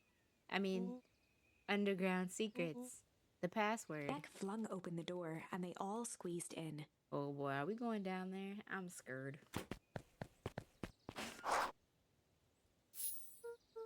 All right, let's see here. Luca cracked his knuckles and entered the letters into the keypad. Underground secrets. Sounds like that did something. Great, now what?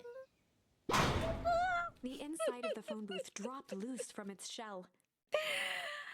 Without even the space to panic, They closed their eyes, held their breath, and accepted their fate. Suddenly, the chaotic descent slowed to an effortless landing. It was unclear where they ended up, but at least it was solid ground. Whoa. The air was stagnant and smelled vaguely of chlorine. I knew it. You knew there was a secret hub full of strange tubes around the phone booth. Of course I did. Didn't I say that? No. I definitely thought it. Luca, do you remember when I said how cool it would be if a trans-dimensional conduit from Hank Atomics issue number 12 were real? Rolo, at one point or another, you said that about every technology ever discussed in Hank Atomic. That's why I'm such a good predictor. It looks like each of these has something written on them.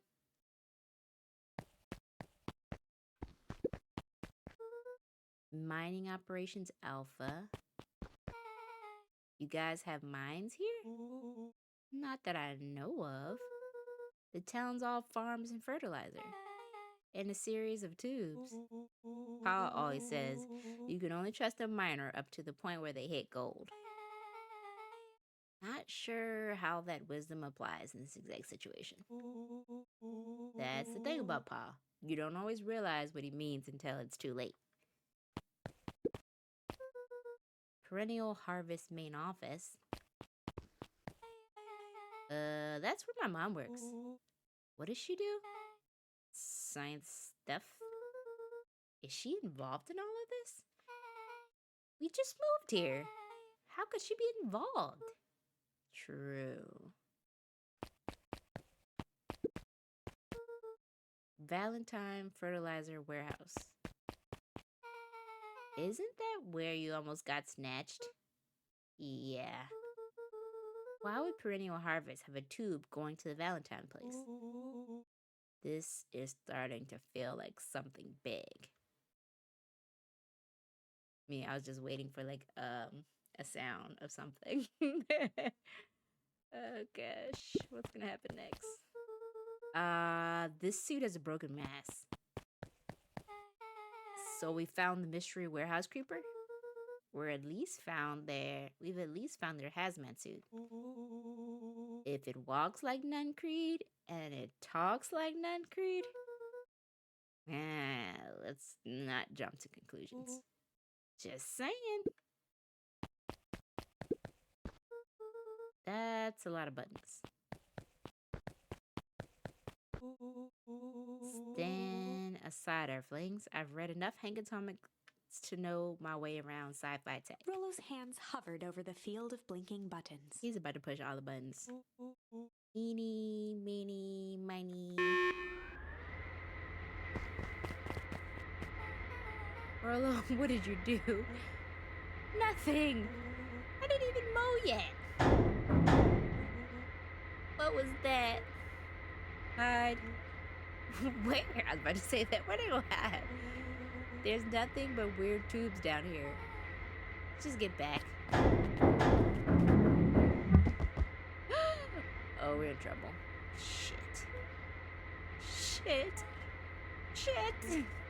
Awesome. You all need to come with me now.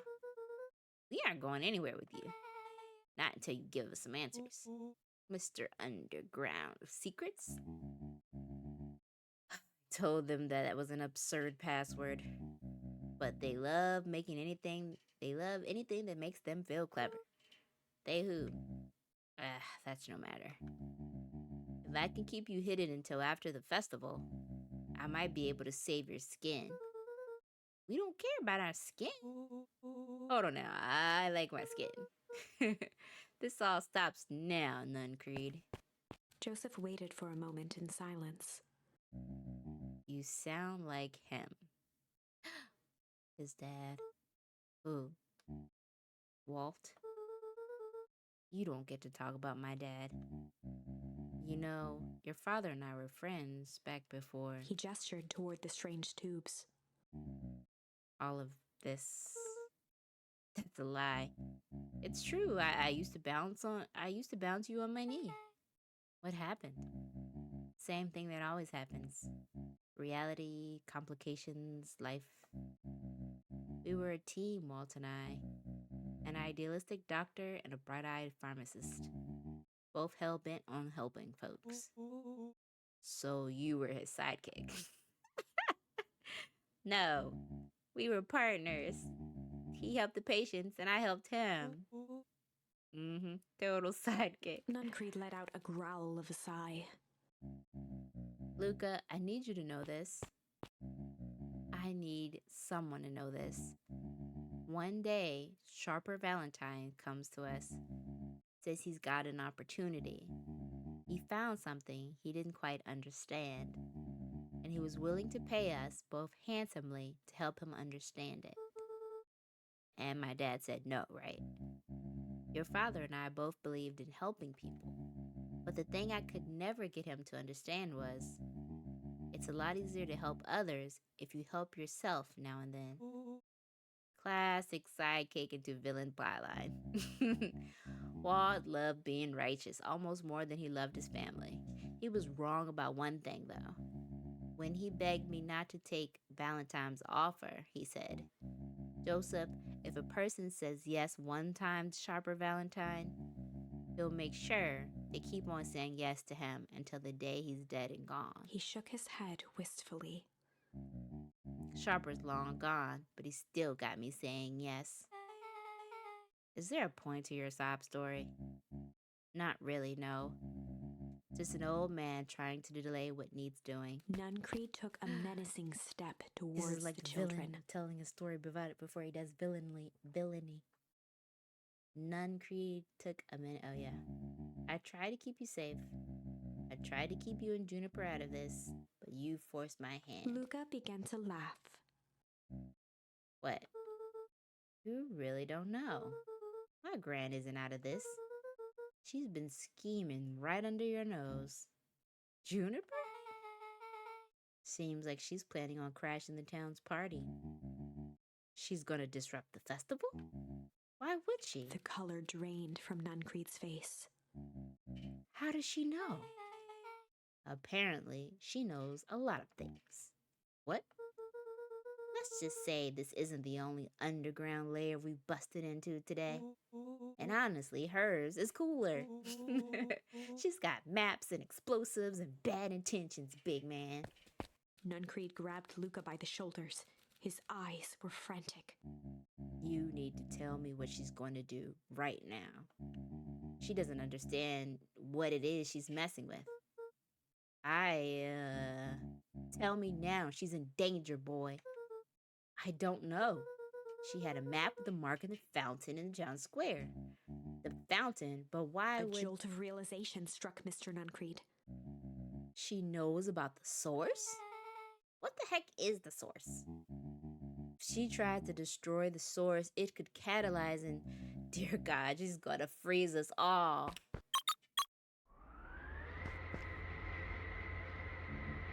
You all need to run.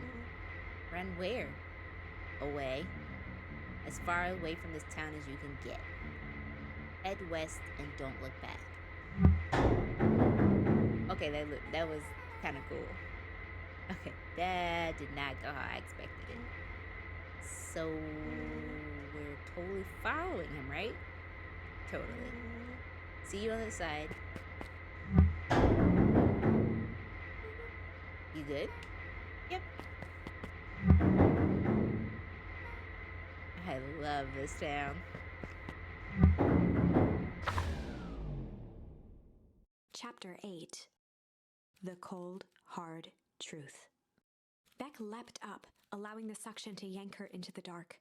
Dimness eclipsed around her like the shutter of a camera as she seemed to cover great distance in mere moments. Her only points of reference were glints of upcoming turns, which approached with frightening speed, only to carom her gracefully along.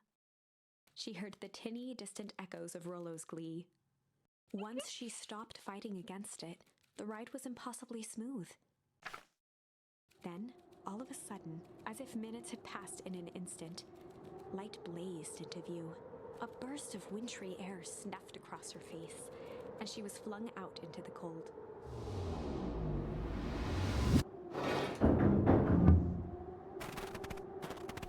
This was the mining spot, right? That was intense. Yeah. I think I might have parted with some fluids in there. Any idea where we are? Somewhere cold. Doesn't look like it got on any of us. I didn't feel like we traveled that far. So where did it all go? This place sucks. Why would anyone want to blow something up here? Only one way to find out, I suppose. We gotta catch up to Nuncreed. I think he went this way.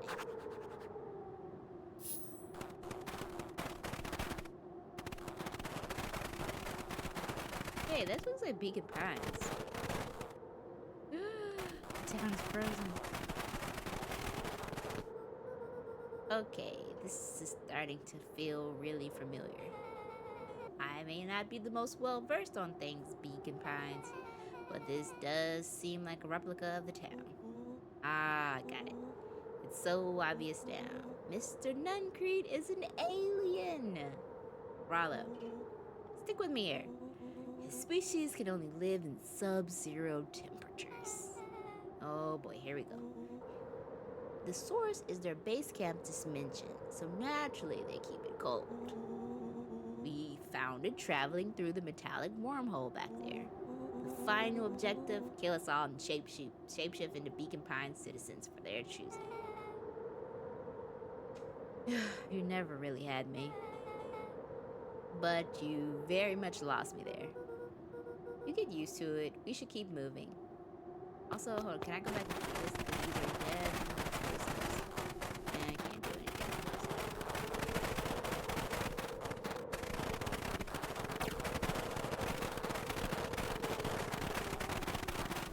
As they rounded the corner to the frozen town square, they spotted Mr. Nuncreed inching cautiously toward a pit at its center.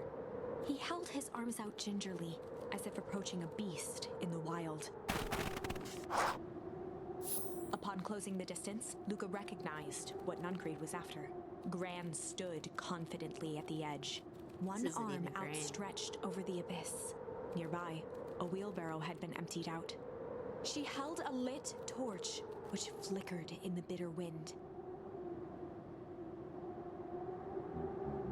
Juniper, I don't know what you're thinking you're doing, but I assure you this is not going to solve anything. If you drop that, you've doomed this whole town. Oh, it wasn't me who doomed this town. I've been watching you, Joseph. I know what you've done. You and your co-conspirators. Gran? Oh, Gran, his face got soft. What's happening? Luca, you and your friends need to leave right this moment. Mr. Nuncreed turned back toward the kids, desperation in his eyes. Uh-oh. Listen to your grandma, Luca. This is between me and Juniper. Rollo and Beck held steadfast in awe. Luca approached closer. Mr. Nuncreed spun back toward Gran, his voice growing louder. You got it all wrong, Juniper. Just hand over that torch. You don't understand what you're doing. How could I possibly trust you to do the right thing? Walt told me everything. He trusted you, and you betrayed that trust. Luca, did you know that this man's entire life is a lie? If it weren't for him, your father might still be alive. Mr. Nuncreed winced with anguish. Ooh. His voice hardened. That's not true. They both now yelled, not to each other, but at fate itself. Ooh. Making their peace with long-held burdens. The wind howled with encouragement. Walt was like a brother to me. We just had different ideas about how to affect change. Very convenient that your way just happened to line your pocket. Now that's not fair. They menaced at each other, both catching their breath. Why is the town frozen? The moment balanced on a knife's edge. A Amid a blur of emotions and memories, Luca's mind flooded with questions. The wind calmed, as if to give him the stage. And in the stillness, he began to... Oh, we only have an option, weep. And in the stillness, he began to weep. It was all just too much. Yeah, for a little boy. Falling to his knees, Luca whimpered softly. The tears crystallized as they hit the snow. Gran stared at Luca for a moment with warm sympathy, remembering why this was all necessary. This'll all make sense soon, Luca. Then everything can go back to normal. I promise. She stiffened up and brandished the torch at Mr. Nuncreed. You can't hide behind those people any longer, Joseph. Once this precious source is destroyed, we'll see where their loyalties fall. Juniper, don't. Ignoring his final plea, Gran flung the torch into the deep darkness. She smiled and exhaled in relief. Okay, Mr. we're all Nuncreed gonna moaned in freeze. resignation. The torch echoed as it ricocheted down the hole, punctuated with a thunderous thud. Yep. You see, Joseph, I've learned one very important lesson in life. If you want things to change, then you must be willing to... Before Gran could finish, the ground shook her to silence.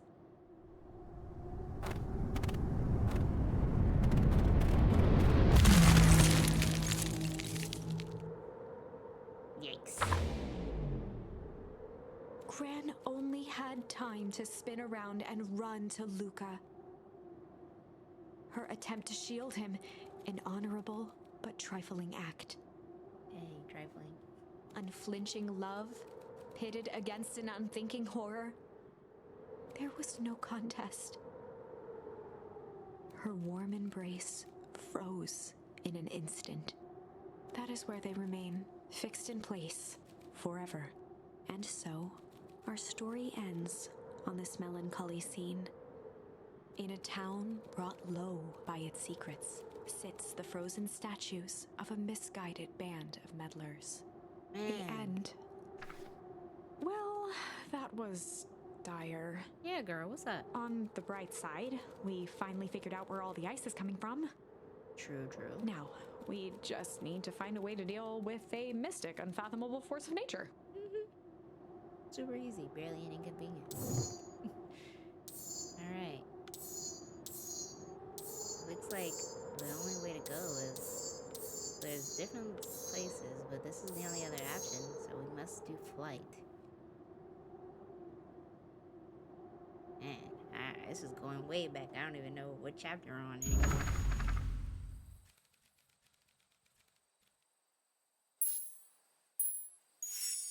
Luca drew himself up and decided to take the only option they had left. Flight. He squinted down the barrel of the mission control defense cannon, aiming it through an opening in the dense tree branches. He looked up with surprise as it struck true and taut. Wow, I can't believe that worked. Hey, Mr. Kerr. We'd love to hear your thoughts, but I'm afraid we have places to be. Come on, Iggy. See ya, jerks. Sigh. Fine. We know where that leads them. This way, we'll take the tunnels. Luca and Iggy winced as they sprinted through the thicket. The branches clawed at them, reluctant to give passage. After what felt like a marathon, Luca stopped in his tracks as they reached the clearing. What the? That was all he was able to say before Iggy slammed into his back. The boys tumbled down a steep decline and crashed with a wheezing thud on a surface as hard as ice. In fact, it was ice. Chapter 5. And we'll be back at chapter 5. Signs. They stood silently, catching their breath. The sky was like sapphire. With each breath, a plume of steam escaped from Luca's lungs. Let's keep moving.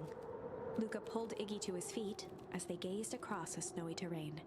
Oh, this is familiar. That was actually pretty badass. Uh-huh. I think we lost him. Are we up in the mountains? I don't think so. If anything, we went downhill. Then what's up with this winter wonderland? All I know is there's no way we're going back. Let's see if we can get our bearings. Follow me. Find a way home. Ooh. What's the readout? Sitting just above 258 Kelvin? That's down a bit from last time. Should we report this to Mr. Kerr? Meh, we still have the safe range.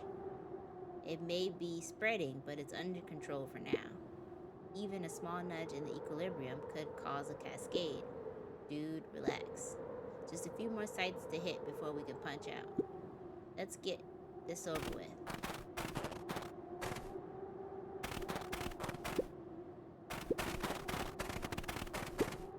What's all this? Hard to say with all this snow. I think it's a town sign. I can almost make out the letters under there. What town could this even be? This couldn't be another town this deep into Wheatwood. I'm looking at the evidence to the contrary. Let's figure out what we're dealing with. Step 1, snow's gotta go. I'll see what I can do.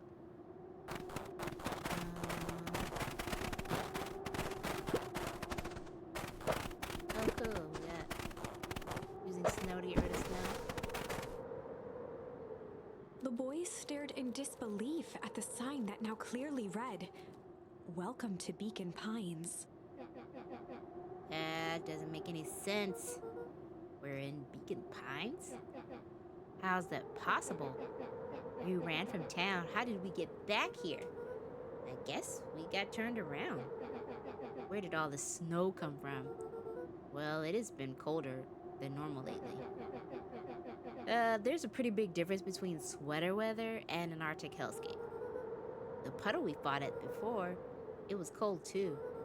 Maybe it leads to one source. You think it's related? What the hell is going on? We're gonna get you some answers. Let's keep moving.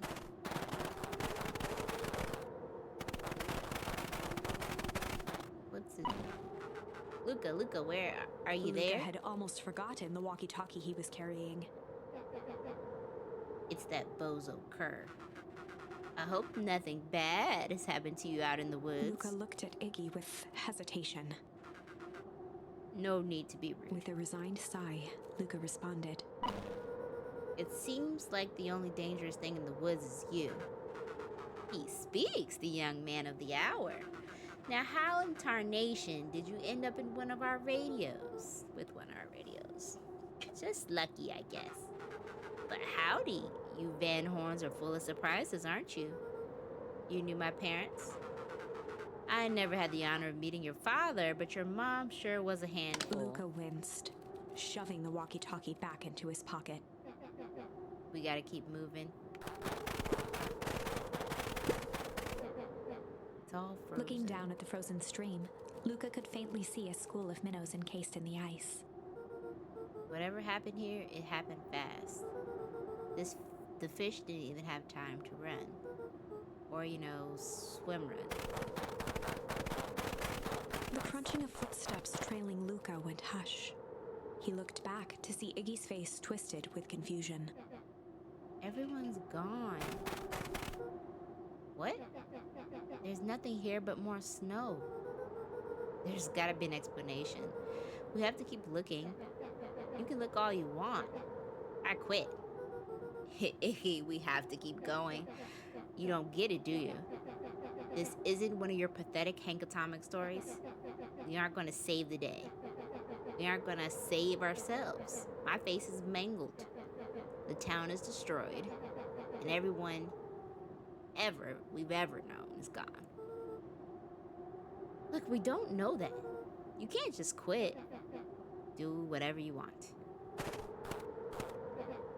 I'm done. Iggy, Iggy, it's gonna be okay. Luca peered upward at the darkening sky. He let out a long, foggy breath. Faintly, Iggy began to cry. Aww. Seeing Iggy in such a pathetic state gave Luca a sense of compassion, and more than a little guilt. It is getting pretty late, I think. Probably not a great idea to stumble around in the dark. Luca allowed himself to collapse next to Iggy. Let's just rest for a bit. Oh, this is gonna end really quickly. The boys huddled together for warmth and comfort. If not for exhaustion, their minds would be racing, trying to make sense of the events of the day. As it was, all they had energy for was to sit in silence, numb. I'm running out of options.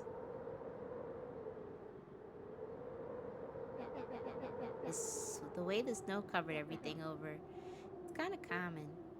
Yeah. I haven't had time to say it, but thanks. Huh? For getting us away from the creeps. I sort of froze back there. Iggy, I should be the one apologizing. This all happened because I lost my temper. Nah, that's bull hockey. First of all, you didn't know what the gunk would do. You didn't, right? Of course not. And second, stop with this baloney about losing your temper. But I did lose my temper. Iggy motioned sarcastically to his half-deformed face. Obviously. But that's exactly what you should have done. Huh? I was being a horse's ass. You were supposed to be a horse's ass in response. That's how it works. Iggy, I'm having a hard time following. You wanted me to fight you? Of course. Jeez, you goody-goody types take forever to understand this very basic point. Why would you go around saying cruel things to get into fights? Iggy shrugged. It's something to do.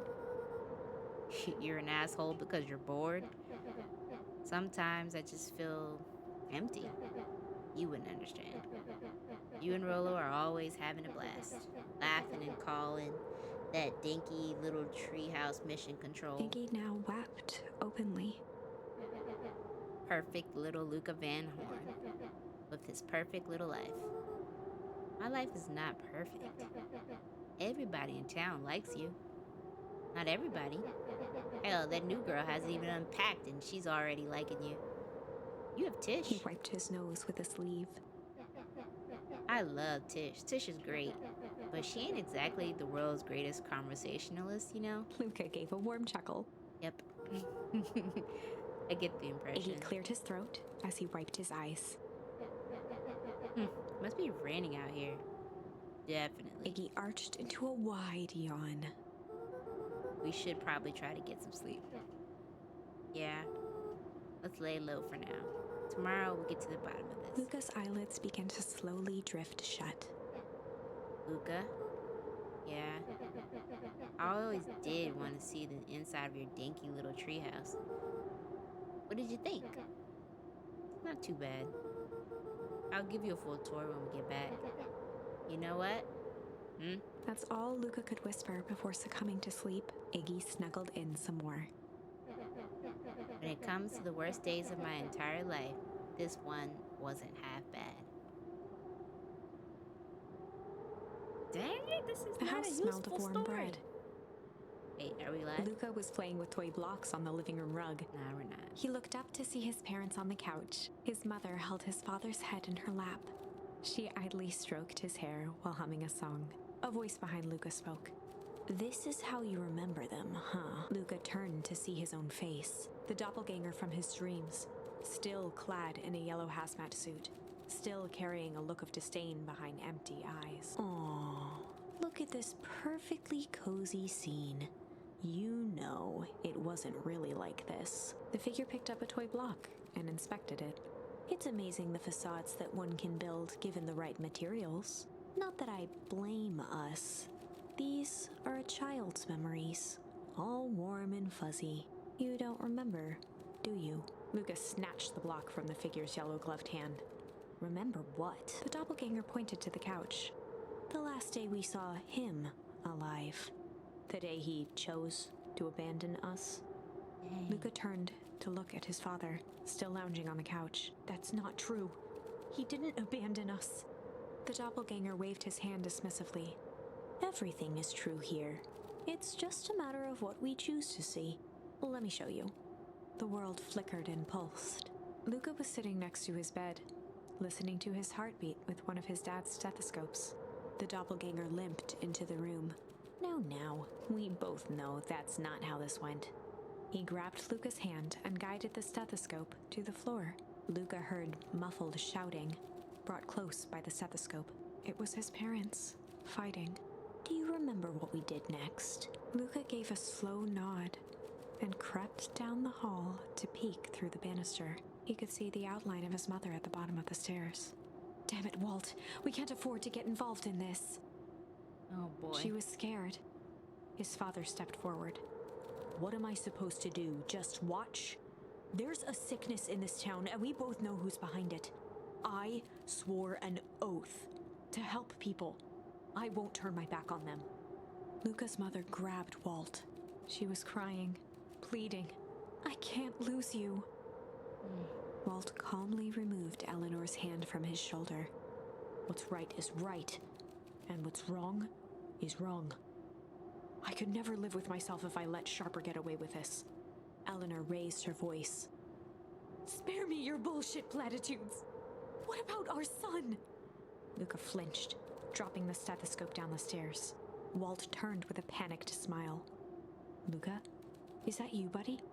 With tears in his eyes, Luca descended the stairs. Mom? Dad? What's going on? Walt dropped to a knee to meet Luca eye to eye. Nothing, buckaroo. Your mom and I just got a little overexcited is all. Luca placed the stethoscope against his father's chest.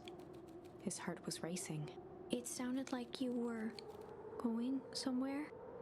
Walt gently removed the device from Luca's ears. Listen to me, Luca. I have some business to take care of. I'll be back in time to tuck you in. Luca hugged his father tightly. Promise? Walt stood up and walked to the door. He glanced over his shoulder. I promise. With a wink and a grin, he put on his hat and strode out into the evening sun. Hey, they didn't. A figure approached soundlessly from the foggy snowfall. Who dis? It stood above them, lingering in contemplation. Slowly raising one hand above Iggy, it snapped out 2 brisk raps on his head. From a deep slumber, Iggy sprang up defensively. Whether it was the calming presence or the recognition that he was not in danger, Iggy felt his clenched fists lower. Just what do you think you're doing? Luca looked up, gradually remembering his whereabouts. The figure exhaled a cloud of warm vapor. You two certainly have caused a lot of commotion. What's that supposed to mean? Take it easy, Iggy. You were asleep, minding your own business. You're the one running around knocking on people's heads. I'm sorry if I hurt you, Iggy. You didn't hurt nobody. Anybody. Huh? Oh, I see. You think you're better than me. When it came to complete strangers, Iggy had trouble cobbling together an insult. You big-hatted, scarfy-necked furball. Uh-huh. Okay, let's lower the temperature a bit here. Interesting choice of words. I mean, let's just calm down. Who are you? A friend. An observer. A hitchhiker on an infinite expanse of possibility. Is this the narrator? If you must call me something, you can call me Nat. Iggy huffed with gratification. How about you make like a gnat and buzz off? Very well. Nat began to turn away indifferently. Wait! Do you live here? You might say that. So you know where we are. You might also say that. Look, pal, we just want to find a safe way out of here. You gotta help us or not. Before knowing how to leave, one must know where they are. All right, that does it. Luca, I don't know about you, but I'm getting out of here one way or another. Iggy turned sharply and began to stomp off. Enough with the riddles. Iggy, wait up. Realizing he'd worn their patience then, Nat relented. Very well. I suppose this isn't the time for metaphors. I'll show you how to get back home. Luca and Iggy turned around with hope in their eyes. Come here. Nat took a deep breath in. Close your eyes. Nat exhaled slowly, then snapped his fingers. Okay, open them. For a brief moment, Luca and Iggy let themselves believe that some great magic was about to unfold until they opened their eyes and found themselves in the exact same place, cold and disheartened. Dang. This is your home. This is Beacon Pines. Look, Nat, we don't know how we got here. Maybe we stumbled through some time travel gate in Weepwood, or we teleported to some alternate universe, or is this some cruel experiment by Kerr and his goons? But this is not our home. You're inching closer to the truth. Alas, the reality is much less fanciful. Just give it to us straight. Okay, so be it. As I said, this is Beacon Pines, the original true Beacon Pines.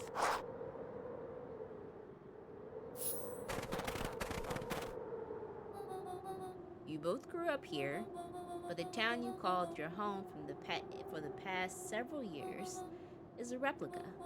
A remarkable achievement of engineering, to be fair. But a replica nonetheless. That's impossible. It's too much work. You don't need a whole town to replicate a whole town. No, you need a whole town to replicate a whole town. Indeed, to pull off such a feat would require immense labor power. That which could be moved would be moved. That which could not would require a precise duplicate. We would have noticed. Someone would have noticed. You'd think so, unless the auditing was impeccable. A mind-numbing attention to detail. As for the innumerable trivialities which complete the tapestry, well, you can leave that to this miraculous thing we call a brain. It has a real aversion to discontinuity, or revulsion even. The brain has a wonderful way of smoothing out the rough edges, keeping us sane. Luca and Iggy looked around uncomfortably. So you're saying that someone made an entire new town and moved us all and no one noticed? Precisely. But why? Why is the one question that can never be answered with certainty. The best one can do is uncover. Matt narrowed his eyes, furrowed his brow, and uttered, The source. Why'd you say the source like that? Why, indeed. Luca began to laugh uncomfortably. It's all ridiculous. There's no way He they looked could... down at his feet. His eyes started back and forth in contemplation. With a sudden pain, a thought struck him. If this is really home... He sprinted off into the pale distance. As Iggy turned to follow, Nat called out, Iggy? It's not too late to turn back. Simply head west through Weepwood.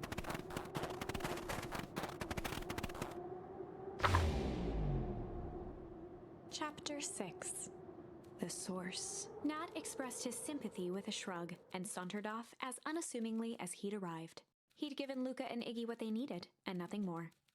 As That's Luca crazy. sprinted across the snow, the events of the past few days became clearer, pieces to a larger puzzle. Rollo said he was underground somewhere, captured.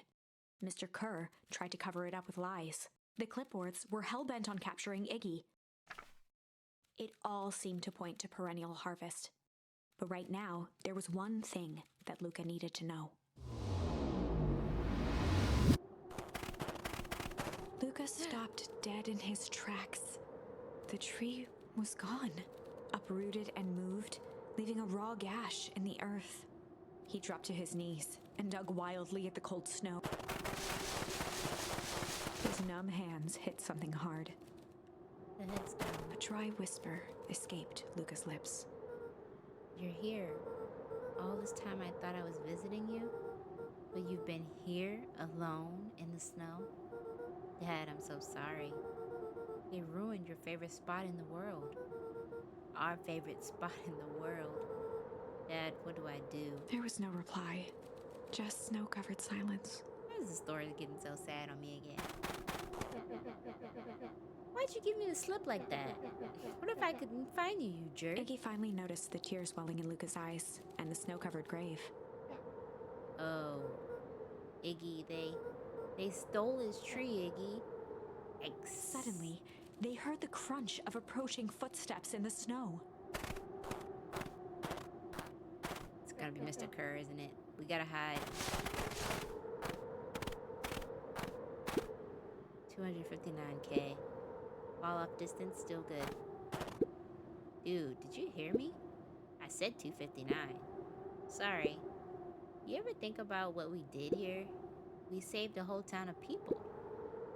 Doesn't it feel like sometimes, what about everything we left behind? That's the grave of someone with a family.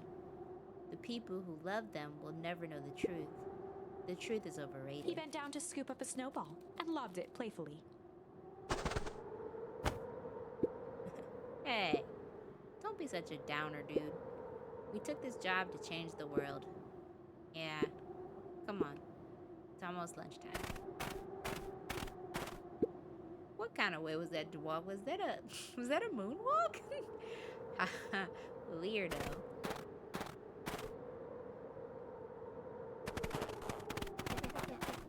Here, I thought I was a jerk.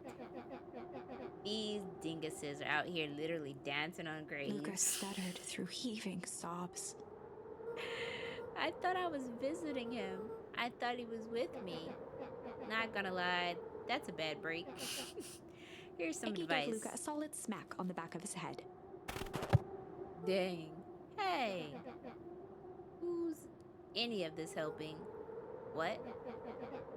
Sitting here in the snow crying like a pushover. Who are you helping? Iggy, look what they did. They lied to everyone.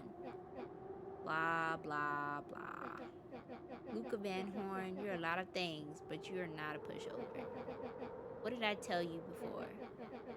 When some jerk comes at you, acting like a horse's ass, I should stand up for myself. Hell yeah. Kerr and his merry little band of clipboards pulled out this switcheroo for a reason. Nat mentioned something about a source. Luca wiped his eyes with a sleeve. Whatever is the source must be awfully valuable to Perennial Harvest. Sure, it would be a shame if something unfortunate were to happen to their precious source, wouldn't it? What do you have in mind? If it's small enough to steal, we'll snatch it. If it's too big to snatch, we'll smash it. And what if it's too big to smash? Iggy flashed a mischievous smile and cracked his knuckles. I'm always up for a challenge. I'm gonna make this right, Dad, I promise. Let's do this. Locate the source.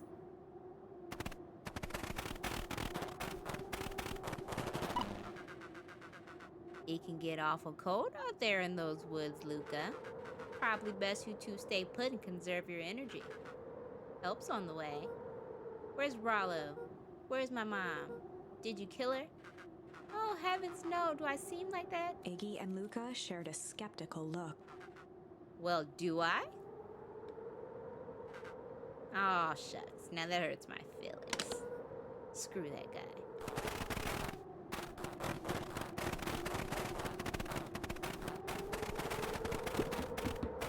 A disc of smooth metal was lightly covered in snow. Two faint seams were visible along the surface. A manhole cover? If it is, I've never seen one like it.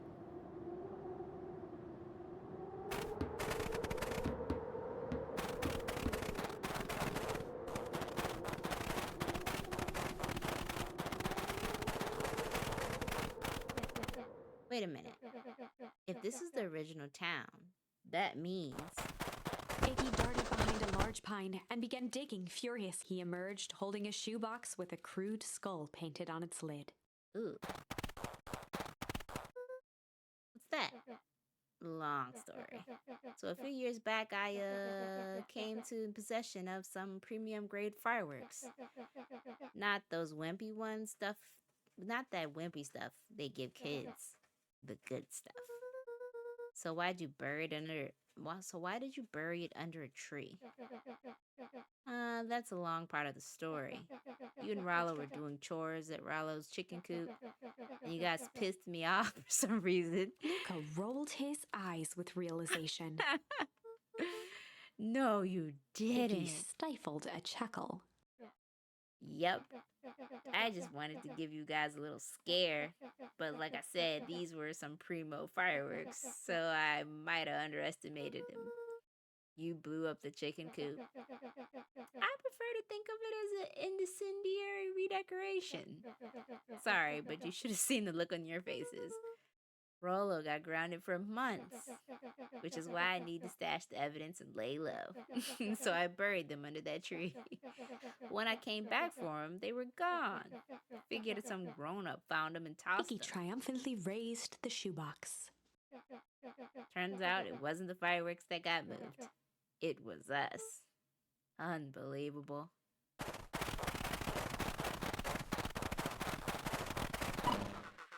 Do you think this is a game? Newsflash, boyo. You're not a hero. You're a little brat who's in the way over his head. A hero is just someone who refuses to give up. Comics these days are rotten children's brains. Everyone thinks they're a spaceman superhero. I was always partial to Hank Atomic myself. Is that so? Do you really think you have a chance against us? You have no idea how powerful we are. Prepare for blast off, loser. Well, I already know how this goes. Luca and Iggy inched up to the edge of the hole with bewilderment in their eyes. Arctic air breathed out of the cavern in heaving gusts. Echo, echo, echo, echo. Whoa. I can see why they wanted us to move out of the town now. Why did they dig a giant hole? I think this is it. This is the source? It's a dang hole. How do we smash a hole? Oh, it's much more than that, my annoying little friend. Grr. Where's Rollo? I wasn't lying before. He's safe. Well, safer than you two, at least. Drats, it's cold. You just had to drag me all the way out here, didn't you? Mr. Kerr gazed down the abyss in contemplation. It really is something, isn't it?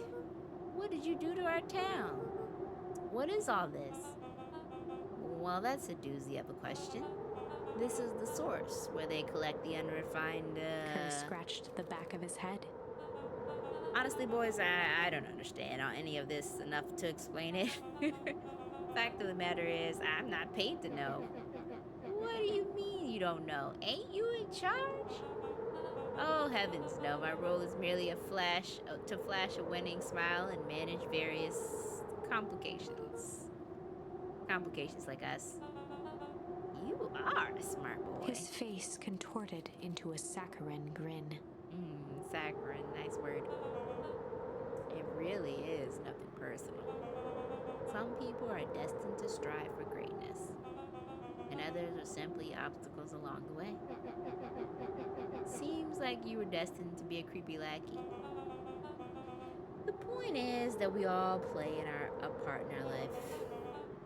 Mine just happened to be lead in the role of a lifetime, and yours happened to be extras ready for your curtain call. We aren't giving up without a fight, you know. Your smile's not gonna be winning after we're done with you. Now, boys, there's no need for the melodrama.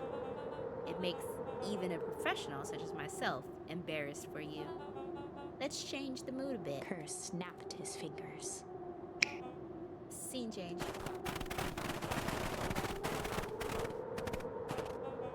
I thought the whole scene was gonna change. I'm really disappointed. There, that's better. Deal with them. Iggy turned to Luca with a sly glance. Why are you smirking? Because I have a box full of fireworks and you don't. Iggy waved the box into the air, threatening to drop it down the hole. Stop! Let's not do something regrettable. Joke's on you. Regret is one of my specialties. Out of curiosity, what would happen if I threw these into your precious hole? Nothing. Nothing at all. You're a terrible liar. I'll have you know, I am an exceptional liar. Bup. That's far Iggy enough. plucked a single bottle rocket from the box and held it up with reverence. Stop, you fool. Call off your goons. After a long pause, Mr. Kerr flung up his hand with frustration. Very well. You can all head back for the night. It's been a long day. I'll handle these two from here.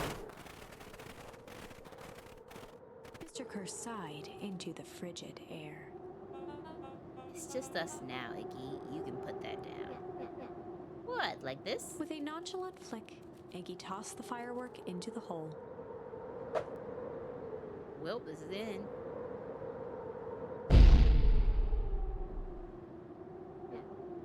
Ooh.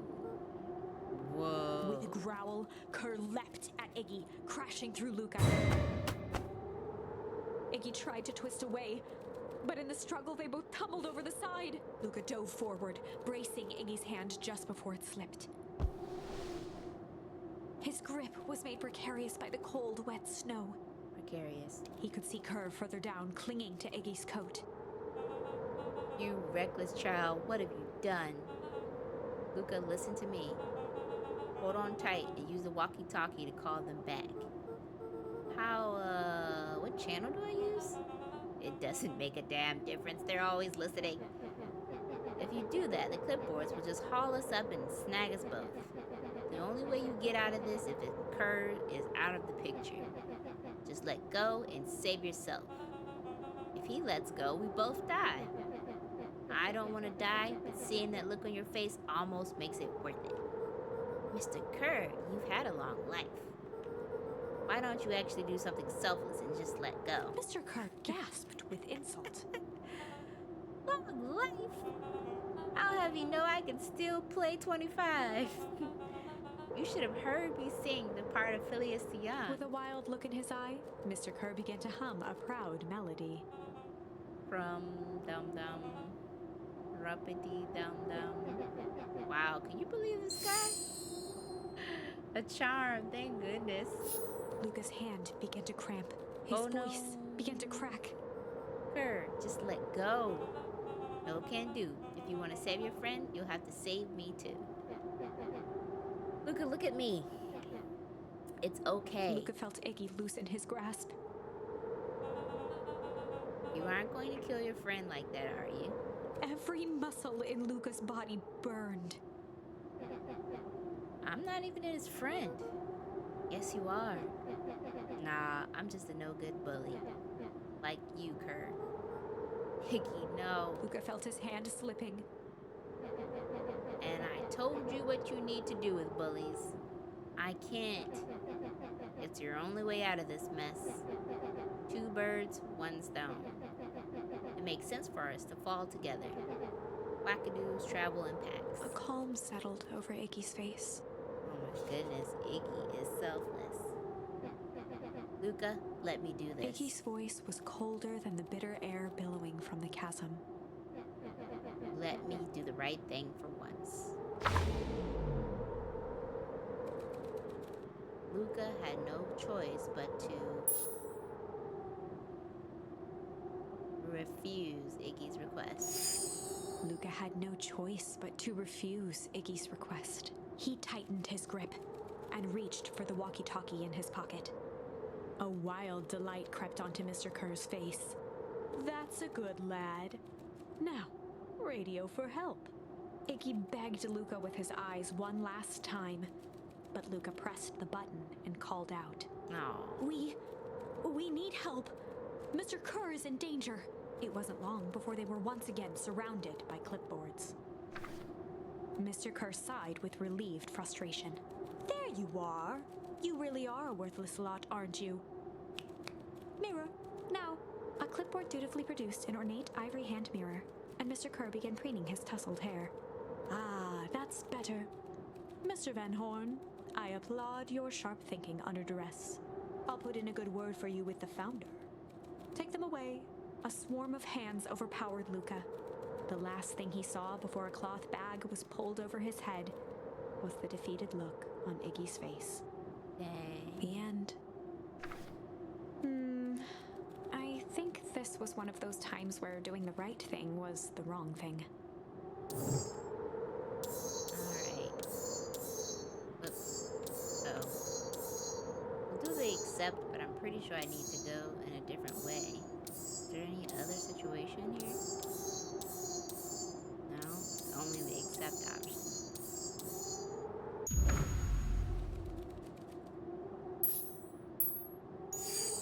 Luca had no choice but to accept Iggy's request. With a quiet blink, Luca watched a teardrop sail down into the howling void. As his fingers slowly gave up, he met eyes with Iggy. Good. Aww. The two silhouettes were swallowed even by worse. darkness.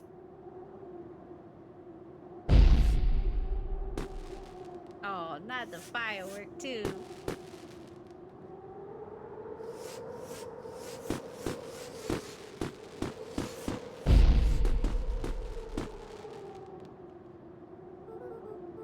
Hell of a goodbye, Iggy.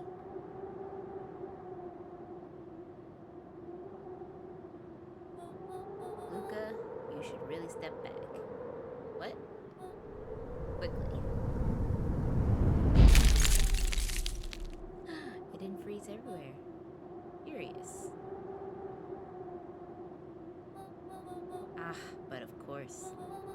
Those fireworks of Iggy's might have been just the right amount of energy. We should get out of here before perennial harvest arrives. Not until you tell me what just happened. Your friend's sacrifice just saved this town. For just a little while, anyway. How? Tempest Liquiamine.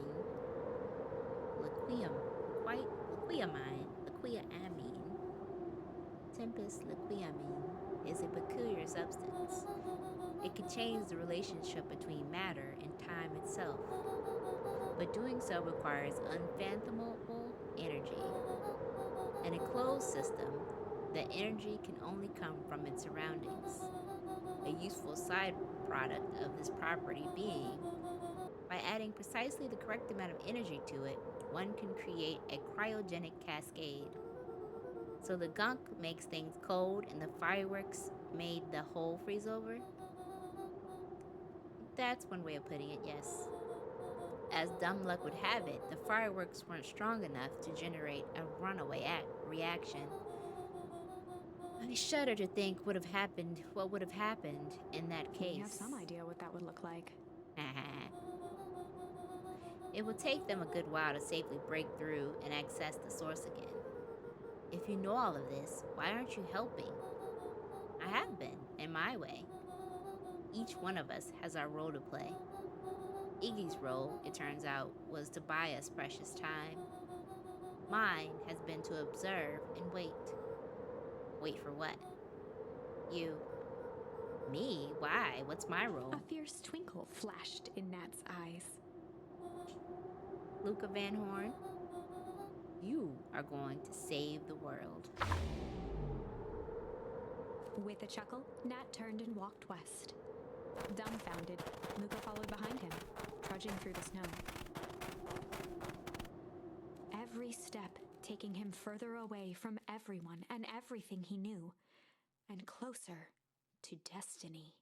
To be continued in Beacon Pines, Pines Harder. What? Revenge served cold, second time's a charm? 2 charm. Wait, that's it? This ends with a crummy cliffhanger just when it was getting good? I was even starting to like Iggy. No way. I refuse to be associated with some never-ending parade of sequels. Let's go back and find something more definitive. Dang. Okay. Where are we? Where are we left?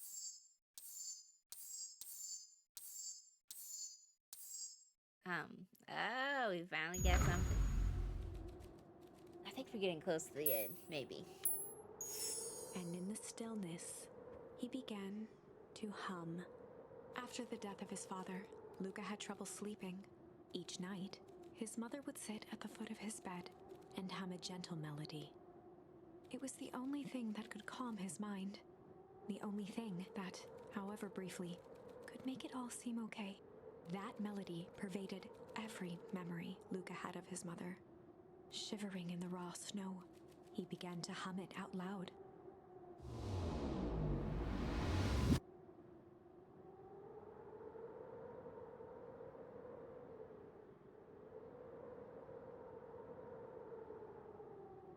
There's like nothing.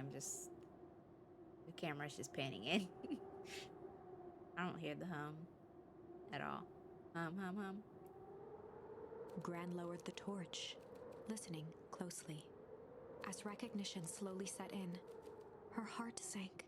Those countless nights of consolation, the incomparable loss they shared together. She let the torch fall to the snow and sizzle out. A few steps toward Luca was all she could bear before dropping to the snow herself. Aww. Through a flood of tears, she began to hum along, note for note.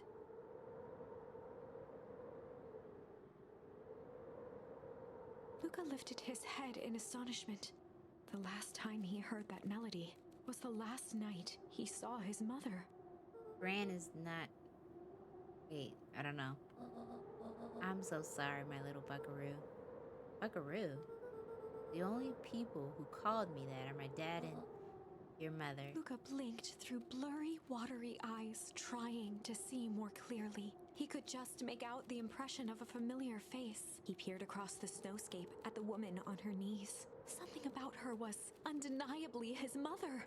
Only What? smaller, older, changed. Mom? That's right, buckaroo. Mom?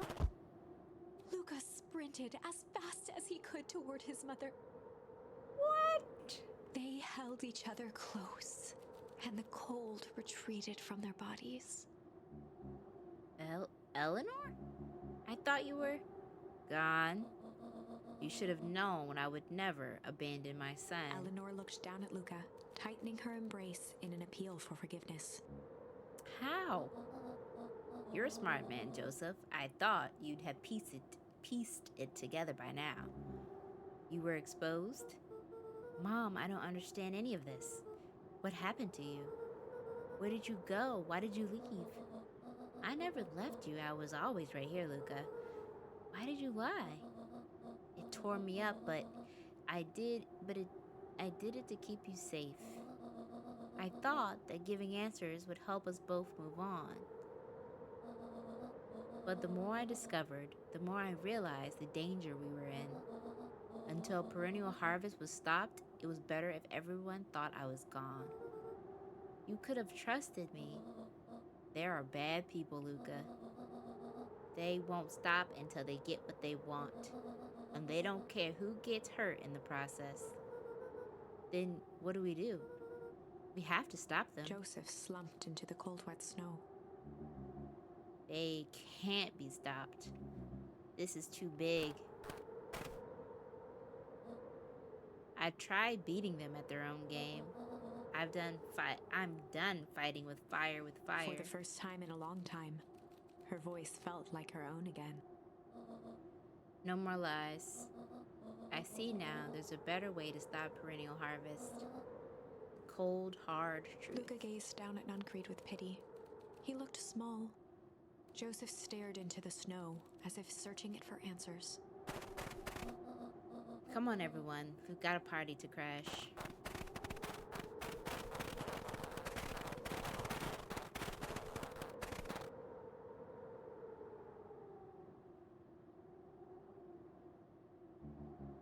You don't understand. He always wins. Chapter 9. Woo! The Devil You Know. 7 months ago. Eleanor Van Horn crept down the maze of sterile hallways under perennial harvest. She stopped in front of the large steel door marked Deep Engineering. No turning back now. She raised a trembling hand. The stolen keycard worked as promised, and the door buzzed open with mechanical efficiency. She was immediately hit with the smell of disinfectant. It was some sort of laboratory. In one corner was a desk covered in papers. Across the room stood a tall metal pod with hoses protruding from its base. She rushed to the desk and began shifting through the piles of papers. They were experiment reports on something called Tempus liquamen. There were dozens of them, every one stamped failed. Eleanor heard the sharp echo of footsteps approaching. She was out of time. Her eyes scanned the room, eventually landing on the strange pod. Muttering a curse under her breath, she dashed over and dove inside.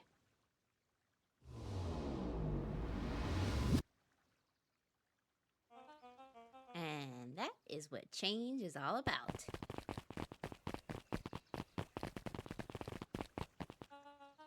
Grabbing the future by the scruff of the neck and making things happen. Change is choice. I am tickled pink that we will all be making that choice together. How great is that? This man is a liar. Excuse me? I will not.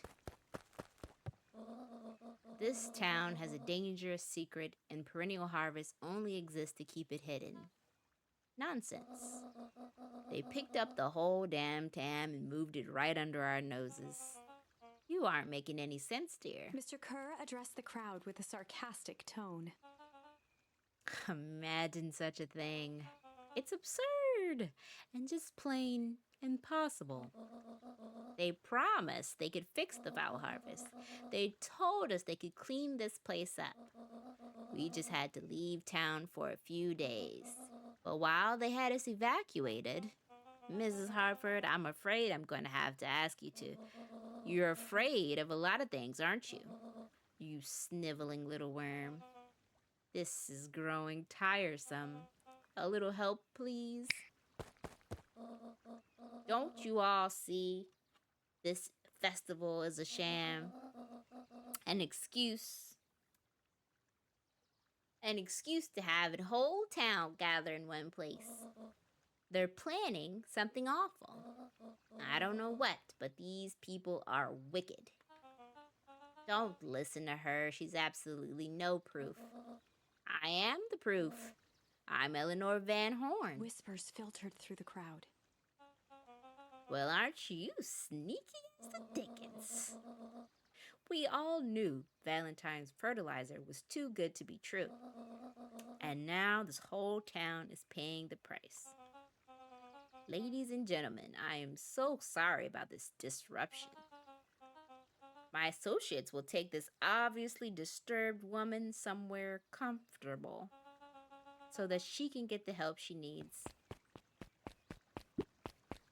She's not the one who's disturbed. You two-timing clown. You all know there's something wrong here. It was just easier to look the other way. The truth is,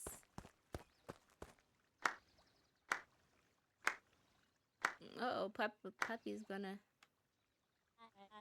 That's quite enough, Mr. Nuncreed. Torment dragged on Joseph Nuncreed's face. Yes, sir. Take them away. No, I want them to see this. The ever-tempestuous Eleanor Van Horn. You've been quite the thorn in my side.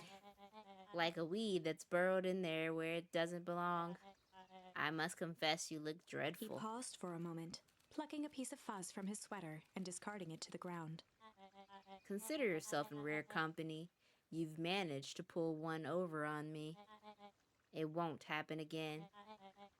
I knew you had some sort of plan to disrupt our little party. But alas, I expected something a bit more impressive than incoherent rambling. No matter. Your failures are yours to bear. Mr. Kerr? Yes, sir. It is a shame it was cut short, but I thank you for your rousing oratory. I will take it from here. Yes, sir. Of course, sir. You have done quality work for me, William. You can look forward to a recompense we agreed upon. Kerr gave a bow of deference. Founder, you are most gracious. Gasps rippled through the crowd. Thankfully, we can dispense with the formalities from here on out. Solomon pulled a glass vial from his pocket. In one smooth motion, he downed its contents. A triumphant smile grew across Solomon's lips. You can all call me Sharper Valentine. His body and face began to contort and expand as he disappeared into a belching green mist. Ooh. A hushed horror gripped the crowd. Yo. This is a story about change. What? No. Ah, so you didn't see that coming. Good. Sharper examined his new hands. Well, this is quite the improvement. Everything looks so much smaller now. Eleanor was right about one thing. This festival was a ruse. I wanted you all to witness my glorious return with your own eyes. Why does everyone look so downtrodden? This is a celebration, people. Maybe it would help if we set the mood. Mr. Kerr, be a dear and reveal the sign. Sharper Valentine Festival. Ha, wonderful. Sharper choked out a crude squawk of a laugh. Frustrated grumbles sprinkled through the crowd. Sharper, you malicious bastard. I'm glad you're back so I can tell you to your face. You destroyed this town. We ain't gonna let you get away with it again. Sorry, this is not time for audience participation. Some assistance, Mr. Kerr? William Kerr gave a subtle nod to the clipboards. You coward. Does anyone else have something to contribute? A helpless quiet settled over the crowd. I thought so. Did you all truly believe you could be free of me? A town of complete and utter fools. You people should be celebrating my return. You're clearly lost without me. And that leads me nicely to my children. Daddy? I gave you both the greatest gift a parent can give, the opportunity to prove yourselves in my absence. Squandered. To say I'm disappointed would be an understatement. But silence, Augustus, and a daughter speaking. I don't know which is worse, a son who's completely hopeless, or a daughter with such potential who inevitably lets me down. Eris, you fail me with admirable consistency. Thankfully, I was counting on it this time. Father, I have been wasting time, my dear. What have you accomplished? I was focused on cementing our legacy. Legacy? Who needs a legacy when you could just live forever? But what about... It's alright, kiddo. I'm afraid you suffer from a complete lack of imagination. There's just no helping it.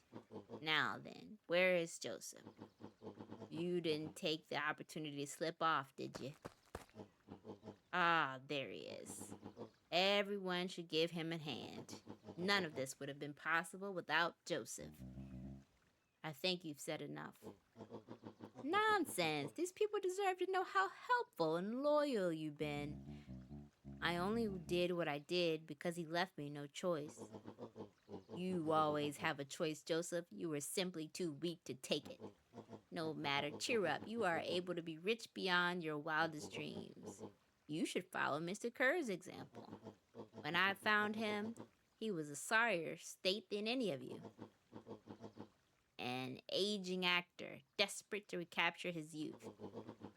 He played his part, and soon he'll be able to play the leading man again. Forever, in fact, if he remains loyal. That goes for all of you. Well, those who haven't already frittered away my goodwill, because Beacon Pines is mine again. And I am willing to share its spoils in exchange for absolute loyalty. Are you saying William Kerr was never in charge of Perennial Harvest? Ha! You think that puffed up blatherskite could have accomplished all of this? Don, I suppose it's time for your big exclusive. Sharper addressed the crowd with indignant pride. Oh boy. He'd planned this moment for so long that now, at the deed's fruition, it almost felt frivolous. You see, I needed a figurehead to hold things down while I orchestrated my return. Someone to misdirect, lie, and bilk this town for a spell. So I invented William Kerr. Take your bow, you've earned it. Mr. Kerr flourished a preposterously elaborate bow. Patrick C. Montesquieu, thespian extraordinaire, at your service. Founder, I just want to thank you again for this opportunity. It truly was the role of a lifetime. Wait, so this Bill Kerr was a patsy the whole time? Patsy. Now that your secret is out in the open, what's to stop this town from rising up against you? Oh, that's the delicious part. Fear. Thanks to our clipboards, I know what each and every person in this town fears most. And I will make those fears manifest for anyone who steps out of line. This choice is simple. I'm not afraid of you. The young hero. I've kept a keen eye on you, boy. You and your friends made a habit of disrupting my plans. What a pity if things would have gone a bit differently. You might have had your moment of triumph, but that's fate for you. You can't do this. Oh, but I can. I have won. Never underestimate what a great man can do given time. And now, time is my plaything. Perhaps the most expensive thing I've ever bought, but well worth it. Ha! Sharper coughed up one final laugh and cracked his knuckles. Enough chit-chat. Let's get to work, shall we? And so, Sharper set about remaking the town in his own image. The fertilizer factory soon reopened for business. Sales rose steadily as more and more farmers across the countryside began to swear by its miraculous properties. Beacon Pines became famous, a secretive town that, for the right price, shared its gifts with all. Gifts that became more and more necessary in a world where winters grew longer and longer. The end. This is wrong, but things are becoming clearer now. You can feel it, right? Yeah, I can. We can't let Sharper win. He might just be the key to this whole thing. Okay. Let's see. Where do we go from here? There was a... Here? Very nice. I think...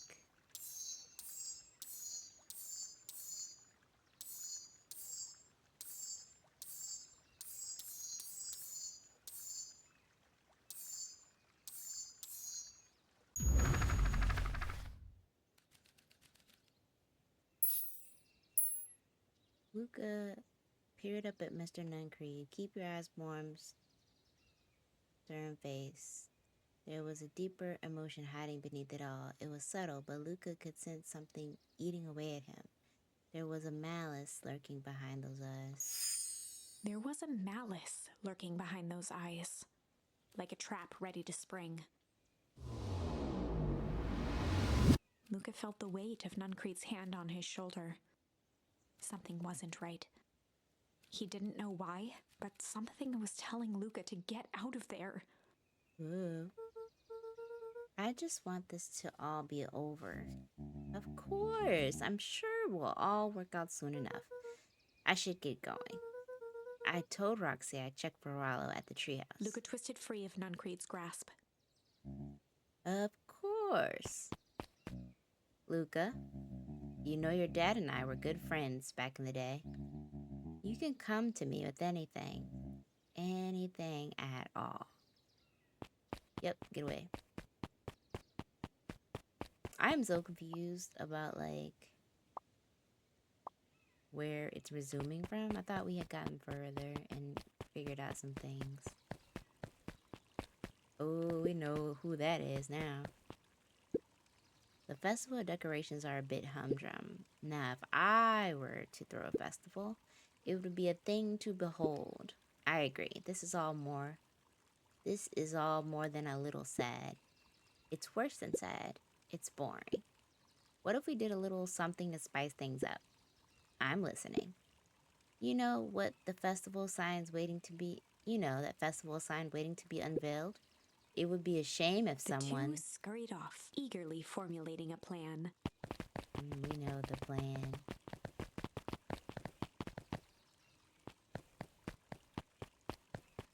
What am I doing? Oh. Identify yourself, please. Nellie Modwell. I work here now. I'm unable to locate you on our staff roll. Oh, I don't officially start until tomorrow. Mr. Kerr said I could come in early tonight to get a few things done. Hold, please. Clearance authorized. Thank you. Our harvest awaits. What am I doing? Hold on, just wanted to see if there... It's like the only thing we haven't done, so... We'll just get into it. Wait at the treehouse till Rollo shows up. Okay.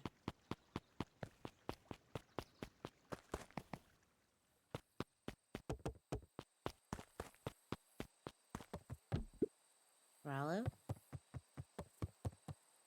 He aired a long holler into the woods. Rollo! Sigh.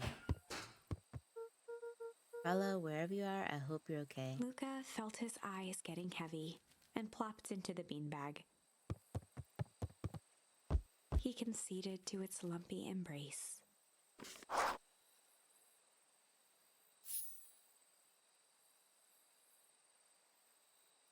Once again, Luca found himself in a vast black expanse. This time, he knew exactly where to go. He took a single confident step forward. The world flickered and pulsed. He found himself standing in front of the frigid air of a blazing campfire, the source. He plopped down cross-legged and gazed into the cold flame, waiting. Soon enough, the fire began to die out, popping sporadically, until all that was left was a single ember. Luca stood up and dusted himself off. He plucked the glowing ember from the cold ash, examined it, and slid it into his pocket, a keepsake. The voice of his father spoke behind him. "You made me proud, buckaroo." Luca turned to face him. "Dad, what is this place?" A warm grin grew across his father's face. "A place where everything that has been and everything that could be all wait together." Luca found himself staring at his father's face, trying as hard as he could to memorize every single detail. "Wait? For what?" Another voice spoke out as Luca's doppelganger stepped forward. "That's up to you." Without knowing why, Luca began to weep. Is any of this real? Are you real?" Luca's father bent down to smudge away a tear. "Of course. I'm as real as the part of you that misses me." Luca turned to look at the older version of himself. "And you?" The doppelganger choked back tears. "I'm as real as the part of you that's angry he's gone. Mm. Does that make sense? Through his tears, Luca laughed. I think so. His father pulled him in for an embrace. Time to go, buckaroo. Luca was startled from his dream by Who a is banging it? on the floor. Are you in there? A commanding voice rumbled from below. Just as Luca sprang to lock the entry hatch, the door knocked open. Chapter 5. Dangers big and small. Luca stumbled back. He heard the rope ladder creak under significant weight. Keeping his eyes fixed on the hatch, he inched backward to the balcony. As his hand grasped the door handle, Luca froze. A large figure clumsily wriggled up through the hole. Who is it? Stop right there, or I'll... Sheesh, I know it's dark and all, but I figured you'd recognize me. Who are you? The large figure cocked its head inquisitively. Stop now, I'll clobber you with the baseball bat. Whoa, whoa, whoa, take it easy. Luca, you need to get your eyes checked. It's me, Rollo. Why is Rollo so cute and grown? Nice try, but I know you aren't Rollo. You're like one of his random uncles or something. Where is he? Uncle. Luke, quit messing. It's me. If it really is you, prove it. Flamin' chicken coop, Luca. Luca's jaw dropped. Oh my goodness. He peered more closely at the man standing in front of him. Something about him was undeniably Rollo. Only bigger, older, changed. How? What happened to you? When I was running away, I ran into more people in those yellow suits. They grabbed me and dragged me away. What? Where did they take you? Don't know. They threw a bag over my head. It was cold and smelled like a swimming pool. I think it was an underground lab or something. They made my hands all big. Look. Rollo proudly presented his hands to Luca. Pretty sweet, huh? I mean, it wouldn't be my first pick for a superpower. But beggars can't be choosers. Rollo, it's not just your hands. My feet too? Dang, Pa just made me new shoes. Wait, Luca, why are you so small? Luca moved to the side and pointed Rollo to his reflection in the balcony window.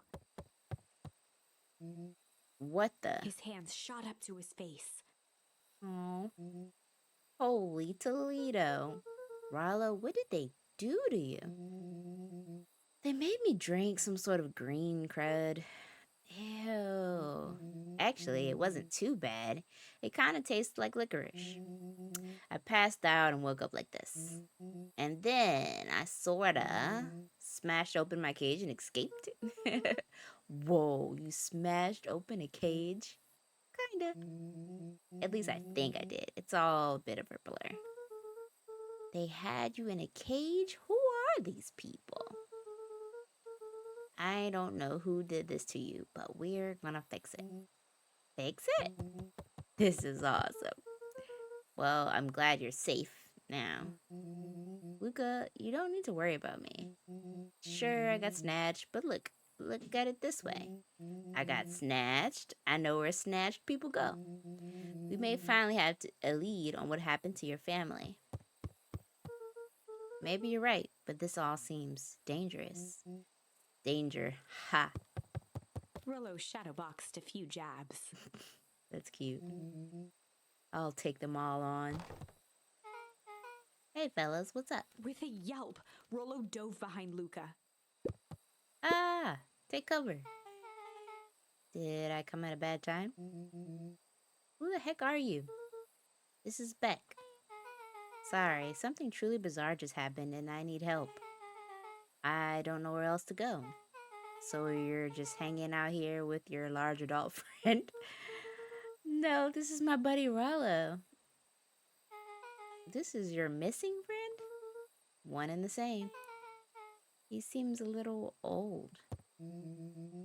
I'll have you know this is a recent development. What the heck does that mean? Oh, I'm sorry. You're the one who just showed up out of nowhere. So we'll be asking the questions here. That's fair.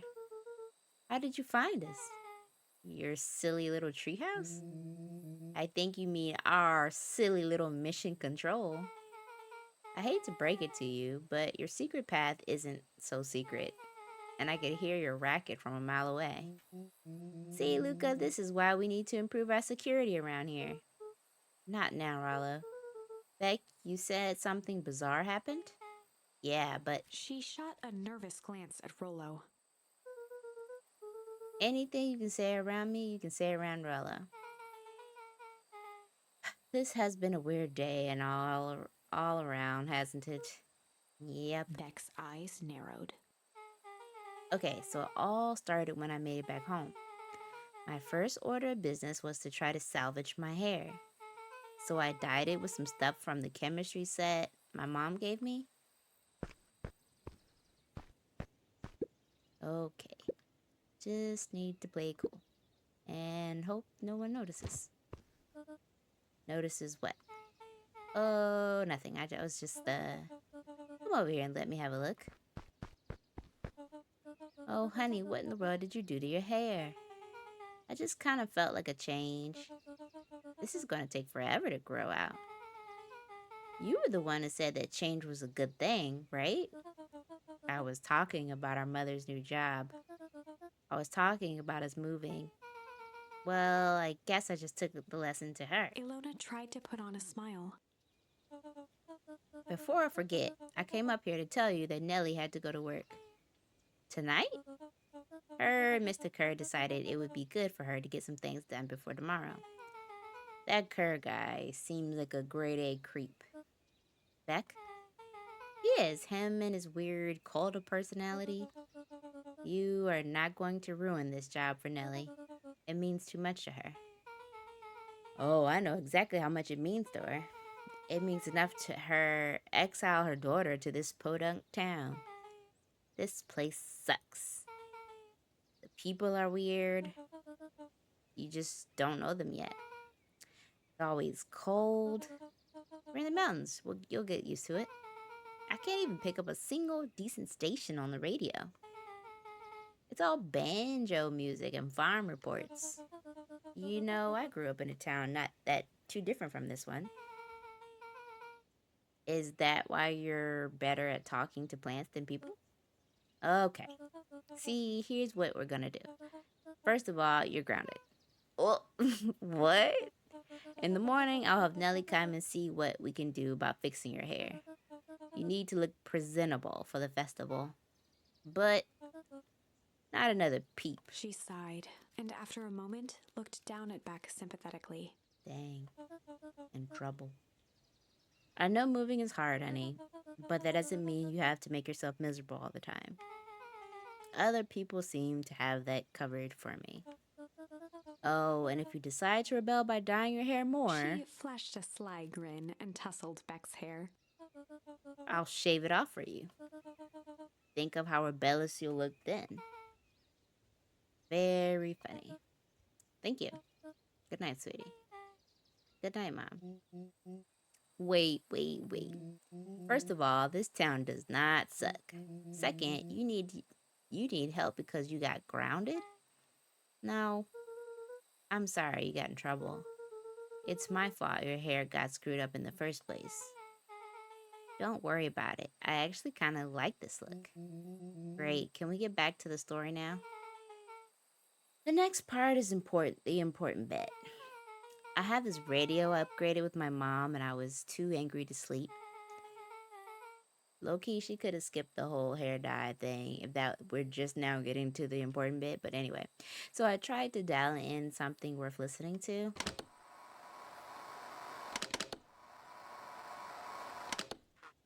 Mr. Kerr, are you there? Mr. Kerr? Yes, I'm busy. What is it?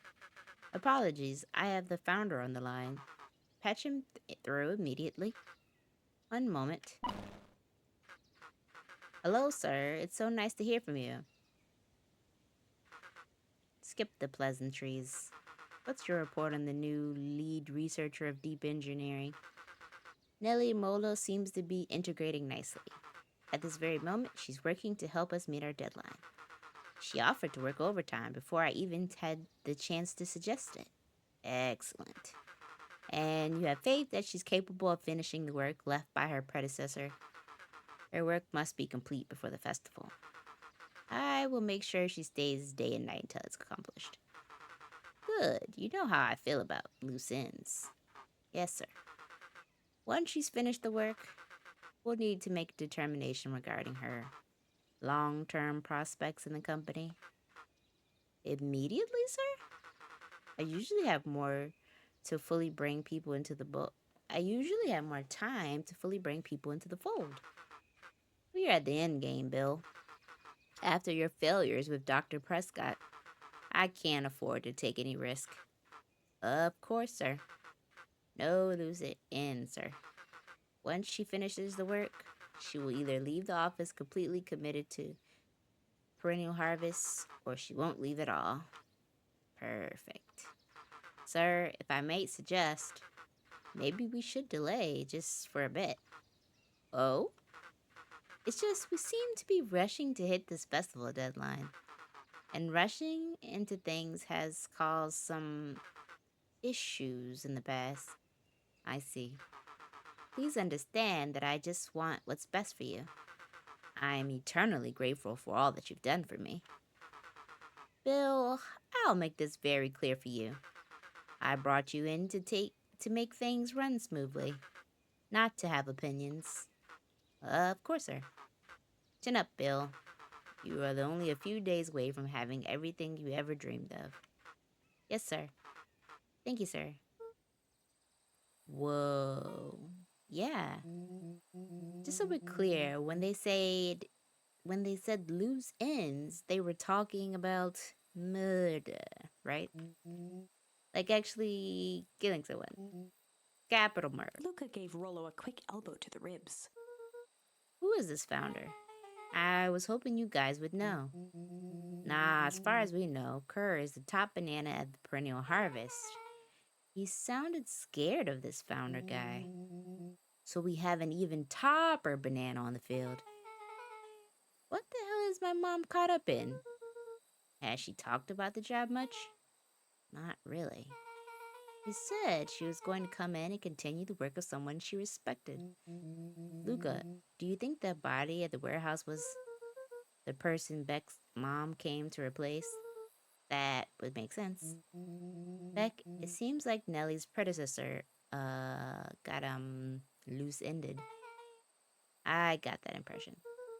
Okay, so we need to get your mom out of here before the festival happens. That's 2 days away. Won't she just come home after work? The creep on the radio said they were going to hold her there until then. So if she's not coming out, we gotta go in. Beck flicked a large sheet of paper out of her pocket and slammed it on the floor. Maybe this'll help. You have blueprints? Well, it really is just a welcome map from my mom's PH orientation day. But it shows the layout. Sure looks like blueprints to me. Look, here's the reception area. There's a founder's big room marked founder's office. It even has the exits marked. Guys, we have a deadline. We have an objective. We have blueprints. You realize what this is, right? Rollo started to wiggle with excitement. I think we're heisting. This is officially a heist. Chapter 6. The Heist. They spent the night's end huddled around that small map, formulating a plan to infiltrate the headquarters of Perennial Harvest. It would be no small feat. A modern facility equipped with all manner of technology, not to mention the swarm of clipboards that would most certainly be scattered throughout. I hope this is not a sneak mission. I'm really bad with By those. the time the sun began to peek through the car window used as a makeshift balcony door, all were in agreement. this could just work. He The final started day it. before the festival would be used to prepare. They'd need to pool every resource at their disposal, pull every favor with a thread. Even enlist some unsavory characters around town with important tasks only they were suited for. Luckily, there was enough ill will and mistrust toward Perennial Harvest that alliances could be found at a bargain. Luca, Beck, and Rollo rubbed their eyes as they exited the treehouse. They hadn't slept at all that night. How can There you was do no it? time. The festival was to begin in one day, and they each had their assignments. All right, quick recap. Rolo, you're gonna talk to Roxy cordially. Without her and Fitz, this whole thing could go bust. Me, Cordial is my middle name. Uh-huh. And how do you plan to explain your He new waved vaguely at Rollo's sizable figure. circumstance? Bah, she'll be happy I'm alive. She won't even notice. Beck snorted an involuntary giggle. And Beck, you're sure Ilona won't just shoot this whole thing down when she hears it? She'll listen. Once she understands the danger Nellie's in, the danger we're all in, the plan will make sense. Okay. That leaves me with Jeff and Iggy. Is it Geoff? How are you going to persuade them? I'll think of something. They each looked at each other with sleepy confidence. Well, Godspeed. Enlist Jeff. Enlist Iggy and Tish. At least Iggy's alive in this version. Isn't this Jeff? No, this is not Jeff. I guess not. Who is Jeff? Is the... I know who he is. He's like the guy that looks like a weasel. Where do we find Joff? Are we getting close to the end, Breeder? Undaunted, he shook his head. Over? No. Endings are merely a state of mind. This doesn't end until I give up. Wow. I admire the conviction. But can he really pull through? I don't know, I'm getting sleepier every day.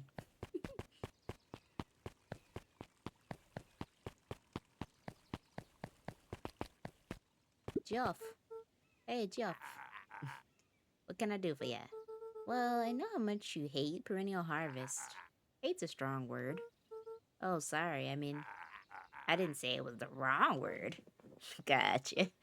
So we're gonna break into the headquarters, and I thought you might want to help. Jeff wheezed out a long snicker. You see, I do. You kids were all right.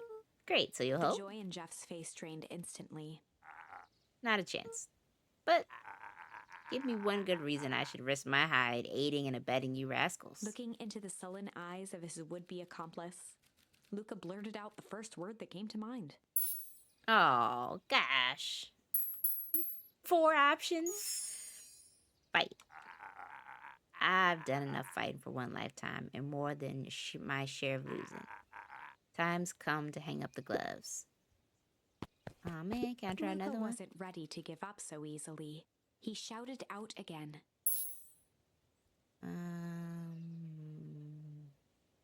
Junk. Yeah, what of it? Sonny, I've got more junk than a king has copper. Ain't interested. One more time. Jeez. Yeah, it's all shit. I still ain't helping. Ain't that some shit? Alright, dude, I got one option left. Hide. Jeff's brow perked up. What you say? Go ahead and hide Sensing then. some traction, Luca carried on with vigor. Let a bunch of kids do what needs to be done. We're not afraid. Jeff's scowl faded with a sigh. Say what you will of old Jeff, and they all do. But you'll never hear him say I hid from nothing. One good stomp of the foot was all Jeff needed to drive his point home. What is it you kids need? Some sort of disguise. I've got just the thing. And while we're at it, that crate should come in handy. This ain't gonna be free, you know. I'm thinking 5 bags of sauerkraut should cover it. Put it on my tab? Luca offered out his open hand to seal the deal. With a firm and dusty grip, Jeff reciprocated. Done. Swing by first thing in the morning. Whew. I was about to say, if they're gonna make me do this thing 4 more times. I don't know. Okay. Now we have to find... just who I'm looking for. Hey, Tish. Look who it is. I don't know why I went with that voice. I'm not doing it anymore. Luca, are you here to try to tickle us to death again? Look, just hear me out. Iggy raised an eyebrow suspiciously. We're listening. Iggy, I know we both got giant bags of shit to each other. Iggy gave a reluctant shrug. You're not wrong. But lately life has been kind of strange, you know? Iggy considered the point. Things have been weird around here. So I'm offering a truce, and I'm asking for your help. What do you say? We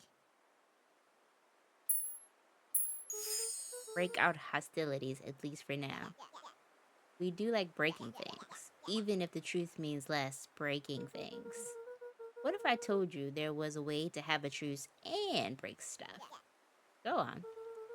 I need you to cause a distraction so I can sneak into Perennial Harvest. A wild-eyed grin spread across Iggy's face. My, Luca Van Horn, I'm impressed. And after all this is done, maybe you and Tish can come hang out at the treehouse sometime. Iggy glanced over to Tish, who nodded in agreement. Fine. But not because we want to see your crappy treehouse. We just like to cause chaos. With a quick nod, Luca was off.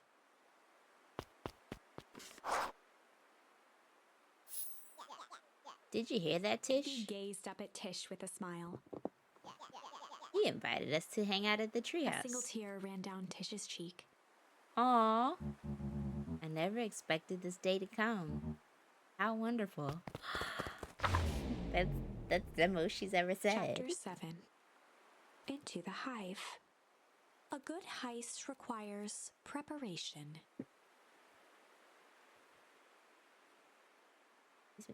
And thorough preparation takes time, something they had precious little of. So far, everything was in order. Jeff, Iggy, and Tish all agreed to do their part. Beck radioed Luca that night with a simple and covert message. We're locked and loaded on my end. Yeah. And Rollo, after a lengthy confession, managed to persuade Roxy and Fitz to help. He stowed away in mission control for the night to avoid attracting attention. Rollo, being uniquely suited for the role, would be the first to breach Perennial Harvest. The outfit provided by Jeff wasn't perfect, but a convincing disguise is 10% wardrobe, 90% confidence. Rollo took a few vigorous breaths Look at and shook out his arms. Oh, I love it. Just stay calm, Rollo. You can do this.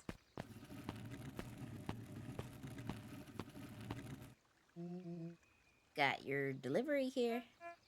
Delivery? I don't think I have a note about a delivery. One moment.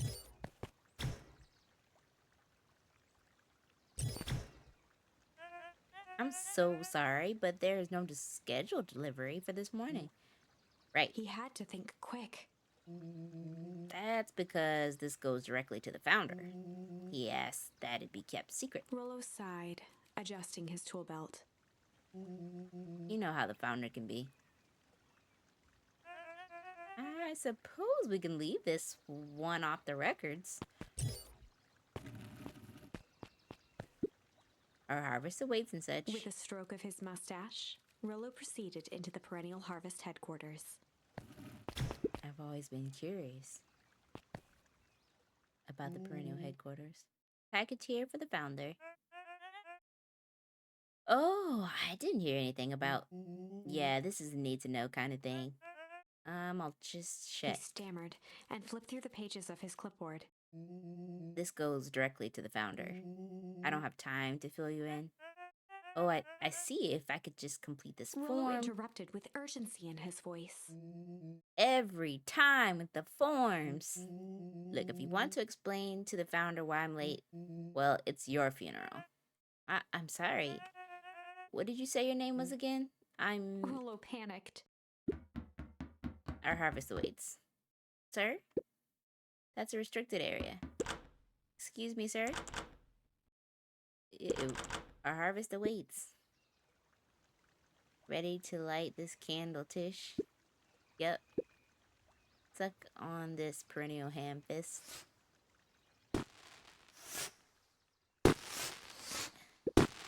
What was that? The distraction was enough for Rollo to regain his confidence. Just open the damn door. I've got a job to do. The clipboard fumbled around in a frenzy. I should check on that noise. Oh, come on. Just buzz me in already. Okay. It worked. Phew. That was close. Our harvest awaits. Hey, I figure, when in doubt, stick with the classics. Well, that was a close one. Boy, you pulled it off. Nice, Rallo. Alright, everyone knows what to do. Yep, deep engineering is to the north. I'll go with Beck. In case she needs some muscle. I'll head to the east, to the founder's office. You two be safe.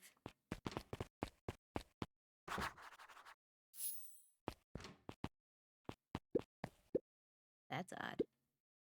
There's not even any cups for the water. Uh-oh.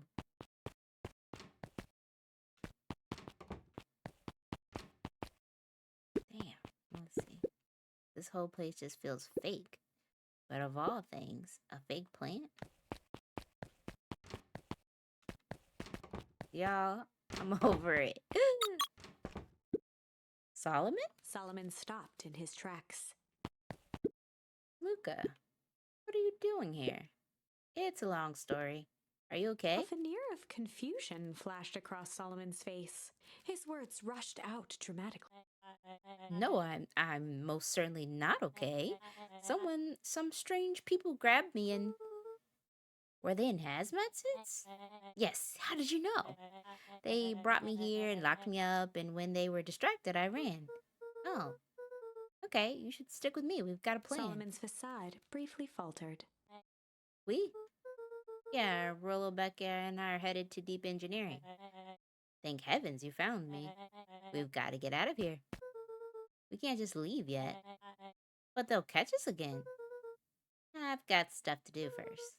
When you're running, did you happen to see the door marked Founder? Founder? Why are you looking for him? I'm not. I just need to get to the office. Now that you mention it, I do think I saw a door that said Founder. It's just down this way. Luca happened to notice a plaque above the door. Office of the Founder. Knocking comes with consequence. Oh, here it is. So it is. It's pretty lucky that I ran into you, or else I might have missed it. Truly unfortunate. Truly fortunate. Luca tried the handle. Locked. Solomon leaned forward to examine the mechanism. Regrettably, it seems to be some sort of electric lock. I don't see how we could possibly defeat a lock like that. Luca smiled and looked at his watch. Let's just wait a minute.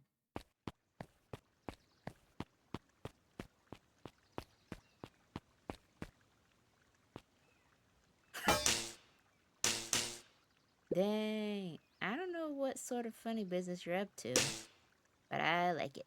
She mimed a quick hat tip and ambled off with a whistle. Howdy. Good afternoon. The light on the keypad changed from red to green. How did you do that? Good to have friends. Quick, let's get inside before someone spots us.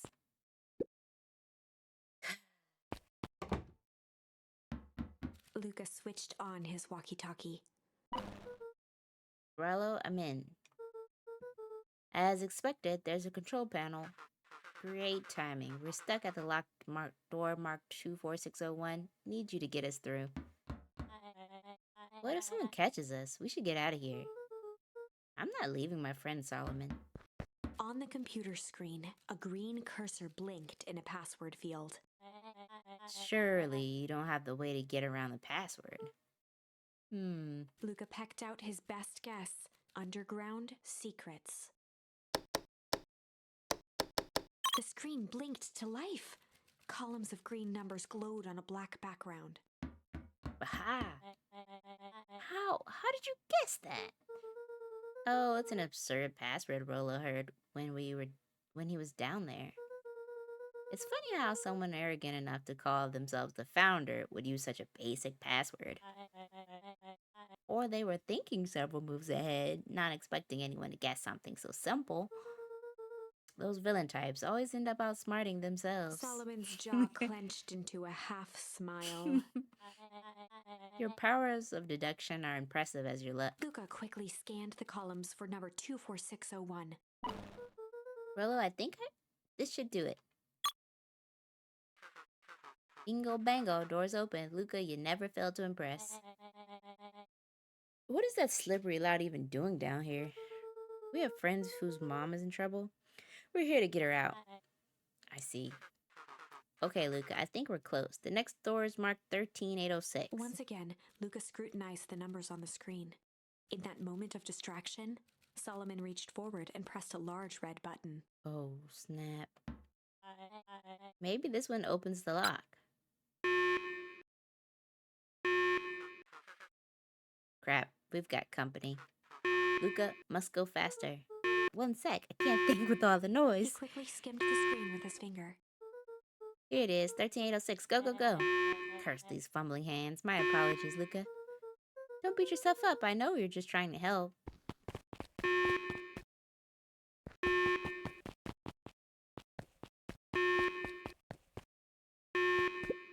Aw, man.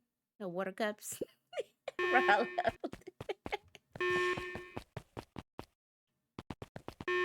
Kids. Rollo, are you okay? Rollo, come in. Mr. Kerr approached with a sneer and spoke into his walkie-talkie. You can turn off the alarms. They're trapped. With self-satisfaction, he called into the hallway. That, my dears, is a dead end. Nowhere to run. Rollo, where are you? Are you okay? Yeah, I think we lost him. Making our way back to Nellie's office. Okay, you two rabble-rousers, are you coming with us? Nope. Make a break for it. Did that little shit just kick me? Don't just stand there after them. Okay, I think they work. Roxy and Fitz have them on a wild goose chase. I am having trouble following what just happened. Like I said, it's good to have friends. Well, how long do you think Roxy can distract them? How long can Roxy keep someone so pissed off they can't see straight? Let's just say we've got time. Entering Nellie's office now. Mom. Oh, honey, what did you do to your hair? I thought you'd be happy I finally used the young chemist lab kit. You sure have a knack for making me incredibly proud in the most frustrating ways. We need to get you out of here. We? Who is your adult friend? Oh, I'm not an adult. Ever heard of a growth spurt? I had more of a growth spew. No, that's not possible. Nellie leaned over to examine his teeth. Substantial banding on the enamel of the molars consistent with tempest liquamine exposure. Is that what you call the gunk they forced me to drink? You drank it? Oh no. They told me it was only being tested on plants. Oh, Beck, sweetie, I promise I didn't know. Mom, what the hell is going on in this place? I was brought here to work on the discovery of a lifetime. A novel chemical compound was discovered under the beacon pines. A novel chemical compound was discovered under beacon pines in the wellspring they call the source. They named it Tempest Liquamine. It pulls energy from its surroundings in order to fundamentally alter matter's relationship to time. It was a secret to Valentine's fertilizer. They harvested the source, infusing small amounts of Tempest Liquamine into the product. It worked wonders, drastically accelerating plant growth. Crops would be ready to harvest in a fraction of the time. But it led to complications. The foul harvest. Perennial harvest came in to clean up the mess, to succeed where Valentine failed. But Tempest Liquamine is rebellious. Rebellious? You could think of it as a manifestation of change itself. It's volatile by its very nature. So, the more you try to force it to do a specific thing, the more it resists. Yes, I can relate to that. My role was to finish the work of my predecessor, Dr. Prescott, harnessing Tempest Liquamine to reliably manipulate an organism's age. Just imagine how many people we could feed. Mr. Kerr was very insistent that we achieve the successful result before today's festival. But you didn't, right? Nellie sighed. You know how much I love a good puzzle. I poured myself into a problem. It wasn't long till I discovered the oddities in Dr. Prescott's notes. Oddities? They contained obvious errors, mistakes that someone of his reputation would never make. So I fixed them and now I get to replace my entire wardrobe. I really am truly sorry. Meh, these clothes were all hand-me-downs anyway. Sounds like Dr. Prescott figured it all out, got cold feet, and intentionally sabotaged his own work.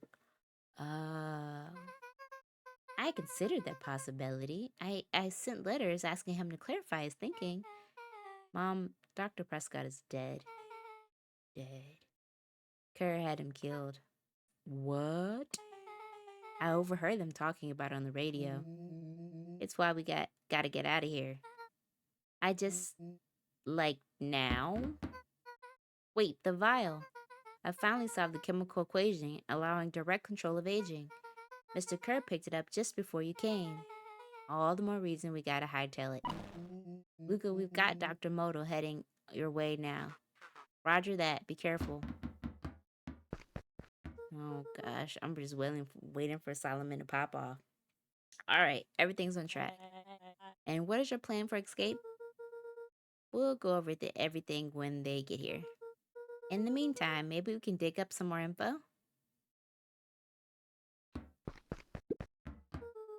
Let's see what else this bad boy has on it. Security system, time card logs, payroll. You know, for being so evil, this guy sure is boring. Solomon muttered inaudibly. Just you wait. Huh? Oh, nothing. Luca tugged on each of the cabinets. Dang, this must be the good stuff. They are all locked. Perhaps not as careless as you suspected.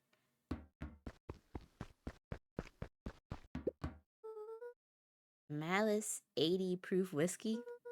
A hard drink for a hard man? Wow, even his alcohol is arrogant. Solomon once again muttered under his breath. I should just smother you right now. What's that? I said I shouldn't bother you right now. Don't be silly, you're not a bother at all. I'm really sorry you got dragged into this mess, Solomon. You needn't worry about me. Well, I feel bad either way. We're gonna get you out of this, I promise. With a subtle, quivering lip, a smile crawled across Solomon's face.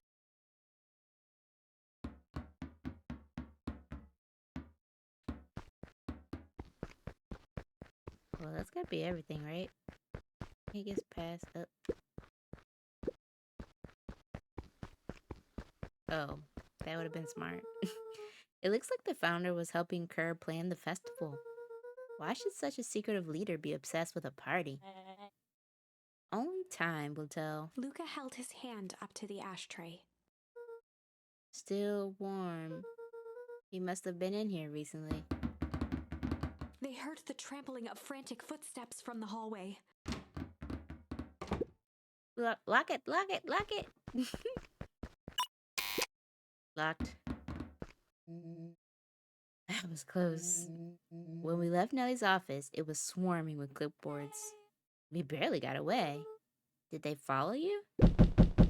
Oh boy. Rollo, before we start tossing blame around, is it possible someone ordered a pizza? We'd love to hear your thoughts. Definitely not pizza. Now I want pizza. What now? Don't look at me. I'm officially retiring from the heisting business. We're so sorry for the inconvenience. We just have a few quick questions. Just let me think. Can someone watch the door? Of course. Oh no. He's gonna open it. Everyone else huddle up.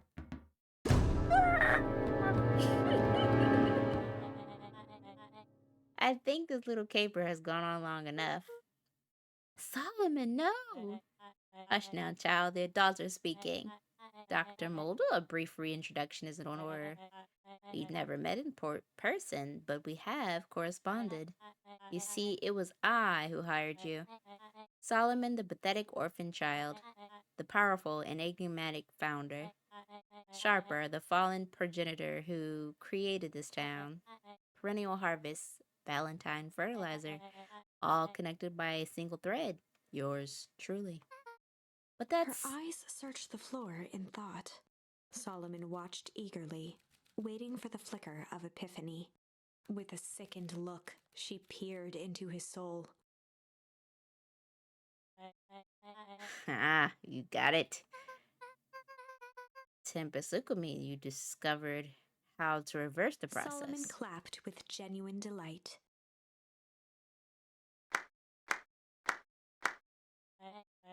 But very delightful. Very good, Dr. Modal. Very good. Though the discovery wasn't intentional. Solomon glanced down, examining his youthful form. And the effects went a little too far for my taste. That's why you needed me to finish Dr. Prescott's work, which you did admirably. Mr. Kerr, the vial, please. Kerr presented it with a theatrical twirl of the hand. Where's Kerr at? May I present to you the eighth wonder Before of the... he could finish, Rollo snatched the vial from Kerr's palm. Wow, this stuff sounds pretty valuable.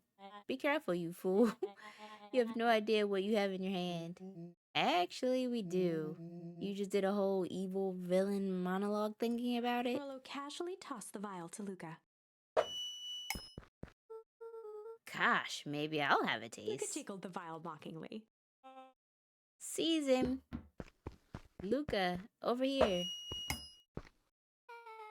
Move another inch and I'll smash it. She held it tightly behind her back. Solomon sighed, speaking in crisp, measured syllables. You have no plan. I'll smash it, I swear. Fine, risk killing us all. Or if you're lucky, nothing happens, then what? We capture you and grant you much less leniency. He pursed his lips with feigned sincerity. But I give you my word, if you hand it over now, none of you will be harmed. A deep uncertainty washed over Beck. You're a smart girl, Beck. But there's no shame in being outwitted by someone smarter than you. We both know there's only one way this ends. She looked to Nellie shakily. With a dispirited nod, Nellie sighed in defeat. Beck slowly approached Solomon. That's a good girl. Beck, don't do it. We can't trust that jerk. I'm sorry, he's right. With apprehension, Beck conceded. Wow. Solomon pocketed the vial and brushed off his shoulder with a sharp flick. Mr. Kerr, you have allowed yourself to be humiliated by a group of children. Report to my office for a performance review. Not a performance review. The blood drained from Kerr's face. Of course, sir. But first, you have a speech to make. Trot over there and give me the introduction I deserve. And don't forget to smile. Yes, sir. And to think all of this is thanks to the efforts of Mr. Van Horn. I don't understand. How is this all because of me? I said Mr. Van Horn, silly child. Dr. Walt Van Horn? Your father was always a thorn in my side. I offered him an opportunity to be a part of something great. But the fool was blinded by righteousness. He even broke into my lab in an attempt to sabotage my work. Solomon shook his head with gratification. But the universe has a funny way of correcting course. By meddling with a force he didn't understand, Walt showed me its true potential. As fate would have it, Luca, your father's dying act was to grant me eternal life. A muffled applause resonated faintly through the walls. Well, that's my cue. After the festivities and my subsequent ascension, I'll return to deal with you all. Until then, I suggest you use this time to reflect on the magnitude of your failure. You three, key posts outside the door. Dang, another failure. Well, crap. I can't believe Beck sold us out like that. I'm not sure she had any other choice. So what now? What's the plan? I don't have one. Of course you do. You always have a plan. Rollo, you just need some time. Rollo, it's over. We lost. Nellie was staring at the floor, deep in thought. Sorry, Luca. Give me a minute to calm my mind. Hey, I'm sorry, Luca. I did what I had to do. I know, it's just we were so close. I've got a feeling that eventually Solomon will get what's coming to him. Time wounds, all heals. Well, time seems like less of an issue for him now. Luca, there's something you should know. After Mr. Kerr locked me in the office, I had nothing but time and curiosity. I poked around a bit, hoping to find a means of escape, but I found something else. A note hidden in a false drawer. What sort of note? Dr. Prescott must have sensed his time at Perennial Harvest was growing short. So he left it behind a letter with the hope it would find his successor. It was a confession of sorts. He left it for me, but its contents, Luca, I think they're meant for you. Why? What did it say? It was about an incident with your mother. Dr. Prescott found her in his lab with a stolen key. There was an accident. She had been exposed to extreme amounts of Tempest liquamine. The color dropped from Luca's face. She survived. Dr. Prescott decided to help her recover. He no longer trusted Perennial Harvest, so he kept her whereabouts a secret. Over time, your mother led him to reconsider the purpose of scientific discovery. Science is often at the vanguard of change, but that doesn't mean it's always right. That's a good phrase, vanguard of change. He realized that no one should have control over something as powerful as time itself. I now believe that's why we begin to intentionally sabotage his own work. And it cost him his life. And that's a reasonable conclusion. Luca was overwhelmed with emotion. But if she's alive, where has she been? With you the whole time. Where is she now? A sudden explosion sounded from the hull. Oh, we're about to freeze. Chapter 8. Comeuppance. Comeuppance. Ears still ringing, Gran picked herself up off the ground. Through the dust and smoke, she looked over to see Mrs. Fratelli helping Hiram Tolliver to his feet. She'd had to beg, borrow, and steal to acquire those explosives. How many nights had she spent visualizing how she'd use them to make things right? And now, her one shot at destroying the source, that damned hole that swallowed so much of her life, was gone. Traded for this jagged hole in a wall and a foolhardy shot at rescuing Rollo. With Fratelli and Tolliver at her side, she stepped through. It was a strange feeling. The last time she'd stalked this maze of hallways, it was in a different body. They quickly rounded a corner to find a group of clipboards guarding a door. Something worth guarding is probably something worth seeing. She leapt forward, brandishing her cane. If her last chance at vengeance for things lost was truly gone, she would just have to fight to keep what she still had.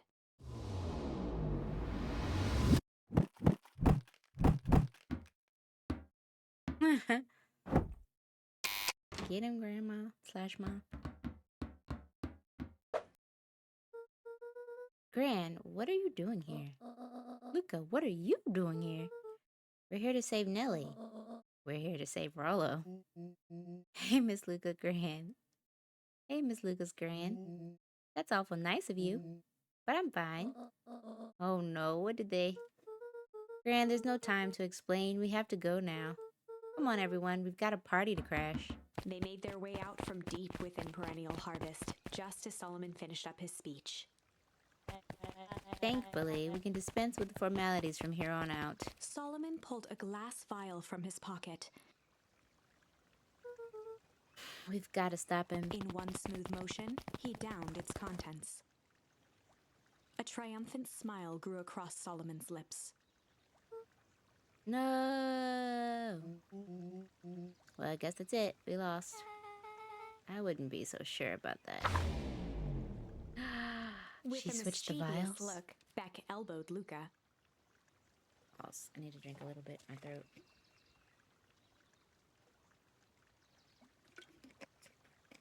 That will be in the recordings. Remember when I had the vial behind my back? I might have tweaked his wonder potion with a little junk. I might have tweaked his wonder potion with a little junk. Can't wait to see the look on his face when he realizes he drank his own cigar ash. How does ashes get into the vial? It was pretty easy to mess with the vial when it was behind my back. Oh, that's sneaky. Well, it's a bad habit anyways.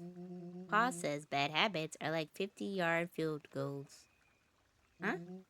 Hard to kick. That's a good joke. You can all call me Sharper Valentine. His body and face began to contort and expand as he disappeared into a belching green mist.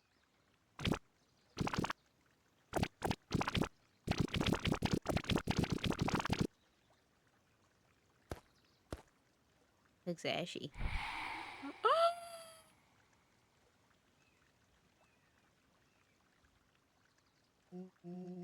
Well, that's one way to kick a bad habit.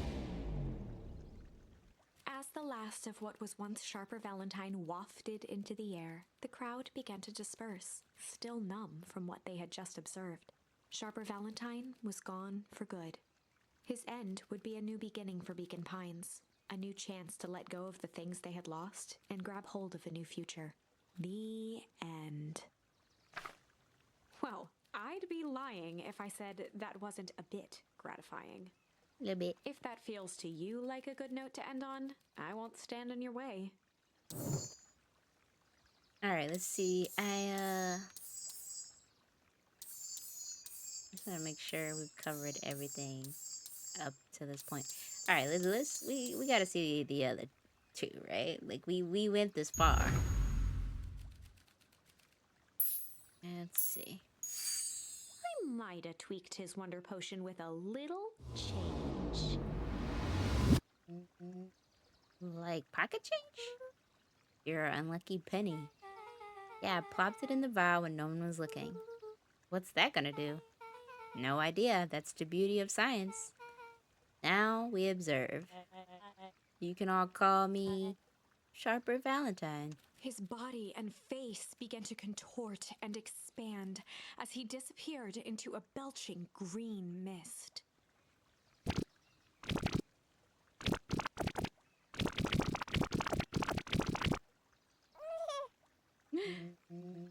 Holy crap, he's a baby.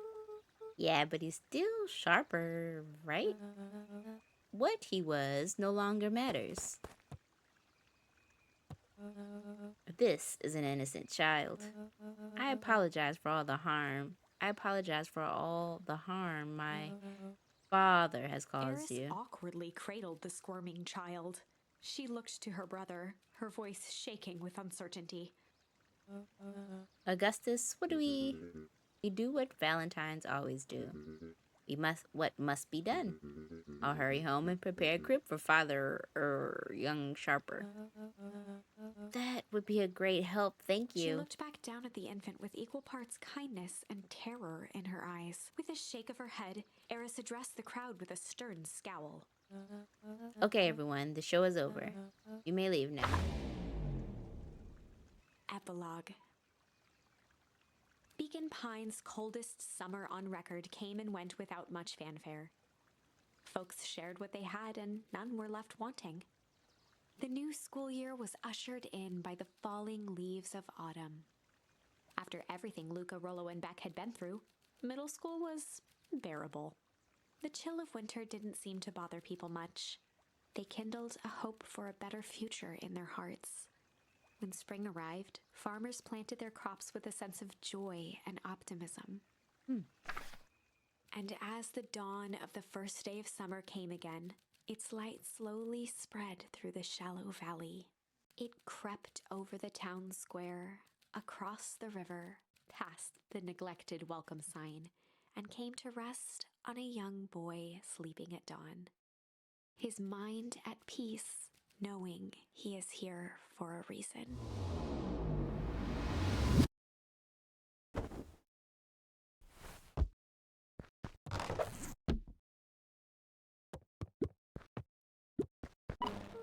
Rollo, are you up yet? Roger that. It's a beautiful day at Mission Control. You gonna swing by? Be there in a minute. But I wanted to try the last option.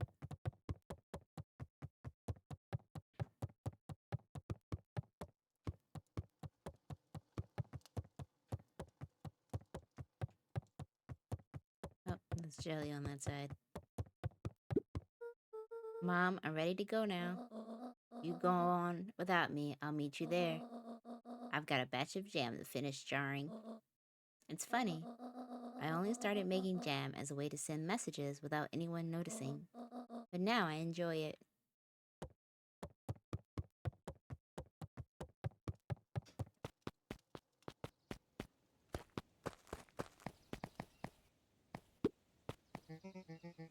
I hear you and Rollo have big plans for the little treehouse.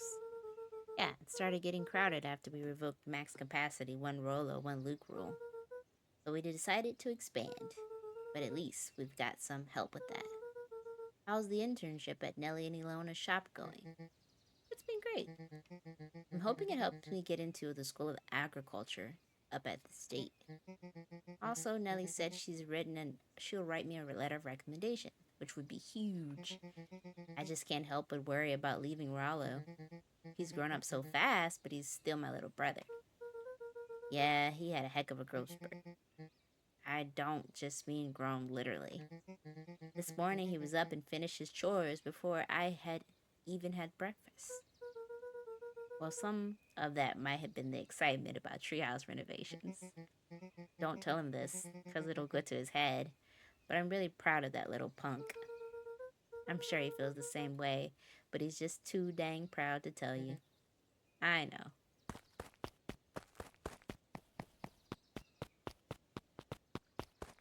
Oh, everybody's planting trees. I love it. I was like, what is that? A little higher. Yep. Little lower. Yep. Little higher? Yep. I'm telling you, this angle isn't the issue. We need more power to that radio. Luca, there you are. Would you tell him it's not the angle? Hey, I'm not in charge of antenna redesign. Fine, Iggy, just don't do anything drastic until we get back. Who, me? Dish, you're in charge while I'm gone. Yep. They'll be fine, right? It'll be fine. If we really want mission control to turn into something bigger and better, we have to loosen our grip a bit. You're right. Lead the way. Check in with Beck at her house. It's a long epilogue. Like, can we just live happily ever after? And they lived happily ever after. Oh man, I can't get through this. Okay. Are you still watching? We're almost done.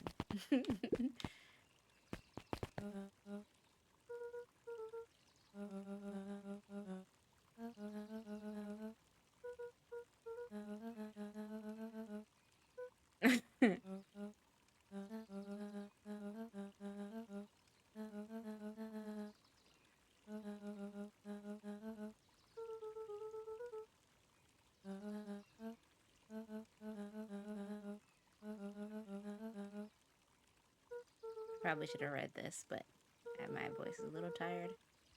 The whole town is ready to help out however we can. I can't wait to teach him to throw a baseball. Eris did her best to ignore the tears welling in her eyes. Aw, that would be acceptable. He looked to his friends with a smile. After everything that could have gone wrong, everything that did go wrong, we made it. The end. Closing her eyes, Miss Hatch took a deep, relaxing breath. Oof. And scene. No. Oh, hey, Luca. How are you? Really good, actually. That's wonderful. Did I miss anything? I think you're pretty much up to speed. Alright.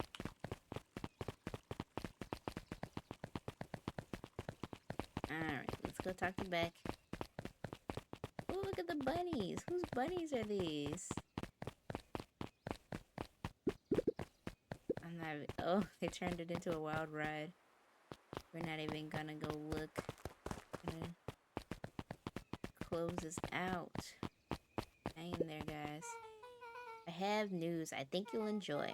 This morning I unpacked my last box. You're officially moved in. And it's just a box. Let's not blow this out of proportion. It sounds an awful lot like putting down roots. I guess I decided this place is root-worthy. You gotta be stuck with me. You're gonna be stuck with me for the foreseeable future. I do have to warn you, most years aren't gonna be as interesting as this one. I think I'll manage. Ready? Before we go, there's a bit of a surprise.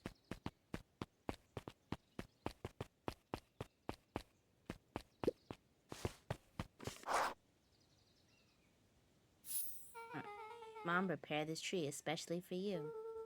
They didn't have to do that. It wasn't just them. Just about the whole town pitched in. We all owe you. It should be okay in the cold of Beacon Pines and thrive as things warm up. That's perfect.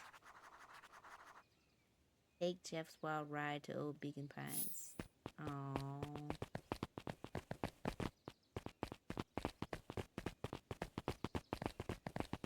I'm already sad and this is making me sadder. Let's see. Ah, you got it. Now that's a good looking tree.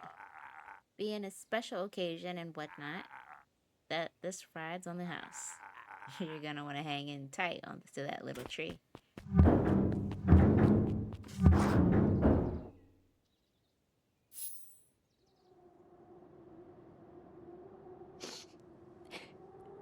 Oh my goodness. I think this is it.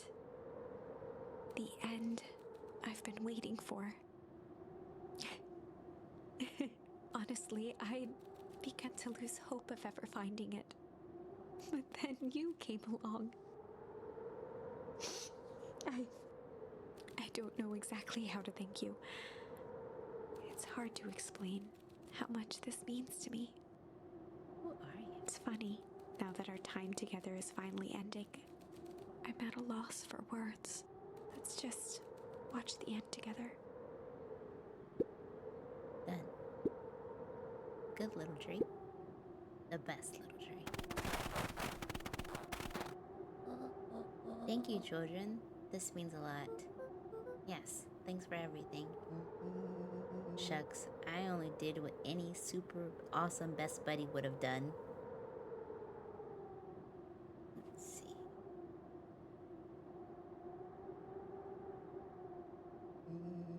we should probably give you some time alone. You good? Yeah, I am. It's been a wild year. How are you feeling? Everyone keeps asking me that. I'm fine, really. Pa always says the only thing fitter than a fiddle is a cello, and I feel like a dang cello. Well, if you ever stop feeling like a cello, I'm here for you. I know, you don't even have to say it. You two make an awesome pair. Excuse me? We're a trio now. Yep. Thanks. Just one thing missing now that you're part of our group. Missing? Let me tell you a little story about a man named Hank Atomic. Oh, God. I won't be long. We'll be waiting for you back at the phone booth. I found the perfect way to start our summer. You've got good friends. I'm so proud of you. Your father would be so proud. I know. Mom, can I ask you a question? Do you ever dream about Dad? Not a night goes by that I don't. Are you afraid that you're going to forget him? Forget what he looked like? Forget his voice? No, because so much of him lives on in you. He loved that old tree, but I know he would love this one more. Because his two favorite people planted it. I'll give you two a moment.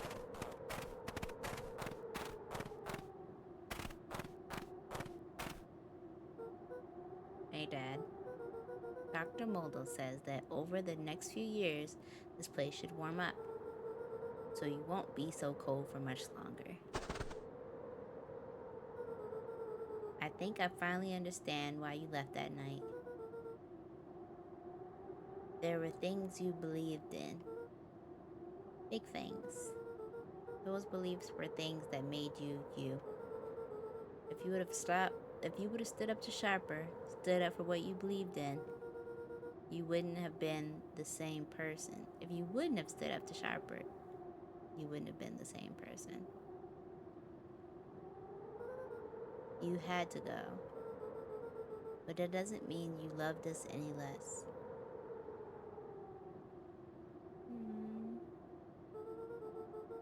I might not visit you as much as I used to. I know you understand.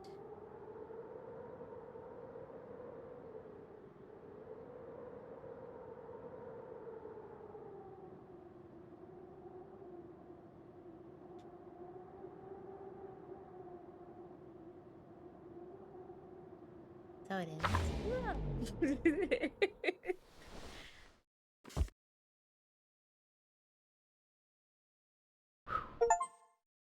Oh, we did it. Thank you to the creators of this game. It was a really fun journey.